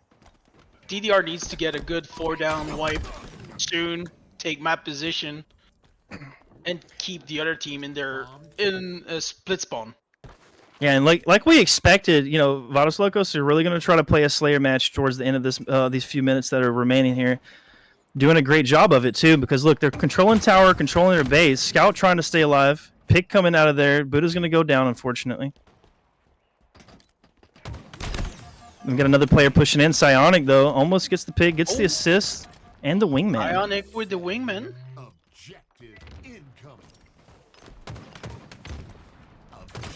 Yeah, this is both team captain going toe to toe with 20 kill. Arctic taking the lead with 22 kills right there. It's looking very, I wouldn't say it's over yet, but it's looking kind of grim if DDR can't make something happen here in the next at least minute, because I mean, it's very hard, like we said, to get into that base. Nice shot coming out of Elated Dart, doing great things there, trying to get to his teammate. Teammate though doesn't need any help as he takes down Artie. G-Result goes down with a sniper. OV's up. Looks like Vados Loco is gonna have it. Oh my lord! Out with the OV again. Just pushing in, doing a lot of damage. You never saw clutch in the staircase though. Yeah, he sure did. And look at that! Oh, Scout goes down. He was clutch right there for sure. Yeah, Buddha though trying to figure out what he needs to do next. Spots a player on the stairs. Beautiful shots, though, coming out of Osiris to take him down. Bomb guy, though, looks like DDR trying to make a last-minute push here. They have just a minute and 30 to go. Killing spree coming out of Osiris to try to make something happen for Vados Locos, as they're looking just to try to defend here at the moment. Doing a great job of keeping DDR on their feet, on their toes. The bomb is in the DDR base. Vados Locos trying to make, like I said, make something happen here. And Jay Rizzle, though, going to negate that. Down, though. It's going to be 3 dead for Vados Locos at the moment. Yeah, this is DDR's chance to make something happen. Yeah, but you got to be very aggressive. Yep, they got to be aggressive here. Yes, absolutely. I mean, right now, like, you really probably want to try to get some of their tower control. You know, I thought maybe that they would have moved towards that area, but look, they're going to try to control the ring. I'm not sure if this is, you know, the move just yet, but the bomb is moving in the base, and Clutch is doing a lot of great damage at the moment, trying to watch the bomb guys back. But they know exactly where they're at. Overtime if he's planting, or does it need to be planted already? I think it needs to be planted already. It's been a minute since it's came down to time where I've had a plant in there, but 4 dead for DDR. I don't know, man. 30 seconds left. This is going to be very rough for him. This is going to be very rough for DDR. Yeah, Scout, though, he knows. He's probably just going to hold the bomb. I kind of feel like he's just going to hold the bomb. He's going to hold here. bomb and hide it from the opposing team. Or he's going to play it up. There you go. Oh, didn't play. Go down. Oh. Osiris was able to get it out. Arctic almost got him. Couldn't clutch the shot, though, onto his head, but he does take down Psionic for a double kill. Look at that, though. Arctic trying for the last... Oh, it's too late, unfortunately. They could try, though. But yeah, Vados Locos... short in this bomb game, going down 1-0. Vados Locos, though, they go up 2-1 in the series. But we are going to be... We are going to be headed into Recharge King of the Hill, which is a very fun game type, if I do say so myself. I actually do enjoy King of the Hill a lot, especially on Recharge. What about you, Pac? Recharge is probably my favorite map on Infinite, and King of the Hill on Recharge is just a crazy game type where you see insane comeback happen with like 10 points left to win. So I'm expecting a great game right here. No, absolutely. And let's look at this Carnage report. Look at Arctic with 28 kills, the most in the lobby, 12 assists as well to go along with that. But if you take a look at the bottom, you know, Scout and them were doing, I mean, look at those assists, and that is one reason why they won this game. 13, 14, 14, and 7. Great assist numbers. Shot coordination right there from Vados Locos. Yeah, absolutely. I mean, they did a phenomenal job, and you know, I fully expect this to be another competitive match here, but the DDR really got to figure out what they need to do to try to bring this series back and, you know, tie it up. It seems like they were pretty good in Slayer, you know, but this is going to be a whole different animal. You know, King of the Hill is one of them game types where a good setup can go a long ways. Now, we have the first hill over towards the B area and the batteries. Hawkeye, what preferable setup do you like to see on this first initial hill? Definitely AB. You keep them spawning at C, then you can get a shot across from top gold and overhang, so you can watch each other's angle, and then you get somebody a bat ledge and whirlpool, so you can get that C flat cross. Yeah, absolutely. Camo's still in play though. Looks like Clutch is going to be able to pop Clutch that for himself. with it. Yep. Osiris pushing long haul, trying to make something happen, get information. Dart spawns on him. Clutch trying to get in there and disrupt their setup. He gets Dart. Oh, look at this! Oh, the skill jump coming in right here. Get Osiris, dude. You don't see that very often, do you? He gets a triple and a killing spree on Scout. Clutch doing great things at the moment. Takes down another one. He's on a 6 killing spree at the moment. Too? Looks like well, I guess the assist. He got some Psionic. Camel runs out though, so now he's sitting gold glass. Oh my Get lord! Scout. 7-1 nothing for Clutch right off the rip here. Yeah, he's doing great things at the moment. But you know, look, DDR are doing fantastic with this game type. It looks like they might be able to secure this cap, but not just yet. As Vados Locos does have something to say. They're trying to get in there, but it's going to be DDR going up 1-0 here in the very beginning. Clutch finally goes down. He's now back up from the dead screen. 8-2-1 stat line to start this game. That's crazy, honestly. To be honest, like we've been in here for at least a solid minute or two, and he's only got one death. G-Rizzo with a 3-1-1 too? Yeah, Vados Loco's struck. DDR doesn't want to go down easy on this game. They're trying to keep them in dead screen and get these ill as they are up 1-0. 3 Yeah, goes exactly. down for Vados Locos again. Yeah, they got a lot of decent hill time there for just a moment, a quarter capped of the way, but DDR had something to say. They're in there now, currently capping. Doing a great job of controlling the map. These nice shots out of Arctic are really going to delay this push for He knows Vados there's Locos. somebody on that stack right there. Oh Was yeah, looking. absolutely. The push from Oh, did he stick it? Oh, there's the stick from Osiris! Yeah, that was nasty. That was absolutely nasty. But Yeah. DDR still have control. Looks like it's gonna be DDR still, actually. Just like that, DDR goes up 2-0 in this King of Hill match. Yep, look at this. This is absolutely beautiful.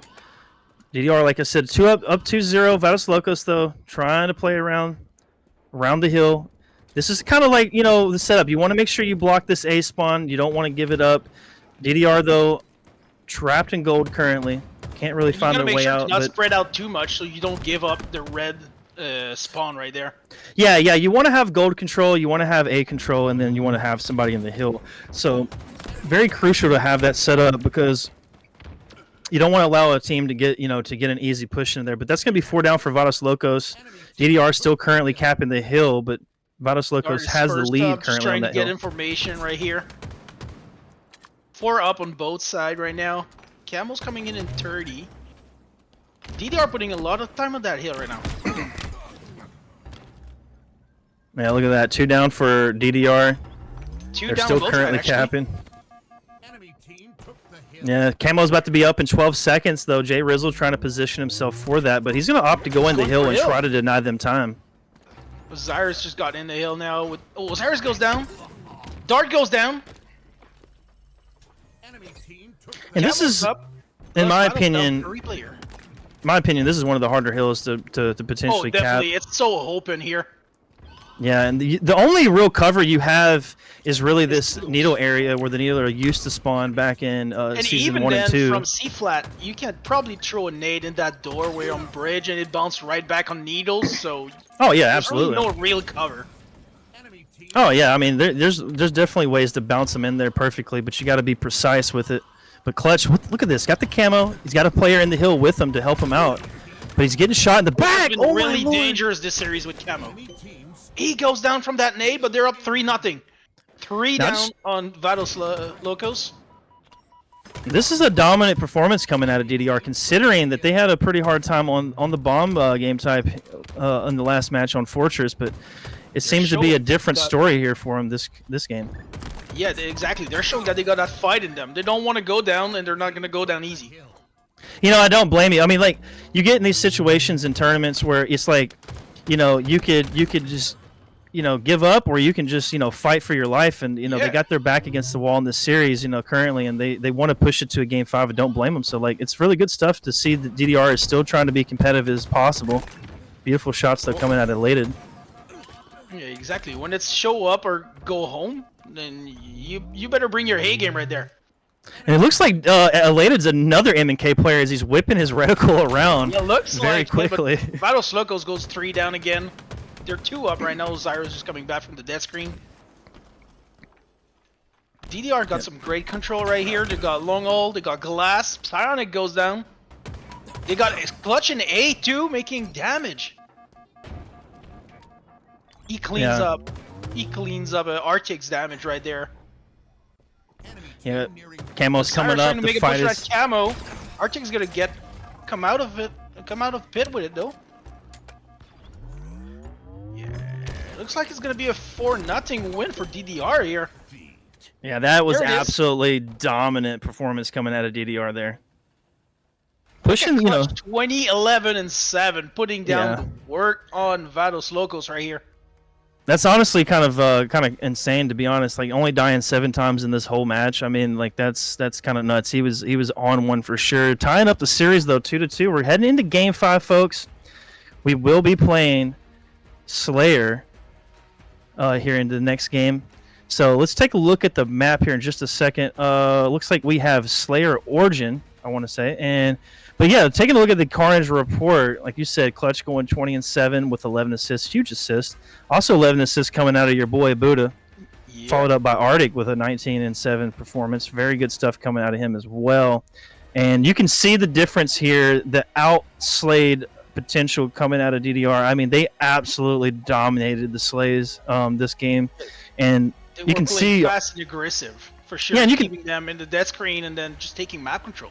Yeah, and you can also see like the assist here because they were a lot lower compared to DDR, who have double digits, for two different players, and so that's the difference maker there, and that's why they were dominant. But that's going to have to be a different case for Vados Locos if they want to win this series in the next match. But Slayer, it's one of them game types, like anybody can win, anything can happen, so. Fully expect to see DDR bounce back. They got this momentum. This is their time to shine to close this series out. But Vados Locos, kind of on the back foot currently. Can they bounce back? Can Scout bring those vibes? Can Osiris bring that leadership that they need to secure this win? That is the question, Pog. Yeah, and Origin is a great map for that. You get the sniper on one side, you get the rocket on the other one. There's a lot of outplay potential right here. And I fully expect Osiris and Scout to go berserk in that game.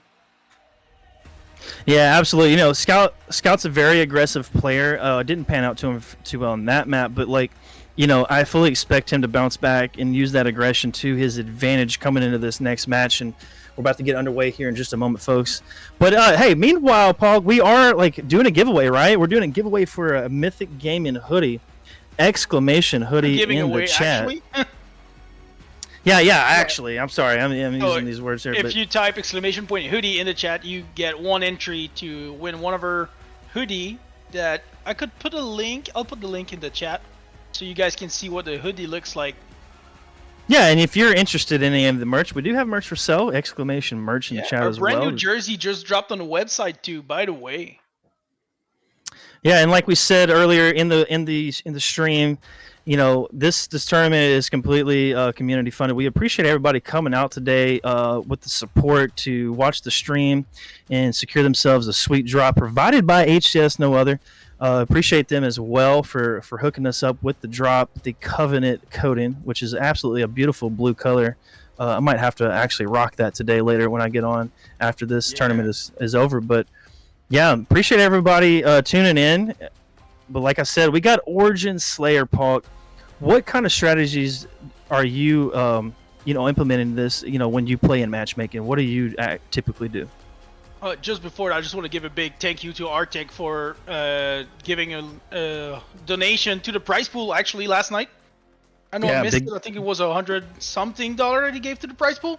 Oh, he donated $180 actually. It was a pretty huge donation, honestly. Very, very thankful for him. I mean, absolutely amazing. That will go to the prize pool with a $500 total. Yeah, and everybody right now currently is in the money. So both of these teams will secure themselves a little dough. They might be able to go buy them a nice steak dinner potentially, or do whatever they want. And Arctic, if he wins this game, he's getting in a great place to get some of that money back, actually.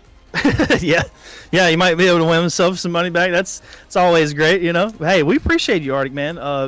Coming here to support Mythic Gaming as well as everybody else that is in the chat and playing in the tournament too. And this is going to be a great matchup to see. I'm really, expecting this to be a very fast-paced game, just like all the other ones. So it's going to be interesting to see how it plays out. Who's going to go for those rockets right off the start? Because the rockets are very, very, very hard to secure right off the rip. It's not very easy. You're pretty to much get. Open to everybody with a line of sight right there. Go for these rocks. Looks like they're splitting. Vados Locos splitting 1 and 3. Spending 1 on sniper, 1 on bridge, and 2 rockets. Oh. DDR goes down. 2-player goes down on DDR side. Scout goes down. 2v2 right now. Rockets are taken by Osiris, I think, while G Rizzle got sniper. He's gonna drop it. Ooh. He's gonna drop it for his teammate. But Okay, I thought for a second his teammate got picked off from behind, but that was somebody else. But yeah, Clutch has got that in Clutch the with a back sniper pocket. now. You don't see that often, especially not pro match. I don't see anyone dropping power ups like that. Not very often, no. You see it a lot more in pro matches for sure. It's probably the first time I've honestly seen that happen in a draft tournament. But yeah, let's see what Clutch is able to do. He's got a beautiful red coating on that sniper as well. I love it. G-Rizzle knows that Clutch got that dog in him. Ooh, yes he does. Missed the no scope. But that dog is unfortunately gonna get put down. Yep, the dog goes down. Yeah, that was unfortunate. I mean, he had the lineup, just couldn't secure the shot like he wanted, and that sniper goes with an 8-kill lead right off the rip. They're in great position to run away with this if they can keep the pressure up. Now we saw that lead in the last matchup. Remember, there was a lead coming out of DDR. It got tied up at 30. Yeah, DDR was. Looks like we might have a potential issue here. Maybe somebody crashed out. I'm not sure what is going on, folks, but hold on tight because we'll get back here in just a moment. But yeah, Paul, let's talk about that matchup. For what happened there, from what we could see, what do you think DDR could have maybe potentially done better to try to narrow that lead there? I mean, if Clutch was able to get that no scope and then finish Osiris in front of him, or that's reducing the lead from 2 kills, it would be a 13-8. Maybe he gets more after that if he stays alive with sniper. So that's definitely a huge play right there that was missed from Clutch. Yeah, I mean, he was in a very unfortunate position there in the cave when he went down. I mean, it's not a easy. Every player were pushing him. Yeah, it was not an easy position to be in because you don't really have a lot of opportunities to try to make your way out there with your life intact. Unfortunately, he did go down to like a bunch of nades and team shots, and that tends to happen when you're caught in the cave. But maybe we'll see Clutch bounce back with a nice sniper kill here in the next next round to go here on Origin Slayer. And yeah, I mean, this map can be very difficult to play. It's very momentum based. I feel like more so than any other Slayer game type. But it's all. I think really, to be honest, it's all about controlling that sniper side, Paul, and trying to utilize that and control that area. Rockets don't really have, I feel like, as much as an impact as just trying to control the map. Because they're so open ended right there, where you have to pick them up and trying to get down from there and into one of the bases can be very difficult. Yeah, and rockets, what happened often is that you pick it up, then you get picked off, and you shot one rocket to try to burn it, so there's only one rocket left, and you didn't do anything with it. Yeah, exactly. That's 8 shot, even if you go down and your teammate picks it up, or the opposing team picks it up, they can do a lot more damage with it. Yeah, sniper definitely tends to be, more beneficial, especially in the right hands. We're about to get this one kicked off. We are loading in currently, folks. We're starting at 6:13 for Vados Locos, I think. Yeah, we're going to be starting off right there where we left off. But DDR have every opportunity to bounce back here. This is going to be, not a full reset, but it's going to be probably a mental reset for them to try to bounce back into this game. So Vados Logo's gonna get 37 kill, while DDR is gonna get 44. Buddha challenging Rocks by himself right off the rip, and he goes down. Look what I said. That's one rocket that was wasted because Buddha was already dead. Sniper's still up. It hasn't been picked up yet. Yeah, Lady Dartboard though got Buddha on the back foot. Couldn't secure it though. Buddha clutches up though. Gets the first kill for DDR right now. They're down 4 kill already. I guess we are doing a full reset. Didn't seem like they adjusted the score in the settings, as we all know that the game was updated some time ago to allow for that. Dude, I forgot about it. I don't. Yeah. I don't usually do a lot of custom games like that, or I don't manage them. I mean, and so I didn't know you could do that until. Yeah, you actually can, but nonetheless, Vados Locos really don't seem to be. They really don't seem to have taken a back seat here because they've pretty much are back right where they started. To be honest. 3 kills apart each from where we left off before the reset. Oh! Oh, Osiris with a shot on clutch. He goes down. Sniper's we're- still up on Oven. We're just about at that same kill mark, right? Wasn't it like Exactly. 13-5 or something, or something It was like that? 13-6. 13-6. So we're right about that same mark. 12-6 currently. Vados Locos leading. Yeah, we got under 11 minutes left. Arctic trying to get a flank here on the backside. Vados Picks are off playing Psionic. low right here. They're trying to get information, but he gets caught. It picks up From the double Arctic, who though. was pushing from basement. Yeah, 3 down with- for Vados Locos right now. This is what you wanted to see if you are a fan of Divorced Dad Rock. I mean, look, they are trying to bounce back. 3 kill deficit. Still 3 kill deficit even with that trade. Make it 2 kills as 3 go down for Vados Locos. Ruck's back in 20. We're probably going to see some people trying to get in position to pick them up. Do some damage with it. Yeah, honestly, I feel like, sometimes when you're going for rockets, it's almost better just to wait and try to secure a couple of kills before you can move. You could try to get up there and get the control, but it's really not, it's really, Goes down really, for very DDR risky. right now. Vados Locos in great position to pick up these rocks. Nobody's from DDR challenging that. Oh, there you go. It's 4 kill lead though for Vados Locos. Rocket's still up. Haven't really seen anybody try to go for him too much. Looks like Osiris is going to make some headway over there, but he's Somebody getting caught off behind him guard on by the elbow. Buddha. Yeah, it's Buddha. He's in He was being position right sneaky here. right there. Yep, he was waiting for him. Sniper's about to go up too. Buddha though making a move on those rockets, trying to get those. He's Yep. got Clutch to back him up. gets He a will rock. fall down, but ooh, Clutch going to pick up that kill onto Osiris.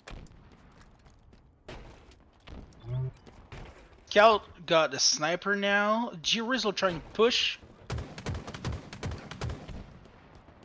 Oh, missed shot from Arctic right there. Yeah, Arctic though trying to play aggressive here, working with his teammates around the sniper area. He's This trying is to be what you want to aggressive, see. but he doesn't want to get sniped at the same time. Oh! But yeah, that he got Osiris on the baited. rocket. He Yeah, got, he got baited for baited. that. Rockets are out though. Osiris getting caught off Out, guard there. Osiris go down. Sniper's still up somewhere.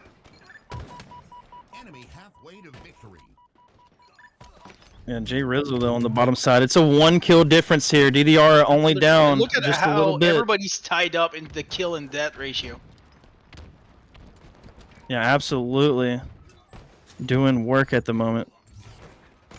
Silent though, trying to keep his life together behind that flag podium, but unfortunately gets picked off. Oh, 3 down for Vados Locos. And this is, Oh, Cyrus like get the sniper back though. this Gets is the like scope on Buddha. this is really good stuff coming out of DDR to bounce back. They had a pretty substantial, deficit there between the lead that Vados Locos had, but they've managed to narrow that by 2 kills. Rockets though coming up in another 20 seconds here and counting. Yeah, Osiris. In that scenario, game 5, and you don't have the lead, you just don't want to think too much about your last life. You're dead, you wipe it off and you start again. You don't want to think about it and just start playing not the way you play usually because you're down and you don't want to lose. Yeah, absolutely. But yeah, Rockets, like, look at this. Osiris being patient, notices that there's a player in his elbow corner trying to get a lineup on him. Gets a couple body shots on He gets a killing spree on Rizzle. Jay Arctic's Rizzle. there. Ooh! He gets a double on Arctic. Does he get a triple on Clutch right there? Yeah, he couldn't manage to hit that one, but he does get the Nope, Rockets. Yeah, he wasted the last sniper to get the Rockets before they got back from the death screen. Yeah, it was also a great trigger control coming out of Osiris not to shoot one of Mhm. those rockets too, so love to see that. You get some information from that ping. He knows somebody's there. He gets him with a rocket. Yeah, and that will be a win oh nope, it will not be a win. Yeah, it is. Oh, it is a win. Okay, so they didn't It wasn't they a didn't full reset. Yeah, they didn't do a full reset. So yeah, we were a little confused there for just a moment. It looks like they will secure the win, but they didn't change the score. So sorry about the confusion, folks in the chat for that one. But yeah, it looks like Vados Locos will take the W, closing it out 3-2 to move on to the grand finals. And taking a look at the Carnage report, Paul, tell me what you see. I see Osiris and Dart popping off right here with the most kill. The two with the double-digit kill. Assists are pretty even on both teams. Actually, it was great teamwork from everybody. I guess that just Vados Locos had more opportunities and took more advantage of those opportunities. Yeah, he absolutely did. I mean, he had some great sniper shots. They had rocket control. I mean, everything you need to get a win, and that will be the end of that series, folks. GG's, though, to DDR, the Divorced Dad Rock team, doing great things, making it all the way. A little bit of money here, right? Yeah, they sure do. They sure do. They're going to end up with $100 for the split between the four of them. So good stuff coming out of them. Everybody was in the money in this match. Each. They get their sign-up fee back, and then a little bit more. Yeah, absolutely. But folks, taking a look at the map set here, look at that. That was some really good Halo. DDR though putting up a good performance in that King of the Hill game, but falling short in the Slayer match. Although they had a decent, rally there for a short moment, fortunately fell short.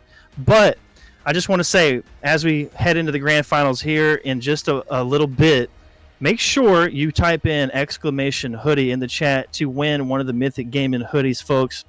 We will be giving that away when we come back here in just a moment from this break. Yeah, and on that note, I'm going to leave my place to Quick Fuse as he's making a comeback to cast the grand final. Really appreciate you guys giving me my first opportunity at casting. Oh, you got comes? Oh, cams. My bad. But yeah, we appreciate Paul coming out to cast the series. Paul, hopefully you enjoyed yourself. Yeah, it was a lot of fun. I think I'll have a lot to learn from that. Oh yeah, most definitely. There's always something to learn, especially being able to watch the game from this POV here.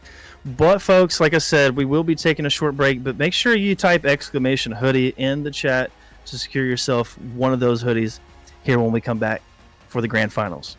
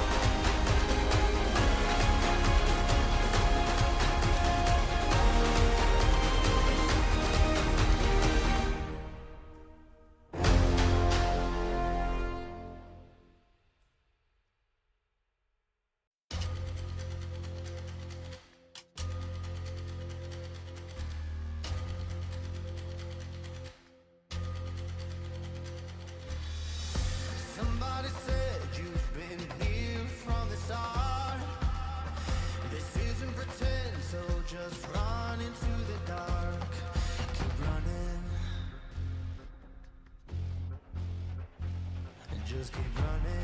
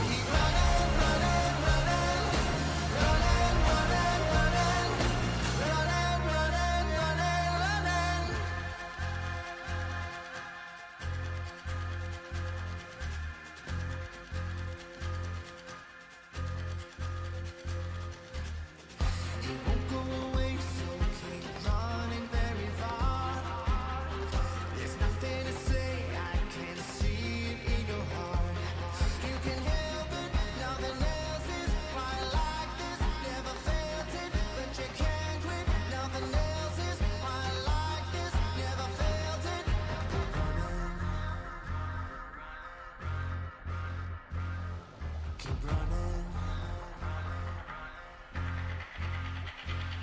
Just keep running, running, running.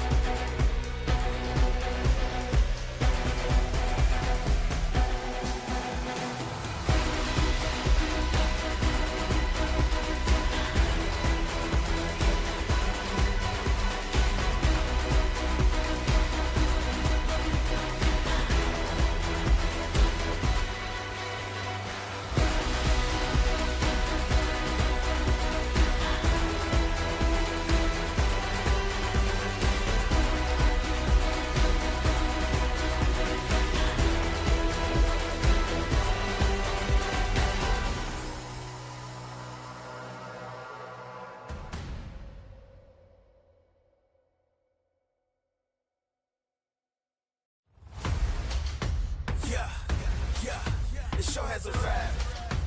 Yeah, yeah, the show has arrived. Yeah, yeah, the show has arrived. Yeah, yeah. The lava's in town and we headed out. The lava's around and we shut it down. If you got a wager, then bet it now. We walk in the building like, what's up now? I want all the smoke, you can let it out. I need all the haters to say it loud. Ain't no competition, they hoping and wishing I get in my feelings. Now check me out. We marching like soldiers, man, it's getting heavy, that's part of the quota. Slapping you dead, cause we getting closer. They pull us straight, so we taking over. Yeah, yeah. Know how this party go. Gotta run it around like it's cardio. We the champions, damn if they gotta go. If they gotta go, then it's adios. Yeah. Yeah, we're the highest of high. Guarantee we gon' win every time. Yeah, light up the sky. We did it, the city on fire. Yeah, to the top as we go. We go out and pit on the show. Yeah, so please do not try. We're number one, the show has arrived. Yeah, yeah, the show has arrived. Yeah, yeah, the show has arrived. Yeah, yeah, the show has arrived. Yeah, yeah. Yeah, the higher we climb, the higher we rise. So like an eagle, the people, the vibe. Heart of a lion, the leaders inside. Just look at our face, the fire in our eyes. Yeah, let them all chase, so never get tired. Yeah, follow the leaders, there's no other kind. Let me get it back. Yeah, we can light it up, get a match. Spark it up, bet you won't see it sweat. Crank it up, go and just see the stakes. We the top 5, for the top guys, check the star rise. The crew going up is a must, according to us, you are not live. Yeah, we're the highest of high. Guarantee we gon' win every time. Yeah, light up the sky. We did it, the city on fire. Yeah, to the top as we go. We go out and pit on the show. Yeah, so please do not try. We're number one, the show has arrived. Yeah, yeah, the show has arrived. Yeah, yeah. The show has arrived. Yeah, yeah. The show has arrived. Yeah, so please do not try. We're number one. The show has arrived.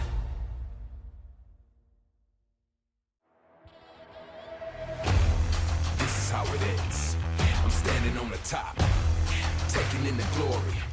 I never wanna stop. This is how it ends. This is how it ends. This is how it ends. This is how it ends. I grind, I never slack. My confidence never lacks. I don't see a limit. Every minute I be pushing it to the max. If I see it, I want it. I do whatever till I own it. Knocking down whatever's in my way, and I be crushing all the opponents. The greatest asset that we have is time, so it's time to get to it. Can't waste a minute or a second. Gotta grind hard just to get through it. Started on the ground floor, then I climbed up the steps. That was how it began. Let me show you what's next.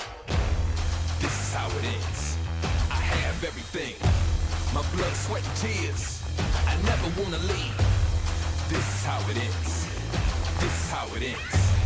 This is how it ends. This is how it ends. This is how it ends. This is how it ends. This is how it ends. Yeah! It's going down. I said that it's going down. It's going down. I said that it's going down. It's going down. I said that it's going down. This is how it ends. No rest for the weary. Known as the best. Call me legendary. This is how it ends. This is how it ends. This is how it ends.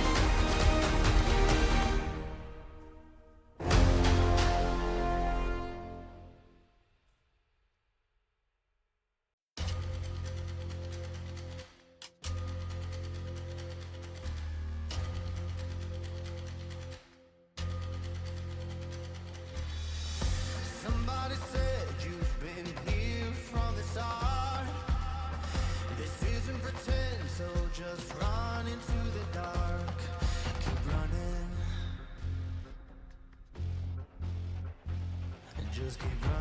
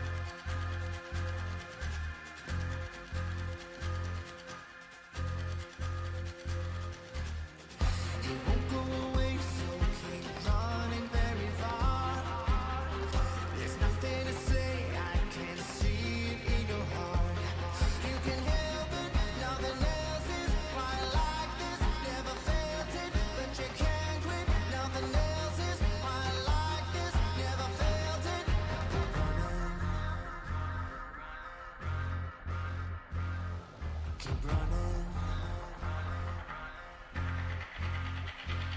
Just keep running, running, running.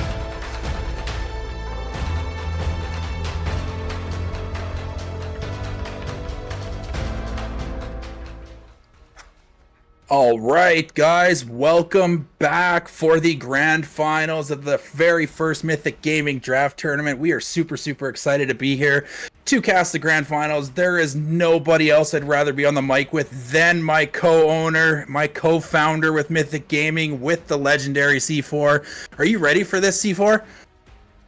Yeah, man, it's been a pleasure today to take part in this competition and cast everybody. And you know, like we said before, we really appreciate everybody coming out today and competing and everything and supporting the grassroots community in Mythic Gaming. And Kelly, I'm sure you've had fun. What's been your favorite part so far for the day? Honestly, it's just been the love and the support in the chat, obviously. That's always my favorite part, is anything to do with the community. The Halo has been great as well. These teams have been so closely matched, and I'm really excited for these two teams to be in the grand finals here. With Vatos Locos coming, making one hell of a losers run. Basically played in every losers round the entire way. The only team that they lost to, though, was the Gold Walk Him Team Gold, as we called them, right? Today. They sure did a number for us on the casters with that team name, but they're the only team they've lost to today. Maybe they're going to come back and maybe they'll do the reset and we'll go to full game 10. That would be super cool to have a full re. But other than that, I'm really excited for everybody for being here. Yes, Goldhem Wart Walk. Thank you, Will, in the chat. I appreciate it. I am not being able to speak. We're going to do a couple things before this series gets going. Again, thank everybody. We're going to do the hoodie giveaway. Exclamation point hoodie in the chat. If you have not entered, or if you have entered, make sure you do it now. There is just one more minute before we run this giveaway. I'm going to give it for a few 30 seconds here. C4, but while we're waiting here, what was your favorite part of today so far?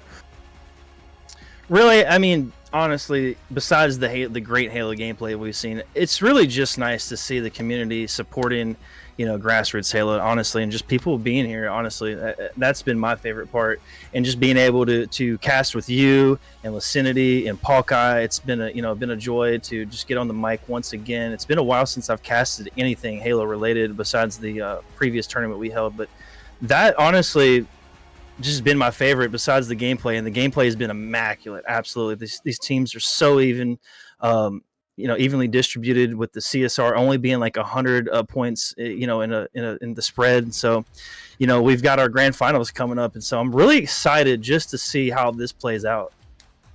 Yeah, absolutely. I'm really, really excited for that as well. Again, big shout out to Lucinity for jumping in the booth with us today, casting for the first half of the tournament. Huge supporter of Lucinity. She supports Mythic Gaming as well. Make sure next time she's streaming, go show her some love and everything like that as well. But with all further ado here, I see Disrobed Angel wants to win something. So maybe our very own content creator Disrobed Angel might win this giveaway. If so, it might be rigged, but it's not. Let's run this giveaway chat. Let's get some W's in the chat, and let's see who the winner is going to be.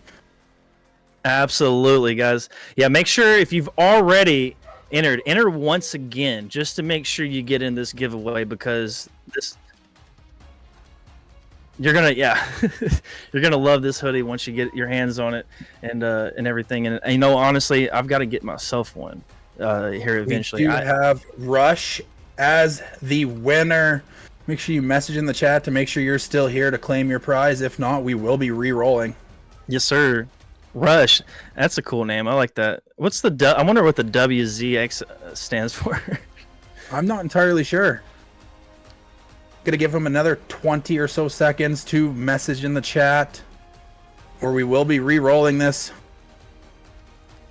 Yep, absolutely. But yeah, I mean, what Kelly, while we're waiting to possibly re-roll and waiting for him to respond here, what's been your favorite team so far, you think, today? Like, who have you really been, possibly rooting for, even though most of our opinions are unbiased, but I'm sure you've got a favorite, right?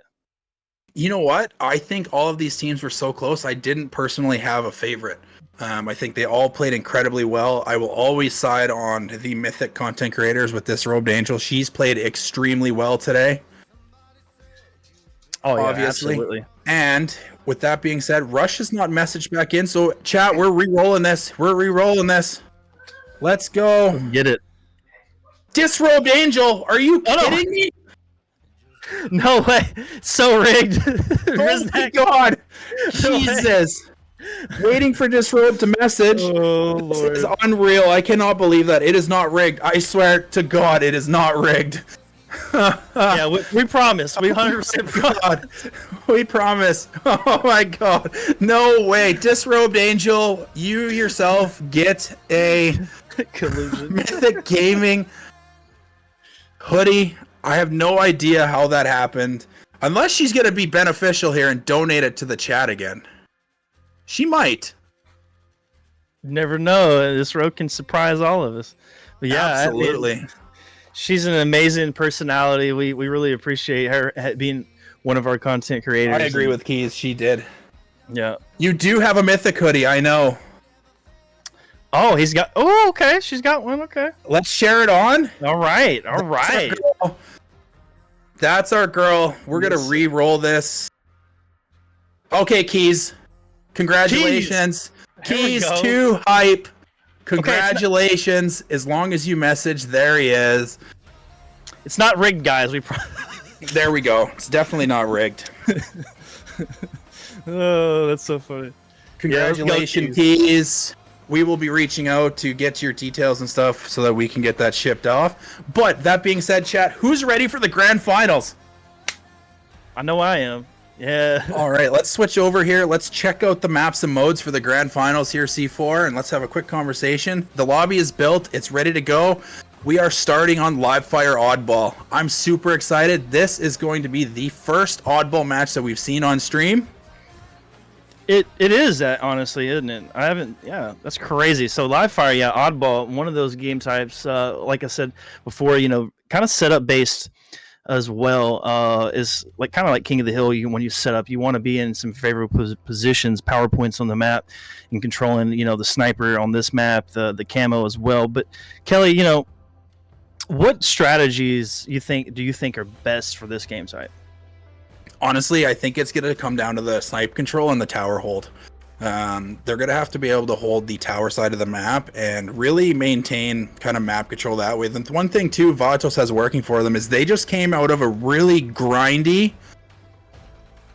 Game 5 Slayer series, and Gold Him Wartwalk, or Team Gold as we like to call them, is kind of cold. They've been sitting for a little while, so are they going to come out hot and take it to Vatos Locos, or is Vatos Locos going to continue their charge and get the grand finals reset? Well, let's hope. Sorry, I was just going to say, I hope they've been warming up. I would think they were. They're all great players, that kind of stuff, but we are jumping on board here with Elated Dart, keeping the top mid control here, trying to find out where that sniper is, but gets taken down. Jumping on board with Scout. Just interesting fact too, this is Scout's grand finals here, and I don't think he's won a Halo tournament, so he'd be pretty excited to take home the win here for sure. But gets taken down when he's playing for that camo by Mr. Will. Man, it looks like Waka's doing some work over here, staying alive. Ooh, almost narrowly escapes there. Unfortunately, gets taken down. But you notice there, even though Vatos Locos was kind of in control of the map control to begin with there, they have lost control in full. That's a sick double kill from Gold Star BR. He's a dangerous man to have this sniper. No, absolutely, dude. That was like precision at its finest, to be honest. I mean, very good reticle placement coming out of him. But, Gold, they've got control of the ball, putting some more points on the board. Still trying to maintain this map control narrowly over here as Vatos is pushing in right behind him. And Great Osiris here, coming in from the big door with the QT, and he does have the control now of the A side. With that QT, he's going to be able to put a little bit of added pressure because he can just get out of there if he gets low on shields. I wouldn't be surprised here if he QT's back to challenge that top mid lane. Oh, absolutely, But Vados, look at this. They're coming out really strong. 3 go down for Gold. But Scout's going to unfortunately take some shots in the back and hit the death screen himself. But look, Vados Locos got control of the ball, trying to rotate it to his teammates who were spawning over near B, it seems like. But they're going to get pushed from that side as well, Kelly. But yeah, I mean, like I said, they're coming out hot with the vengeance here. But they do have to get a reset. They have to win this series and then win another round of games. Yeah, absolutely. And that's going to be a tough thing to do. This Team Gold has been impeccable today. Very, very well played. Lots of great comms, great teamwork. We've seen them come back and really dominate. They were the first team to give the losers of losers finals the first loss. Oh, absolutely. Yeah, this is, Gold has had a really good run. They made it all the way through here to grand finals for, just based off the skill. Gold Star really picked a great team last night in the draft when we had it. And so, it's really paying off for him, and very good stuff coming out of him. But this is kind of chaotic at the moment. Nobody really has control, but Vados Locos going 2 down. Sniper back in the hands of Gold Star.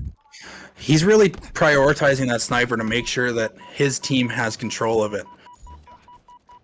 Yeah, absolutely. Ooh, oh my God, he's on a killing spree too, Kelly. This is absolutely filthy coming out of Gold Star. 10-3 currently too. Yeah, and he's gonna get the pick here. I wasn't sure if he sees Scout over there in the small window. He does. His team should pick up the ball here to get some time. He's just gonna no. He goes down. Wonder who's gonna Elated Dart coming from the top mid.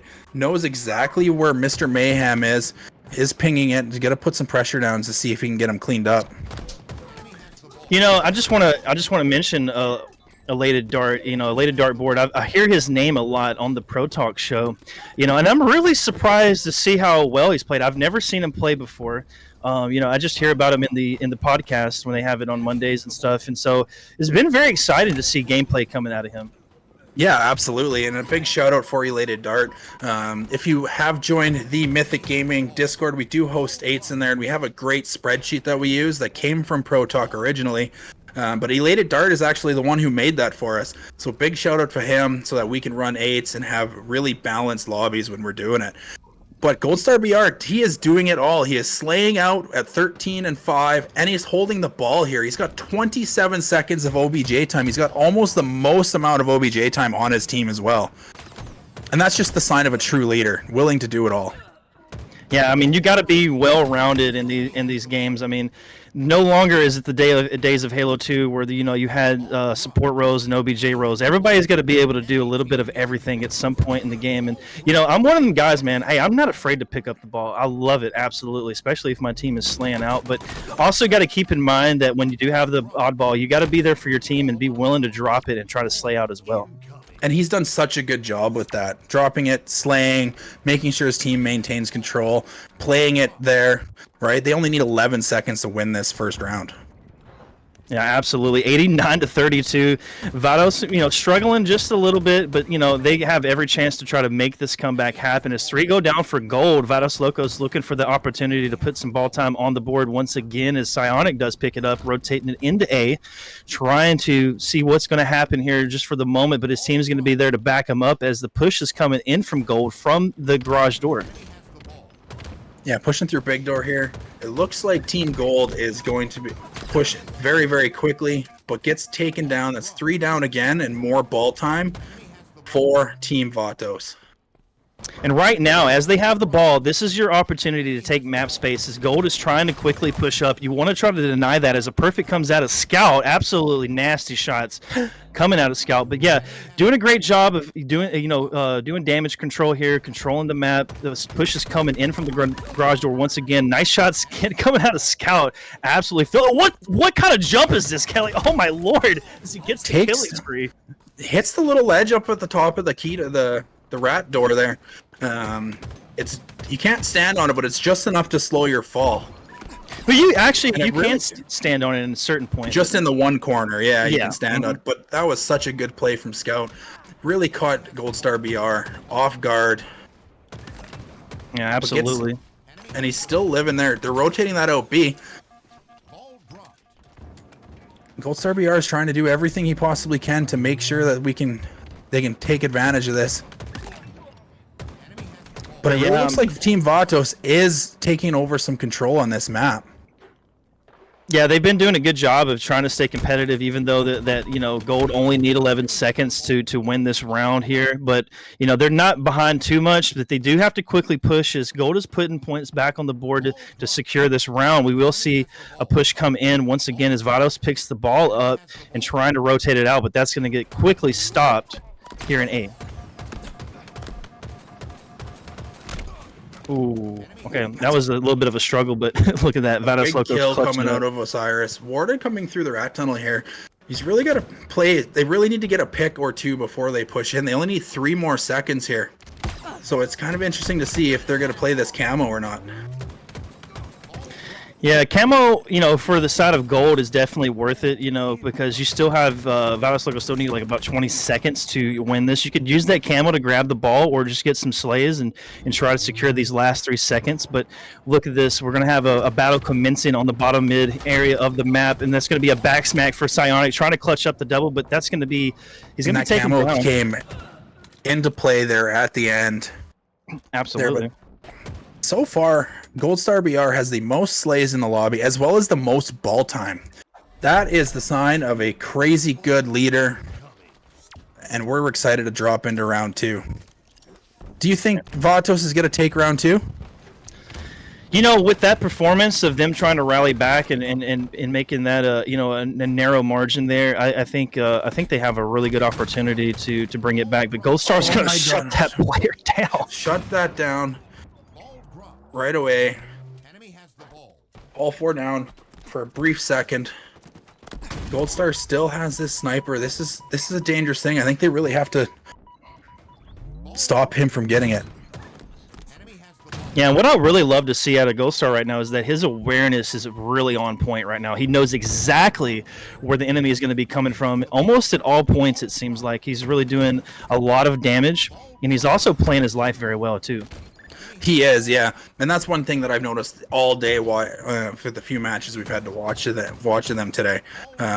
He's really done a good job at rallying his team on where they're spawning, and they're on top of those spawners almost instantly.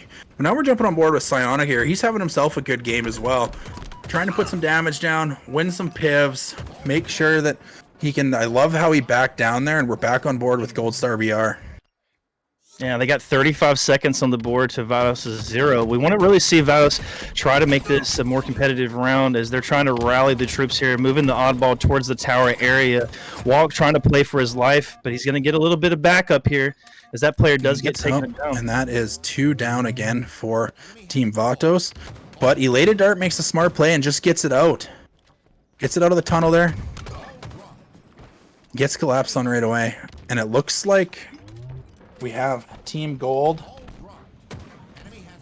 capturing some more hill time, some more ball time.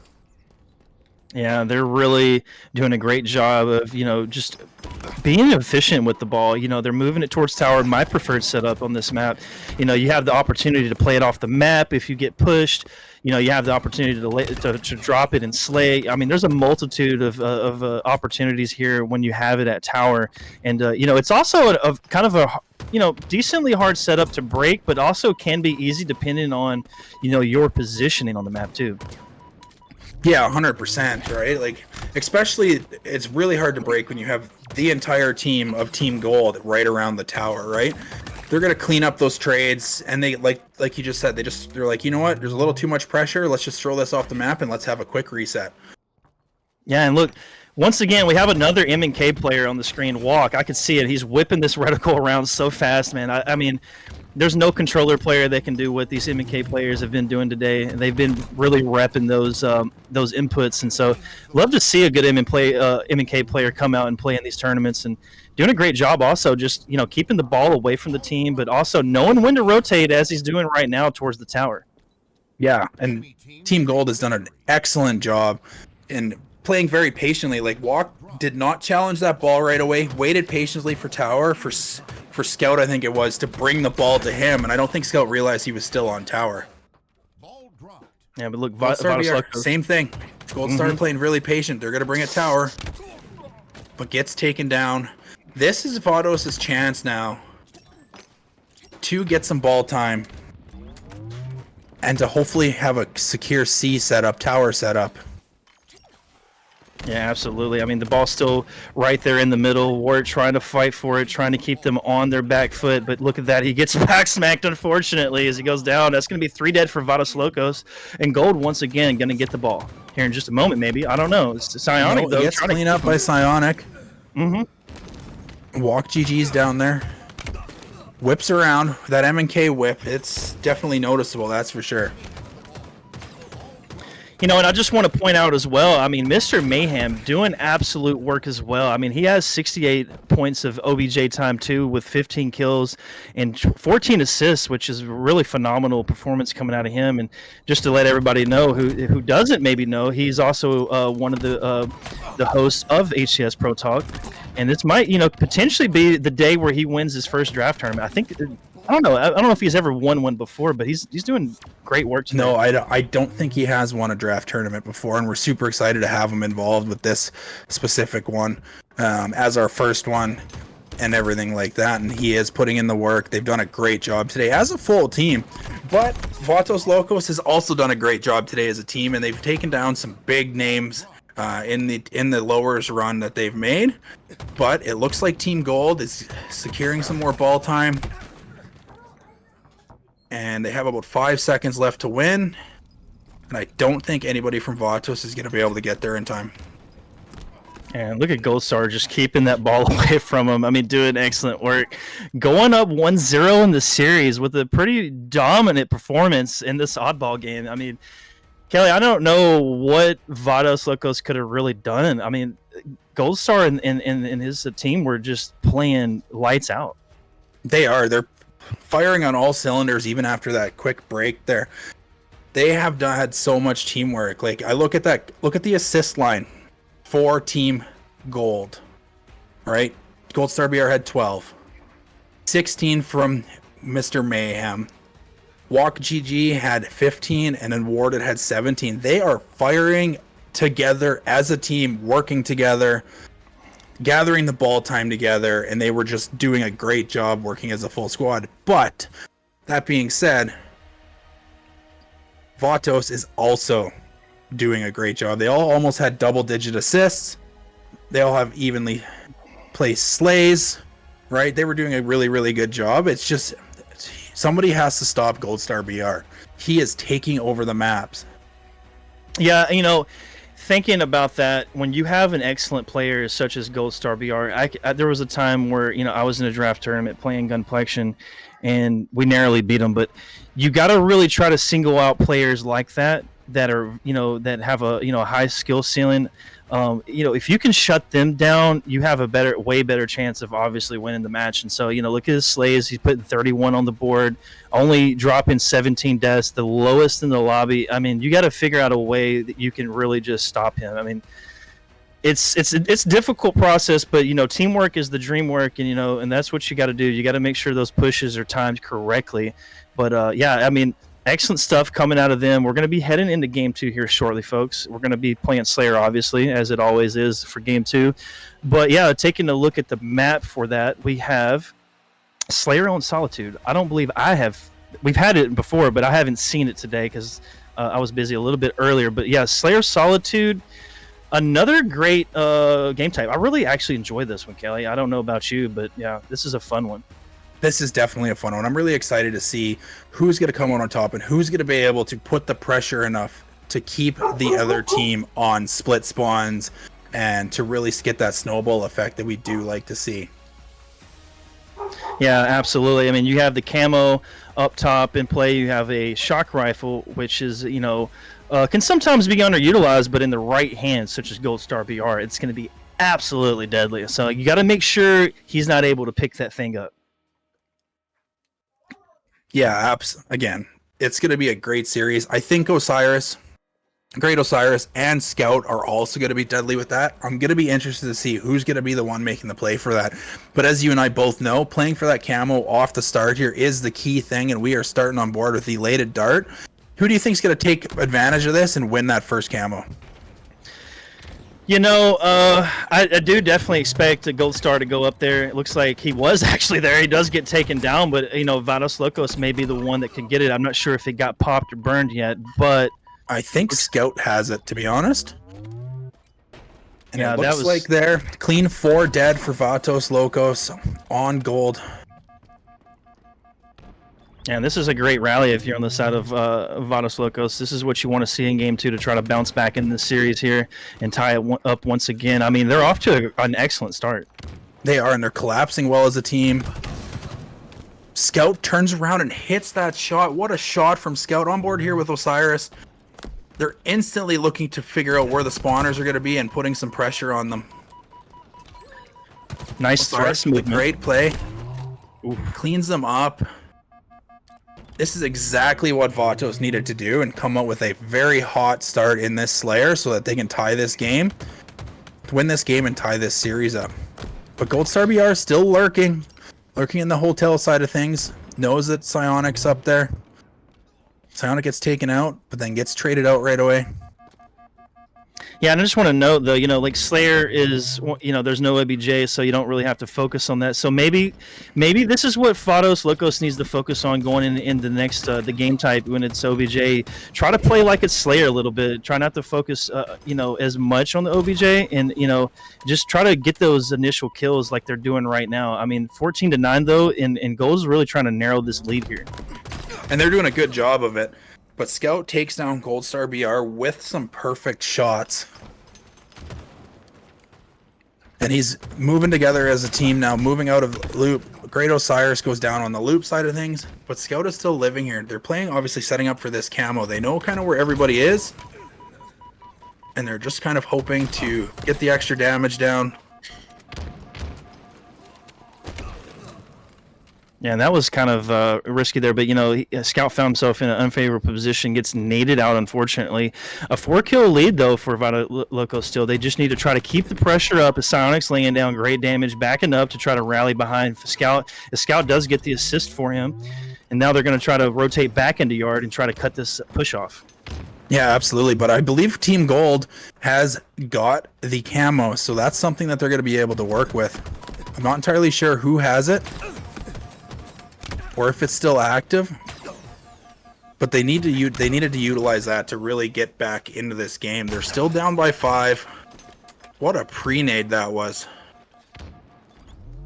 Yeah, and the Gold Star going to take the power position on top ledge, a very vital position when you're trying to push out sometimes, especially if your team's over there on light rifle. It's an excellent position to be in to try to lay down damage and allow them to push out as well, as he goes down, unfortunately, on the dip. Psionic here playing this bottom mid. This bottom mid area is such a crucial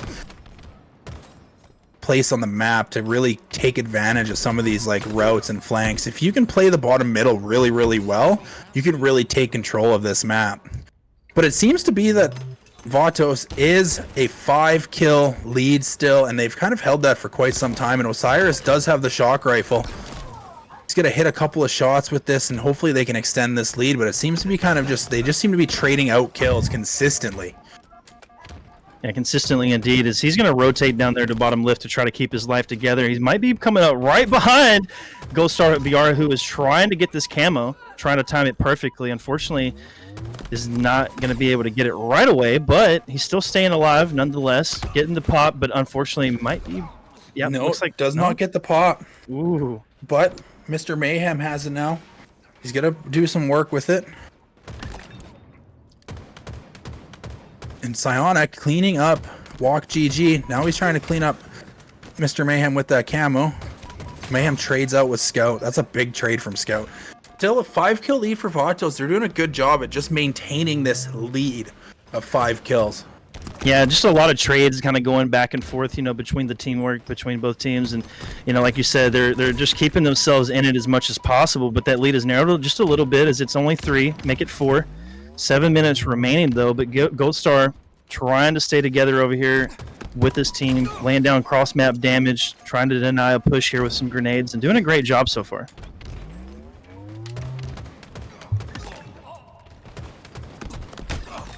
And look at that, a nice, absolutely nice double. It's bringing it back. 2-kill lead now for Vatos. They really have to get themselves out of this tram area right now. They are kind of locked in there. And Gold Star BR with the killing spree. Oof, looks like he was going to stick his teammate there for a second, but almost manages to miss him, which is fortunate for him. And Vatos here is maintaining a small lead, but it's definitely dwindling fairly quickly. If Team Gold Star team can really make sure that they can keep up the pressure and stop trading out the kills, then I think they have a good opportunity. But just like that, it's back up to a 6-kill lead. What I've noticed today out of pretty much every team that I've seen play, they're really playing super fast and aggressive. I mean, even the lower skill players like that we've seen, the Plats and the Diamonds and the low Onyxes, have been playing super fast. And you just love to see that because it really makes for interesting gameplay. No, 110%. And just like that, it's a 7-kill lead again for Vatos. They've done a great job to rally back and really take back over this game. Now they're looking at playing up the shot. Great Osiris here, picking up that shock rifle. Looking to close out the series with it, with that beautiful shot on Mr. Mayhem, but gets taken down right away. Yeah, absolutely. But look at this lead now, Kelly, 44-37. I mean, Vados Locos trying to get this win, doing an excellent job at it too. I mean, this is going to be tough for Gold to try to bounce back. They need to try to get a couple of rounds of slays here to try to narrow this lead, and potentially tie it up. But, Vados Locos keeping them on the back foot. Yeah, absolutely. All Vados has to do, they can play the trade game right now, right? They can literally trade their way to a victory. So they're going to probably slow this game down a little bit and play for just that, I would think, as they're all spawning over kind of on the blue side of the map. Never mind, Scout's going to be like, I'm pushing this issue. And he's going to fly in there and put some initial damage down and hopefully not get cleaned up too quickly. But Scout is there again to get the cleanups. Doing an excellent job. 49-42. Valos Locos 1 point away from securing the win to tie the series up. And they do And just there that. it is. We are all tied up 1-1. That was an excellent game of Slayer on both sides. Oh yeah, it was amazing gameplay. I mean, gold team, they gold him walk. I'm sorry, this is very hard to say. Goldham Wartwalk. Yeah, they fell short just a little bit. There was a quite a few opportunities to try to bounce back there, but they were just getting cut off a little short. But hey, we're going into an objective game type next, so it's going to be up to Valos Locos to try to continue this momentum going into this next match. That's the question, though, is like, can they play more towards the slays and then try to be efficient with the OBJ once they have the slays, or are they going to continue kind of the same route that they did in the live fire oddball? That they just need to kind of just keep the pressure up going into game 2 or game 3. Sorry. I think they're gonna keep the pressure up, and I think they are gonna bounce back in the OBJs, right? The big thing too is, like, you look at the scoreboard here. Like, Elated Dart went 14-7 in that Slayer, right? He did an excellent job with 9 assists, so he was involved in a lot of his team's kills and lived his life, right? Gold Star BR went 17-10. Like, Scout was 17-10. They just had an excellent turnout on the entire side of Vatos to really bring that Slayer back and give them a chance to tie this series up.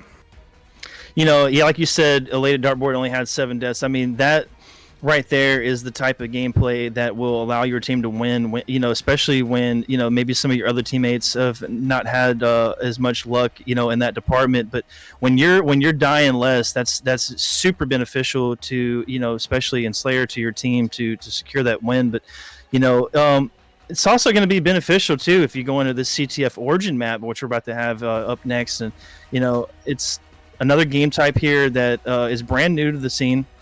Just came out this year, obviously, as most people know. And, I haven't got to see a whole lot of CTF on this map, so it's going to be exciting to jump into this one. No, absolutely. I know the teams are really excited to be playing Origin again. Scout was actually joking, just the way his bracket has kind of worked out, that he's played a lot of Origin, Slayer, Origin, CTF, that kind of stuff. So I know he knows this map well, and if anybody's played Halo 5, they're going to have a good idea of how this map plays. I'm really interested to see who is going to take control of the rockets first and who is going to take control of the sniper first. And it looks to me like Team Gold is going to get away with those rockets. I lied, sorry. Scout hits the snipe, gets the triple. Where's the overkill? Doesn't quite get it, but that is one good triple to begin this match. And it's going to end up with a pull, I think. Yeah, the pull, unfortunately, was a dead one as he got, caught off guard from the spawners. But, Osiris still in a position to try to make something happen, but unfortunately goes down quickly. And Scout trying to do the same thing, and he goes down as well. He's going to play for that sniper again, right? They still haven't picked up that sniper. Now they have it. I'm kind of interested to know which team member on Team Gold Wart has the sniper to really play. But Gold Star BR here doing some damage. Scout comes over and to make sure to take him out and clean him up. But Warded is there for the flagpole, but gets taken out by Psionic, who I don't think they realized was behind them on the sniper ramp, with a nice easy double kill coming from behind. Yeah, this is very much a standoff game so far. I mean, it seems like no team has really had control. They're still fighting for it. But, like I said earlier when we were watching this map in Slayer, this is, the map where you really want to try to control the sniper side of things, because that's the best way to get into the base, and it's got a lot more cover to it as well. Yeah, exactly. Great Osiris gets taken on pretty quickly. There's 3 people in the maze of Vatos' base. Walk GG putting down some pressure from their main street, their main bridge. They know exactly where the rest of the team is, but he gets taken down. That is a good cleanup, but Gold Star BR is kind of behind them in the elbow, but gets taken down again by Psionic. This is a very mixy map at this exact moment in time. They're just trading out kills in each other's bases. Nobody's really taking control of the map space yet. I want to note another thing about both these teams. Nobody is scared, to play around the map aggressively. I mean, they're playing with extreme confidence right now, and you just love to see that type of gameplay. Everybody's extremely warm at this point, but also just confident in their ability to do things on the map, and that's really lent to some amazing gameplay today. Yeah, absolutely, and that's one thing too that's probably what put these teams in the grand finals, right? Is that confidence. Gold Star BR does get behind the enemy lines though and pulls that flag, but it's gonna get chased down here by Scout. 7 seconds with the sniper about to come up here in just a moment. Rockets are currently up. Nobody's going for him, but the flag is going to be thrown up into the base. Oh my lord! That is a play. Oh, so close. Yeah, it falls short there. With a very clutch stop. Yeah, that was kind of crazy because you would think, tossing that flag, that player would have been able to maybe potentially get that cap, but I mean, the flank came in as quickly. 100%, and it's going to be a counter cap for Team Gold. They're going to punch, the Walk GG is going to punch that home for a 1-0 lead. That was one hell of a play from Gold Star BR. He's really doing it all for his team. He's willing his way to get the victory today. He absolutely is, but Warded's also matching him kill for kill for the most part, doing an excellent job as well, and you love to see that. And look at Walk trying to get up here into the power position. Nice ghost jump coming out of him, or late jump, should I say. Very good stuff coming at him, but he's going to rotate out of that quickly because he knew the push was about to come in, and rotating back, trying to just maintain this position and the pressure as well. And make sure he lives. That's the big thing. Lives his life. Osiris, they're playing for those rockets. Did those rockets just spawn? Yes, yeah, they were up for quite a while. Yeah, Osiris has them. Scout's going to pull the flag towards the teammates, but Warded is there to stop him. Ooh. Oh, and he gets taken down from the spawners in the cave side of things. Yeah, really that was... Sorry, go ahead. They thought they were going to get away with that pull.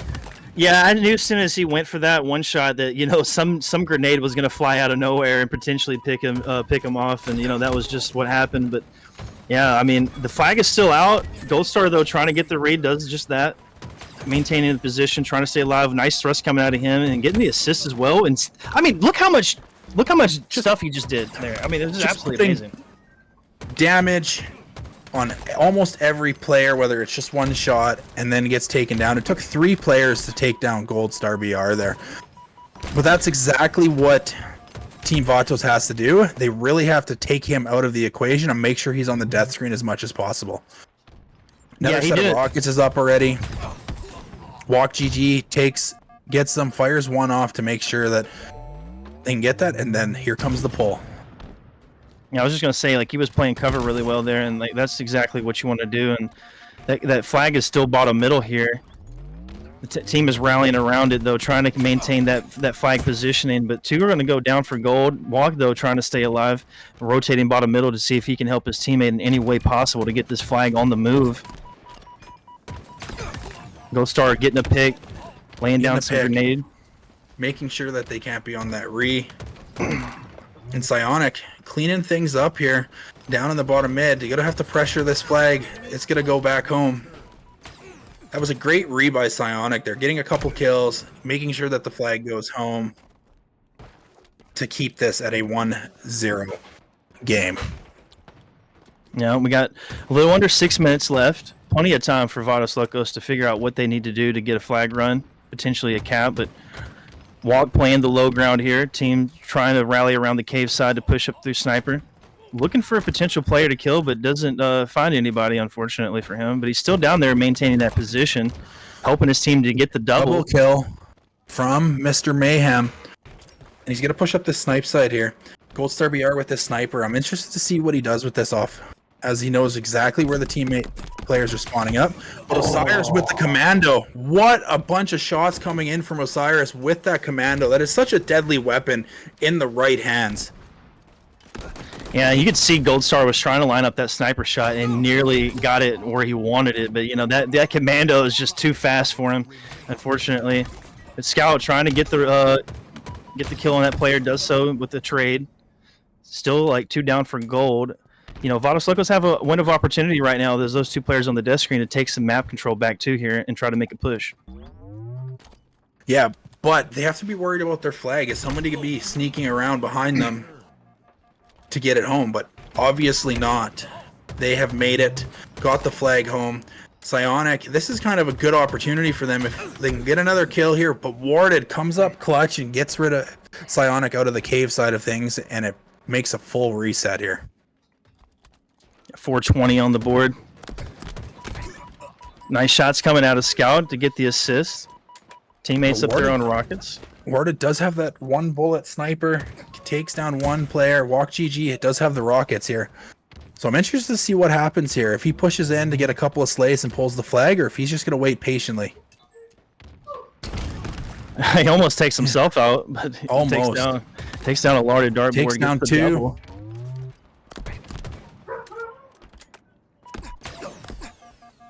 Yeah, and look at this. He's still got that rocket in the pocket. Maintaining position on the bottom side of the lift. Waiting for an opportunity to push. Gets the assist with his teammate. Going to quickly push in here to try to stop this flag touch. But that is all dead for Gold Star BR's team in Team Gold. And Scout's pushing the spawners already. I think this flag's going to go home for Vatos. Yeah, it seems to be that way right now. I mean, Gold really don't have the ground. I mean, they were far behind there on the death screen, and you know, just the timing wasn't in their favor, unfortunately. But you know, it's going to be tied up 1-1 here with 3 minutes remaining. That was such a good play by Psionic too, to make sure that he just continued to move that flag and make sure that that went home. And he also has the map control now on the rocket side here. Can see the snipes he was pushing there. But two go down for both teams, so they're kind of at a standstill now. And I'm interested to see which team is going to push up first to gain that sniper. Yeah, we got 2 minutes 40-something seconds left here to make something happen. Gold Star laying down a phenomenal amount of damage onto Psionic, who's going to have to back down on the rocket ramp here as he's waiting for his team to get in position on the snipe side. But he's going to get taken down. Oh, traded out actually with Warded. Vados Locos. Serbia, nice shots. Elated Dart does have that sniper rifle, I think. And now they're going to run this flag towards the elbow side.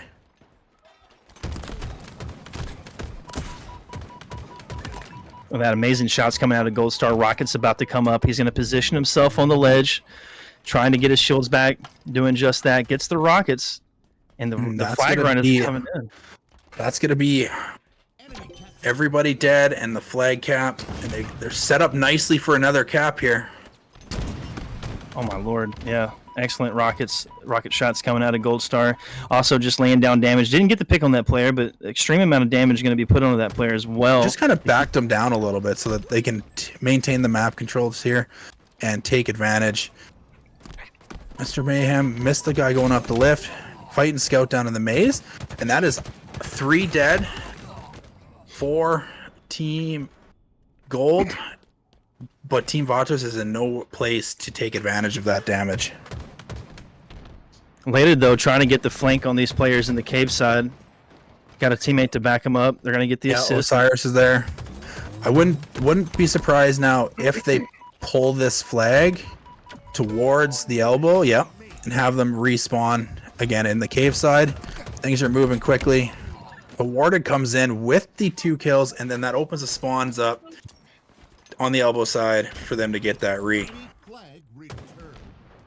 Yeah, that was very unfortunate for Vados. They had, you know, a decent little run there to get it towards the bottom middle area, but we've only got 40 seconds remaining. They need to try to make something happen. We're going to see it, the majority of Gold taking position up there on the rocket side of the map, trying to push in and deny them any opportunity here.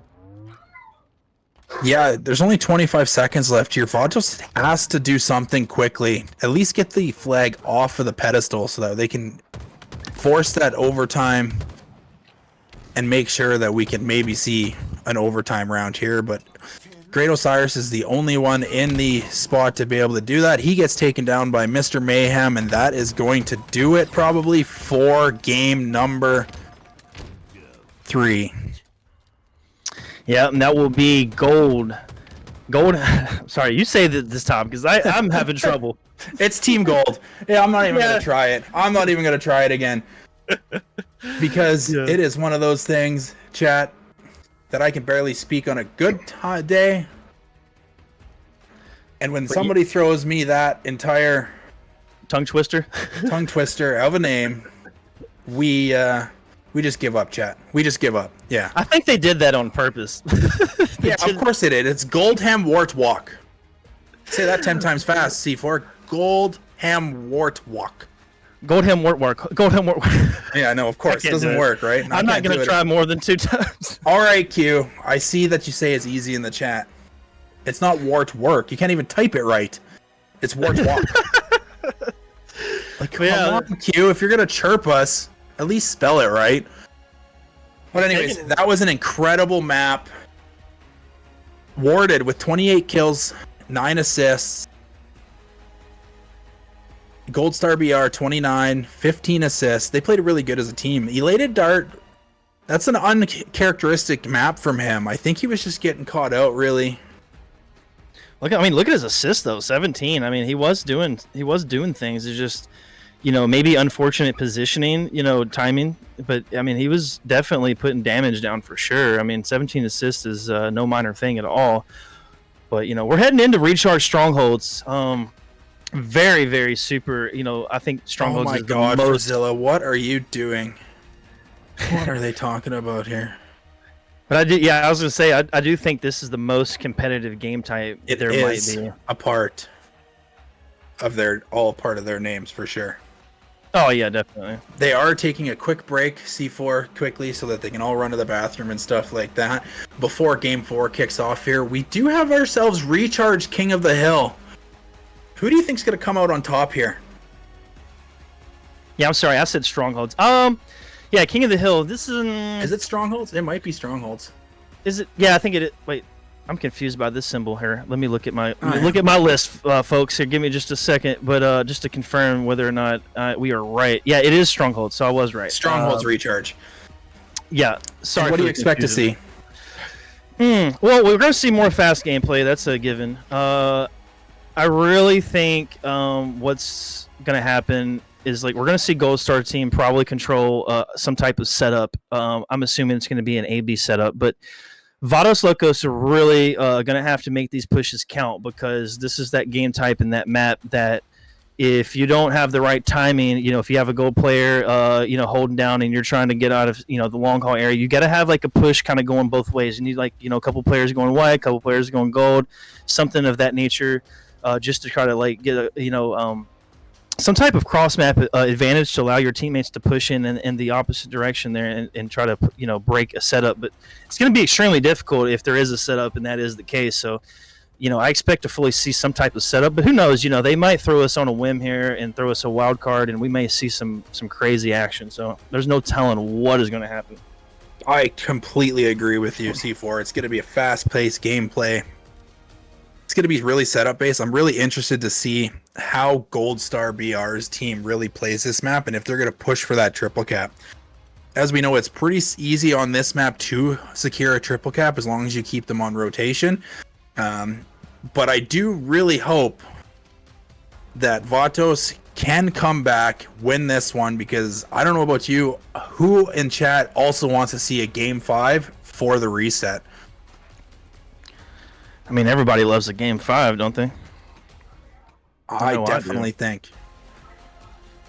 The Game 5 Slayers, man, they always go so hard. They're always just most of the time pretty close. And these teams are pretty evenly matched for the most part. But yeah, I mean, Game 5 is always, especially in Aquarius, man, it's always a banger.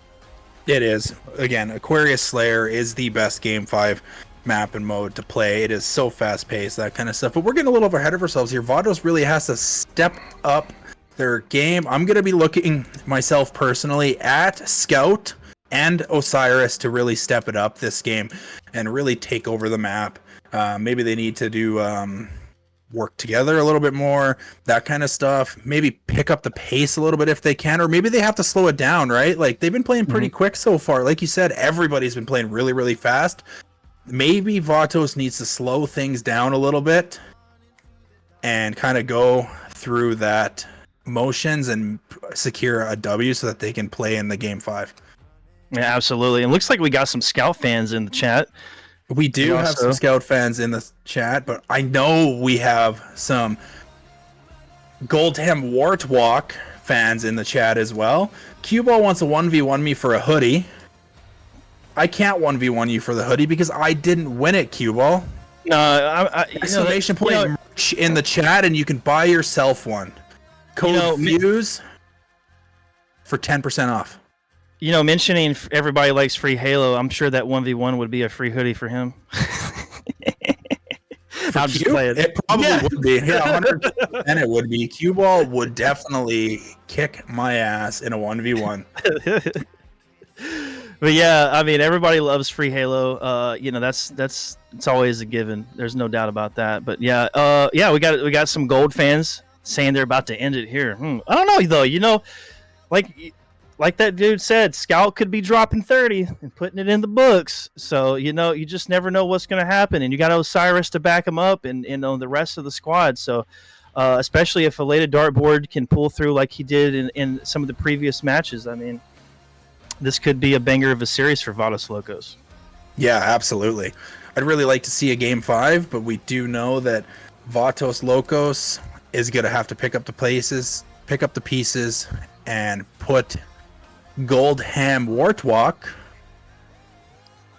in the dirt. Will we see it? That's the question. We got my boy Woosa in the chat. Yep, you gotta love it. But we're jumping on board here, folks.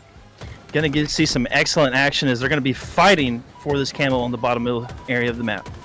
Absolutely, and it looks like Vados has gotten 2 kills. Probably going to secure this camo here. Elated Dart doing a great job from the long haul here, just putting down the pressure on the A-Cat players, but he moves in now to move into white to hopefully take over the A side of things. What do you think the preferred hold is going to be of these teams, C4? I mean, it's definitely got to be AB, right? I mean, but you could also make AC work. I mean, I've seen it. It's one of the things, if you trap them into gold, I mean, it could be very hard to get out of gold. 110%. It really depends on kind of the pace of the play, but right off the bat, we got Vados scoring, which is excellent. They needed to come out hot, and they have. They are leading the lobby in slays and maintaining control of this kind of C side of the map with the C-B hold. But Warded steps into that B side and manages to secure it and still lives up on the batteries there. So now it's an A-B hold for Team Gold, and they're just kind of playing it really, really slow. Scout just comes flying in there. There's 2 on the triple stack walk. GG was going to try to hit them with that shock shot, but they've kind of just played it patiently, and they're still scoring. They've taken the lead now. Like you mentioned, though, we thought it was going to be fast gameplay. It's been a little bit slow on the slower side as the opening came about here, and you know, if we're going to go dead for gold. Scout gets a double kill to start capping that B, and I think that's what's going to happen here is things are going to kind of be a little bit slower. They know they're spawning in C, so they're probably going to flip A, but Scout doesn't finish B. Warded comes in and takes Scout out to finish that, and Team Gold, Wartwalk is still scoring. Absolutely, and unfortunately, Elated Dartboard gets picked off with the shock rifle in his hands. Walk, though, going to try to press in, gets taken down by the Needler player. Goldstar, though, with the camo, getting the pick onto Psionic with the grapple, switches it out for the Shroud. Really slow here. He's just kind of sitting, waiting patiently to see where the other team's going to push, knows exactly where they're coming from. But what a play by Elated Dart and Psionic there to catch Goldstar grappling into top white or top tower. And Osiris, they're going to get capture C. Hopefully they can make it to A before Goldstar can finish that. But no, Goldstar BR captures A as well.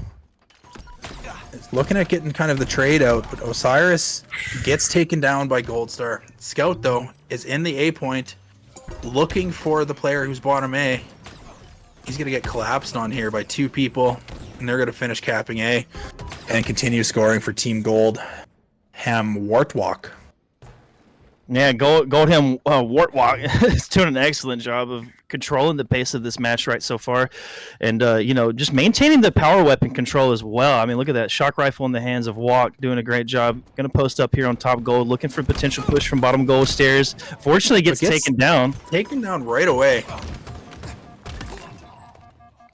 Scout flies in, gets 2, and starts capping B. I really want to kind of see. Goldham Wartwalk has played this a little bit more methodical, a little bit slower. I think if Vatos can really pick up the pace and just start flying at them, they might actually be able to take this game over and get themselves in a triple cap situation, which looks to be like what they're going to be trying to do here. But Goldham Wartwalk is in B currently. Yeah, and Vados Locos haven't really been able to get map control until just about now, as Scout capped A, and they have C in control as well. But the camo is up bottom middle. You don't really see anybody fighting for it, other than looks like Mr. Mayhem himself, who unfortunately gets picked off. And then it looks like that got grappled away too. Yeah, I'm not entirely sure where the camo ended up. Yeah, he's firing blindly there, trying to figure out where he went. That's kind of funny. I love that.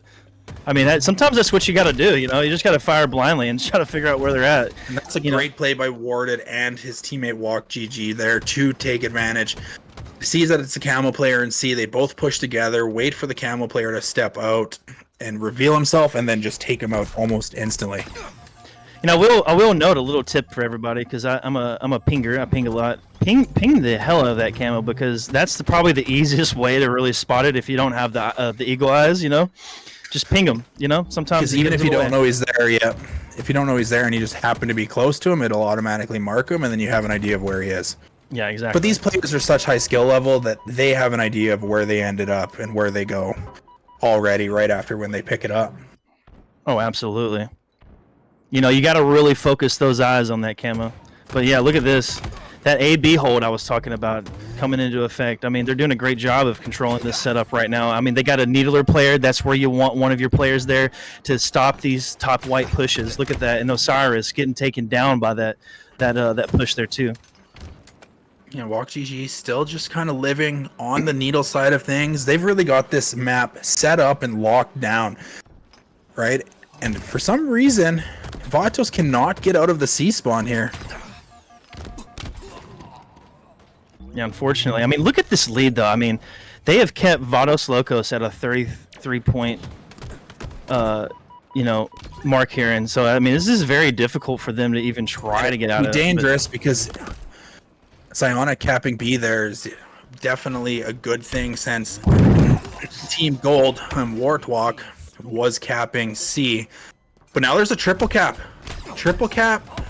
for Vatos. If they can keep the pressure up, then maybe they can bring this game back. But at this point here, it really looks like it's going to be really tough for them to bring this game back and win. Yeah, absolutely. I mean, trip caps do help. They're hard to maintain, though. You have to have that right timing to get a split spawn. But Osiris getting caught down here in the bottom blue, trying to reroute here to the top, keeping them guessing here, and doing a great job at it, mind you. Taking down Will for the kill. Sorry, Will for the kill. For the killing spree is what I was trying to say, and gets the double as well, and gets shot in the back. And then lives again. And he's going to start re-challenging this C point, right? Again, but Team Goldham Wartwalk is still maintaining control of this map. Even though Vatos is scoring right now, they don't have the map control to maintain it. And that's the hardest thing right now. They keep flipping a zone, but then they automatically get taken down again, and the control flips right back into Team Gold's control. Nice double kill coming from Scout. I know Scout's looking like he's trying to pick up the pace here, because time is running out for them to bring this back. What I've noticed, though, is it seems like it's just like that cohesion, that chemistry, and teamwork is just better right now for Gold. I mean, it seems like Vados Locos are a little bit on the rogue side of things, and they're trying to cap these strongholds individually, it seems like, for the most part. But we do see a team push coming in here on long haul to get C. But yeah, you only got so much time here before this game is over. You got to make something happen. They don't finish C. Team Gold is still scoring with an AC hold now. That's another good hold, right? They know that they're going to be spawning in the red pipes area there, and as well as the glass. But Psionic is also on C here, and they're on A scoring. So flipping that, so they might have an A-B hold for themselves here. Scout's up in top gold. Gold Star BR is stuck in the top tower.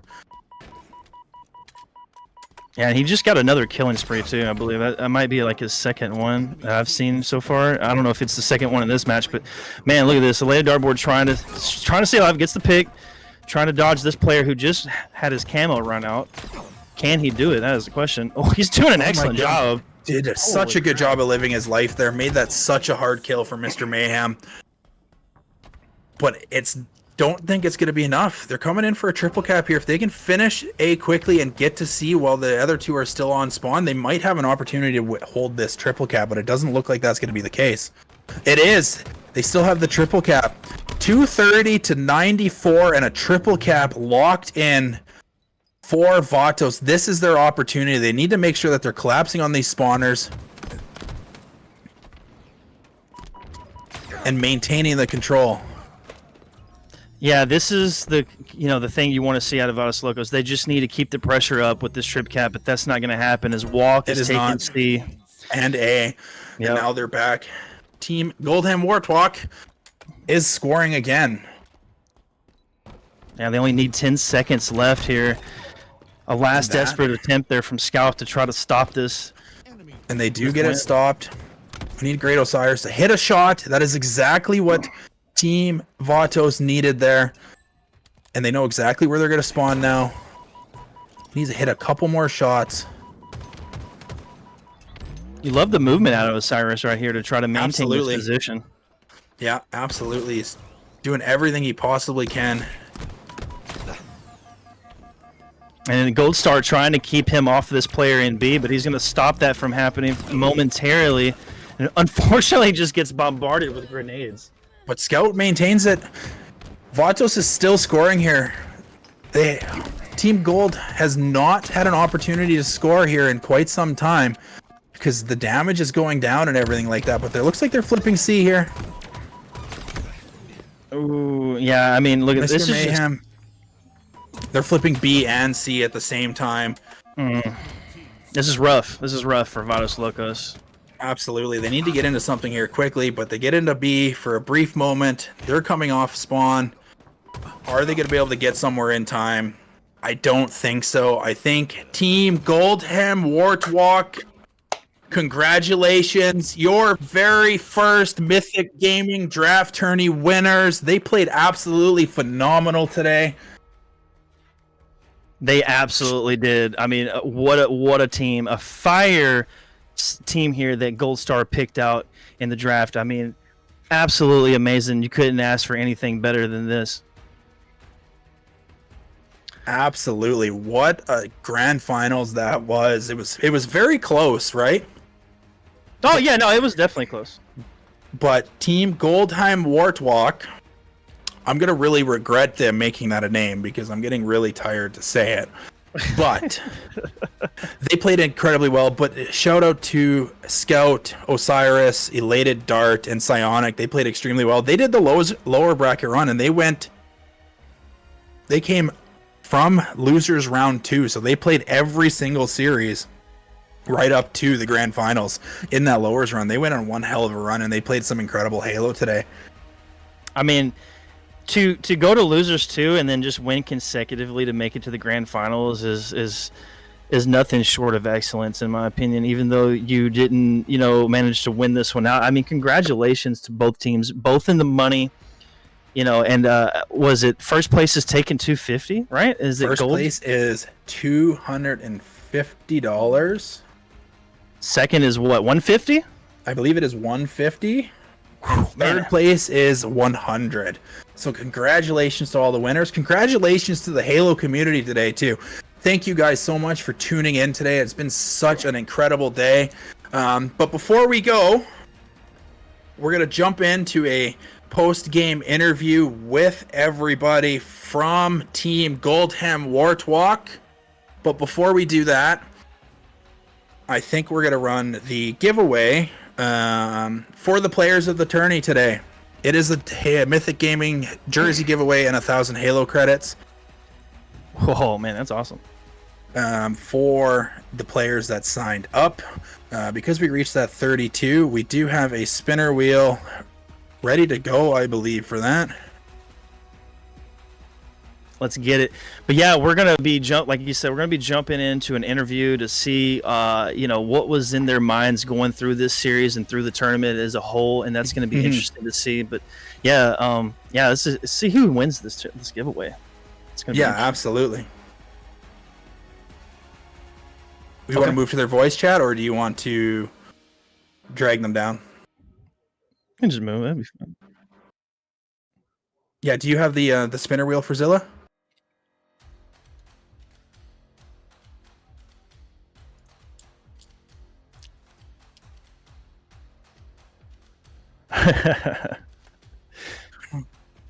Yeah, that's the one Hawkeye made. Hawkeye made it for us. Game Crazy John says, "I beg!" Exclamation hoodie. Oh Lord, yeah. Hey, it's been a definite long day. Yeah, no problem, Game Crazy John. Hey, it was our pleasure to to do this, and we absolutely love it. I mean, this is just it's always been a hobby of mine to do things like this, so I absolutely enjoy every bit of it.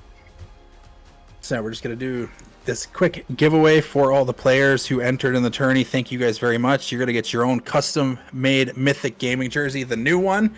Priscilla's gonna run that right now. Let's see who is going to take home the jersey. Here we go. Let's give it a whirl.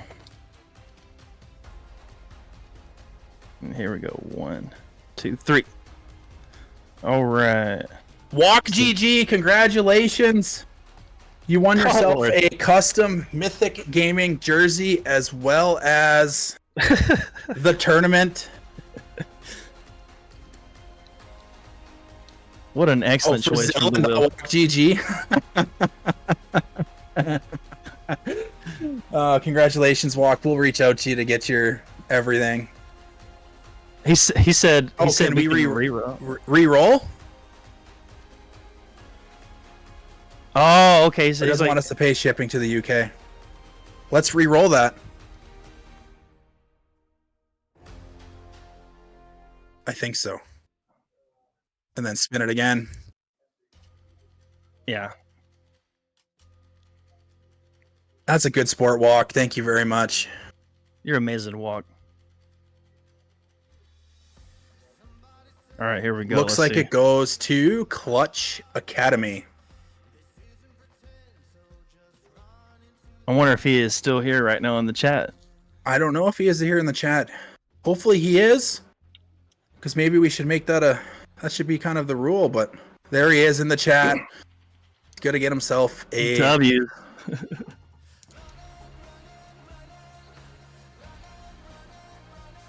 Get himself a jersey. So we'll reach out after this. We're gonna jump in now with the winning team here to talk about their tourney experience, their win, everything like that. We can just jump over there for Zilla.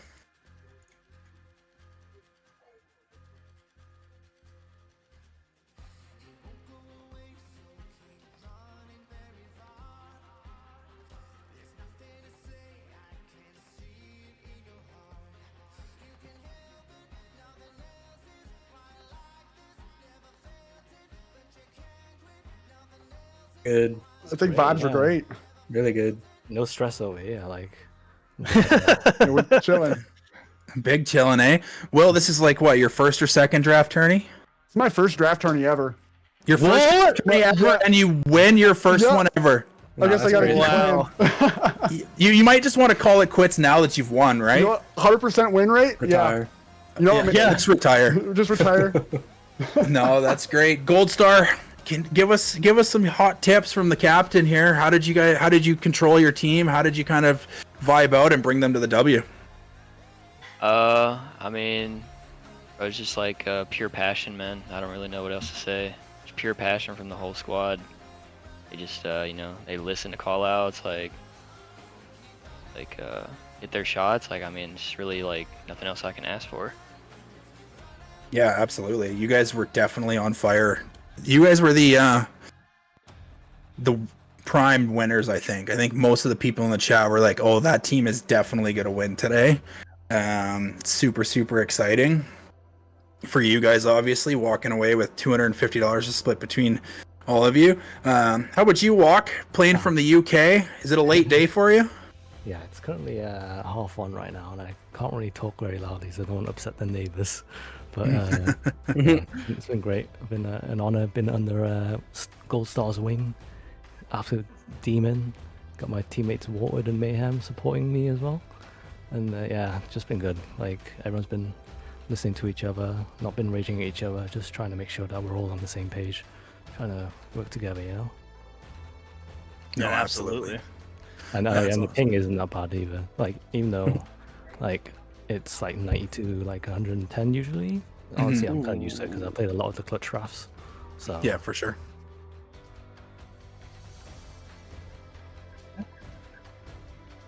He does. No wonder the vibes were so great. Just super Yeah, I'm calm, getting- super there. Warden, how about you? How did you enjoy the day? Oh, it was great. I mean, good teammates, Gold Star, goated. Mayhem's goated, Walk's goated. Vibes were great. It went good. No, that is awesome. Awesome. Thank you guys so much for sticking around for the for this quick interview. Really, really appreciate it. You guys are free to go. Obviously, and congratulations again, and I'll be reaching out to get payment details, that kind of stuff here as soon as the tourney's over. Thank you guys for putting this on. It was a pleasure. Yeah, no hey, problem. I do want to ask Will, going into it, beforehand, what were your thoughts and vibes, before the tournament, and then after that first series, how did you feel? You heard me talk. I had the tournament jitters. It happens every time. A little nervous to jump in, but we got that first series under our belt and, calmed down. After it got into the match, everything settled and was good to go. That's amazing to hear, man. I'm glad that worked out for you, especially your first time. Yeah, first draft tournament, it was wild. Heck yeah, man. Well, congratulations, you guys. It's been an amazing day. Appreciate it. Appreciate It it. most Yeah. definitely Thank you has. very much. Really fun games today. No, perfect. All right. You guys are free to go, and we are going to go back to the casting side of things, into the casting channel here, and unfortunately, we got to close out this tourney, C4. Yes, we do. It's been one heck of a day, and man, just amazing Halo, All right, everybody. Thank you all for tuning in today. It was a great day of Halo. We had incredible vibes throughout the tourney. Again, special shout out to our admin, Miss Ashley Blair. She absolutely crushed it to us. Licinity coming on board, casting with us for the first part. Hawkeye casting his very first series ever today as well, which is absolutely incredible. Congratulations there. And then obviously congratulations again to Team Gold Ham Wartwalk. I'm glad I don't ever have to say that name again. C4. What were your thoughts kind of on the day? Yeah, just a smooth day. Other than the starting time, we got everything. Once we got it rolling, it was just absolutely smooth and buttery. I mean, you couldn't ask better for Zilla for producing. Shout out to the Kaijin Productions. Just an absolutely amazing producer and an absolutely amazing casting talent too. From Licinity and Hawkeye and yourself as well. And it's just been a blast, man. I mean, and you can't get any better than that. On a Saturday. Yeah, no, absolutely. It was such an incredible day of vibes. I do believe there's still tons of Halo to watch here on Twitch and that kind of stuff. So we are going to actually raid out chat to somebody. It's actually her birthday today. Veronica, Women of Halo member. It is her birthday today. So we're going to raid out to her. So make sure everybody in this chat, go show her some love. I know we still have drops on here, so for the next few minutes, thank you everybody for entering the giveaway. Thank you Halo community for supporting us and allowing us to throw events like this. if it wasn't for you guys signing up, we couldn't do what we do, and we appreciate everything for you. Everybody have a great night. C4, I'm ready to rock and roll and maybe jump into a few matches myself. I'm super hype after today's tourney. Myself as well, man. I appreciate, like I said, appreciate the community, and everybody have an excellent night.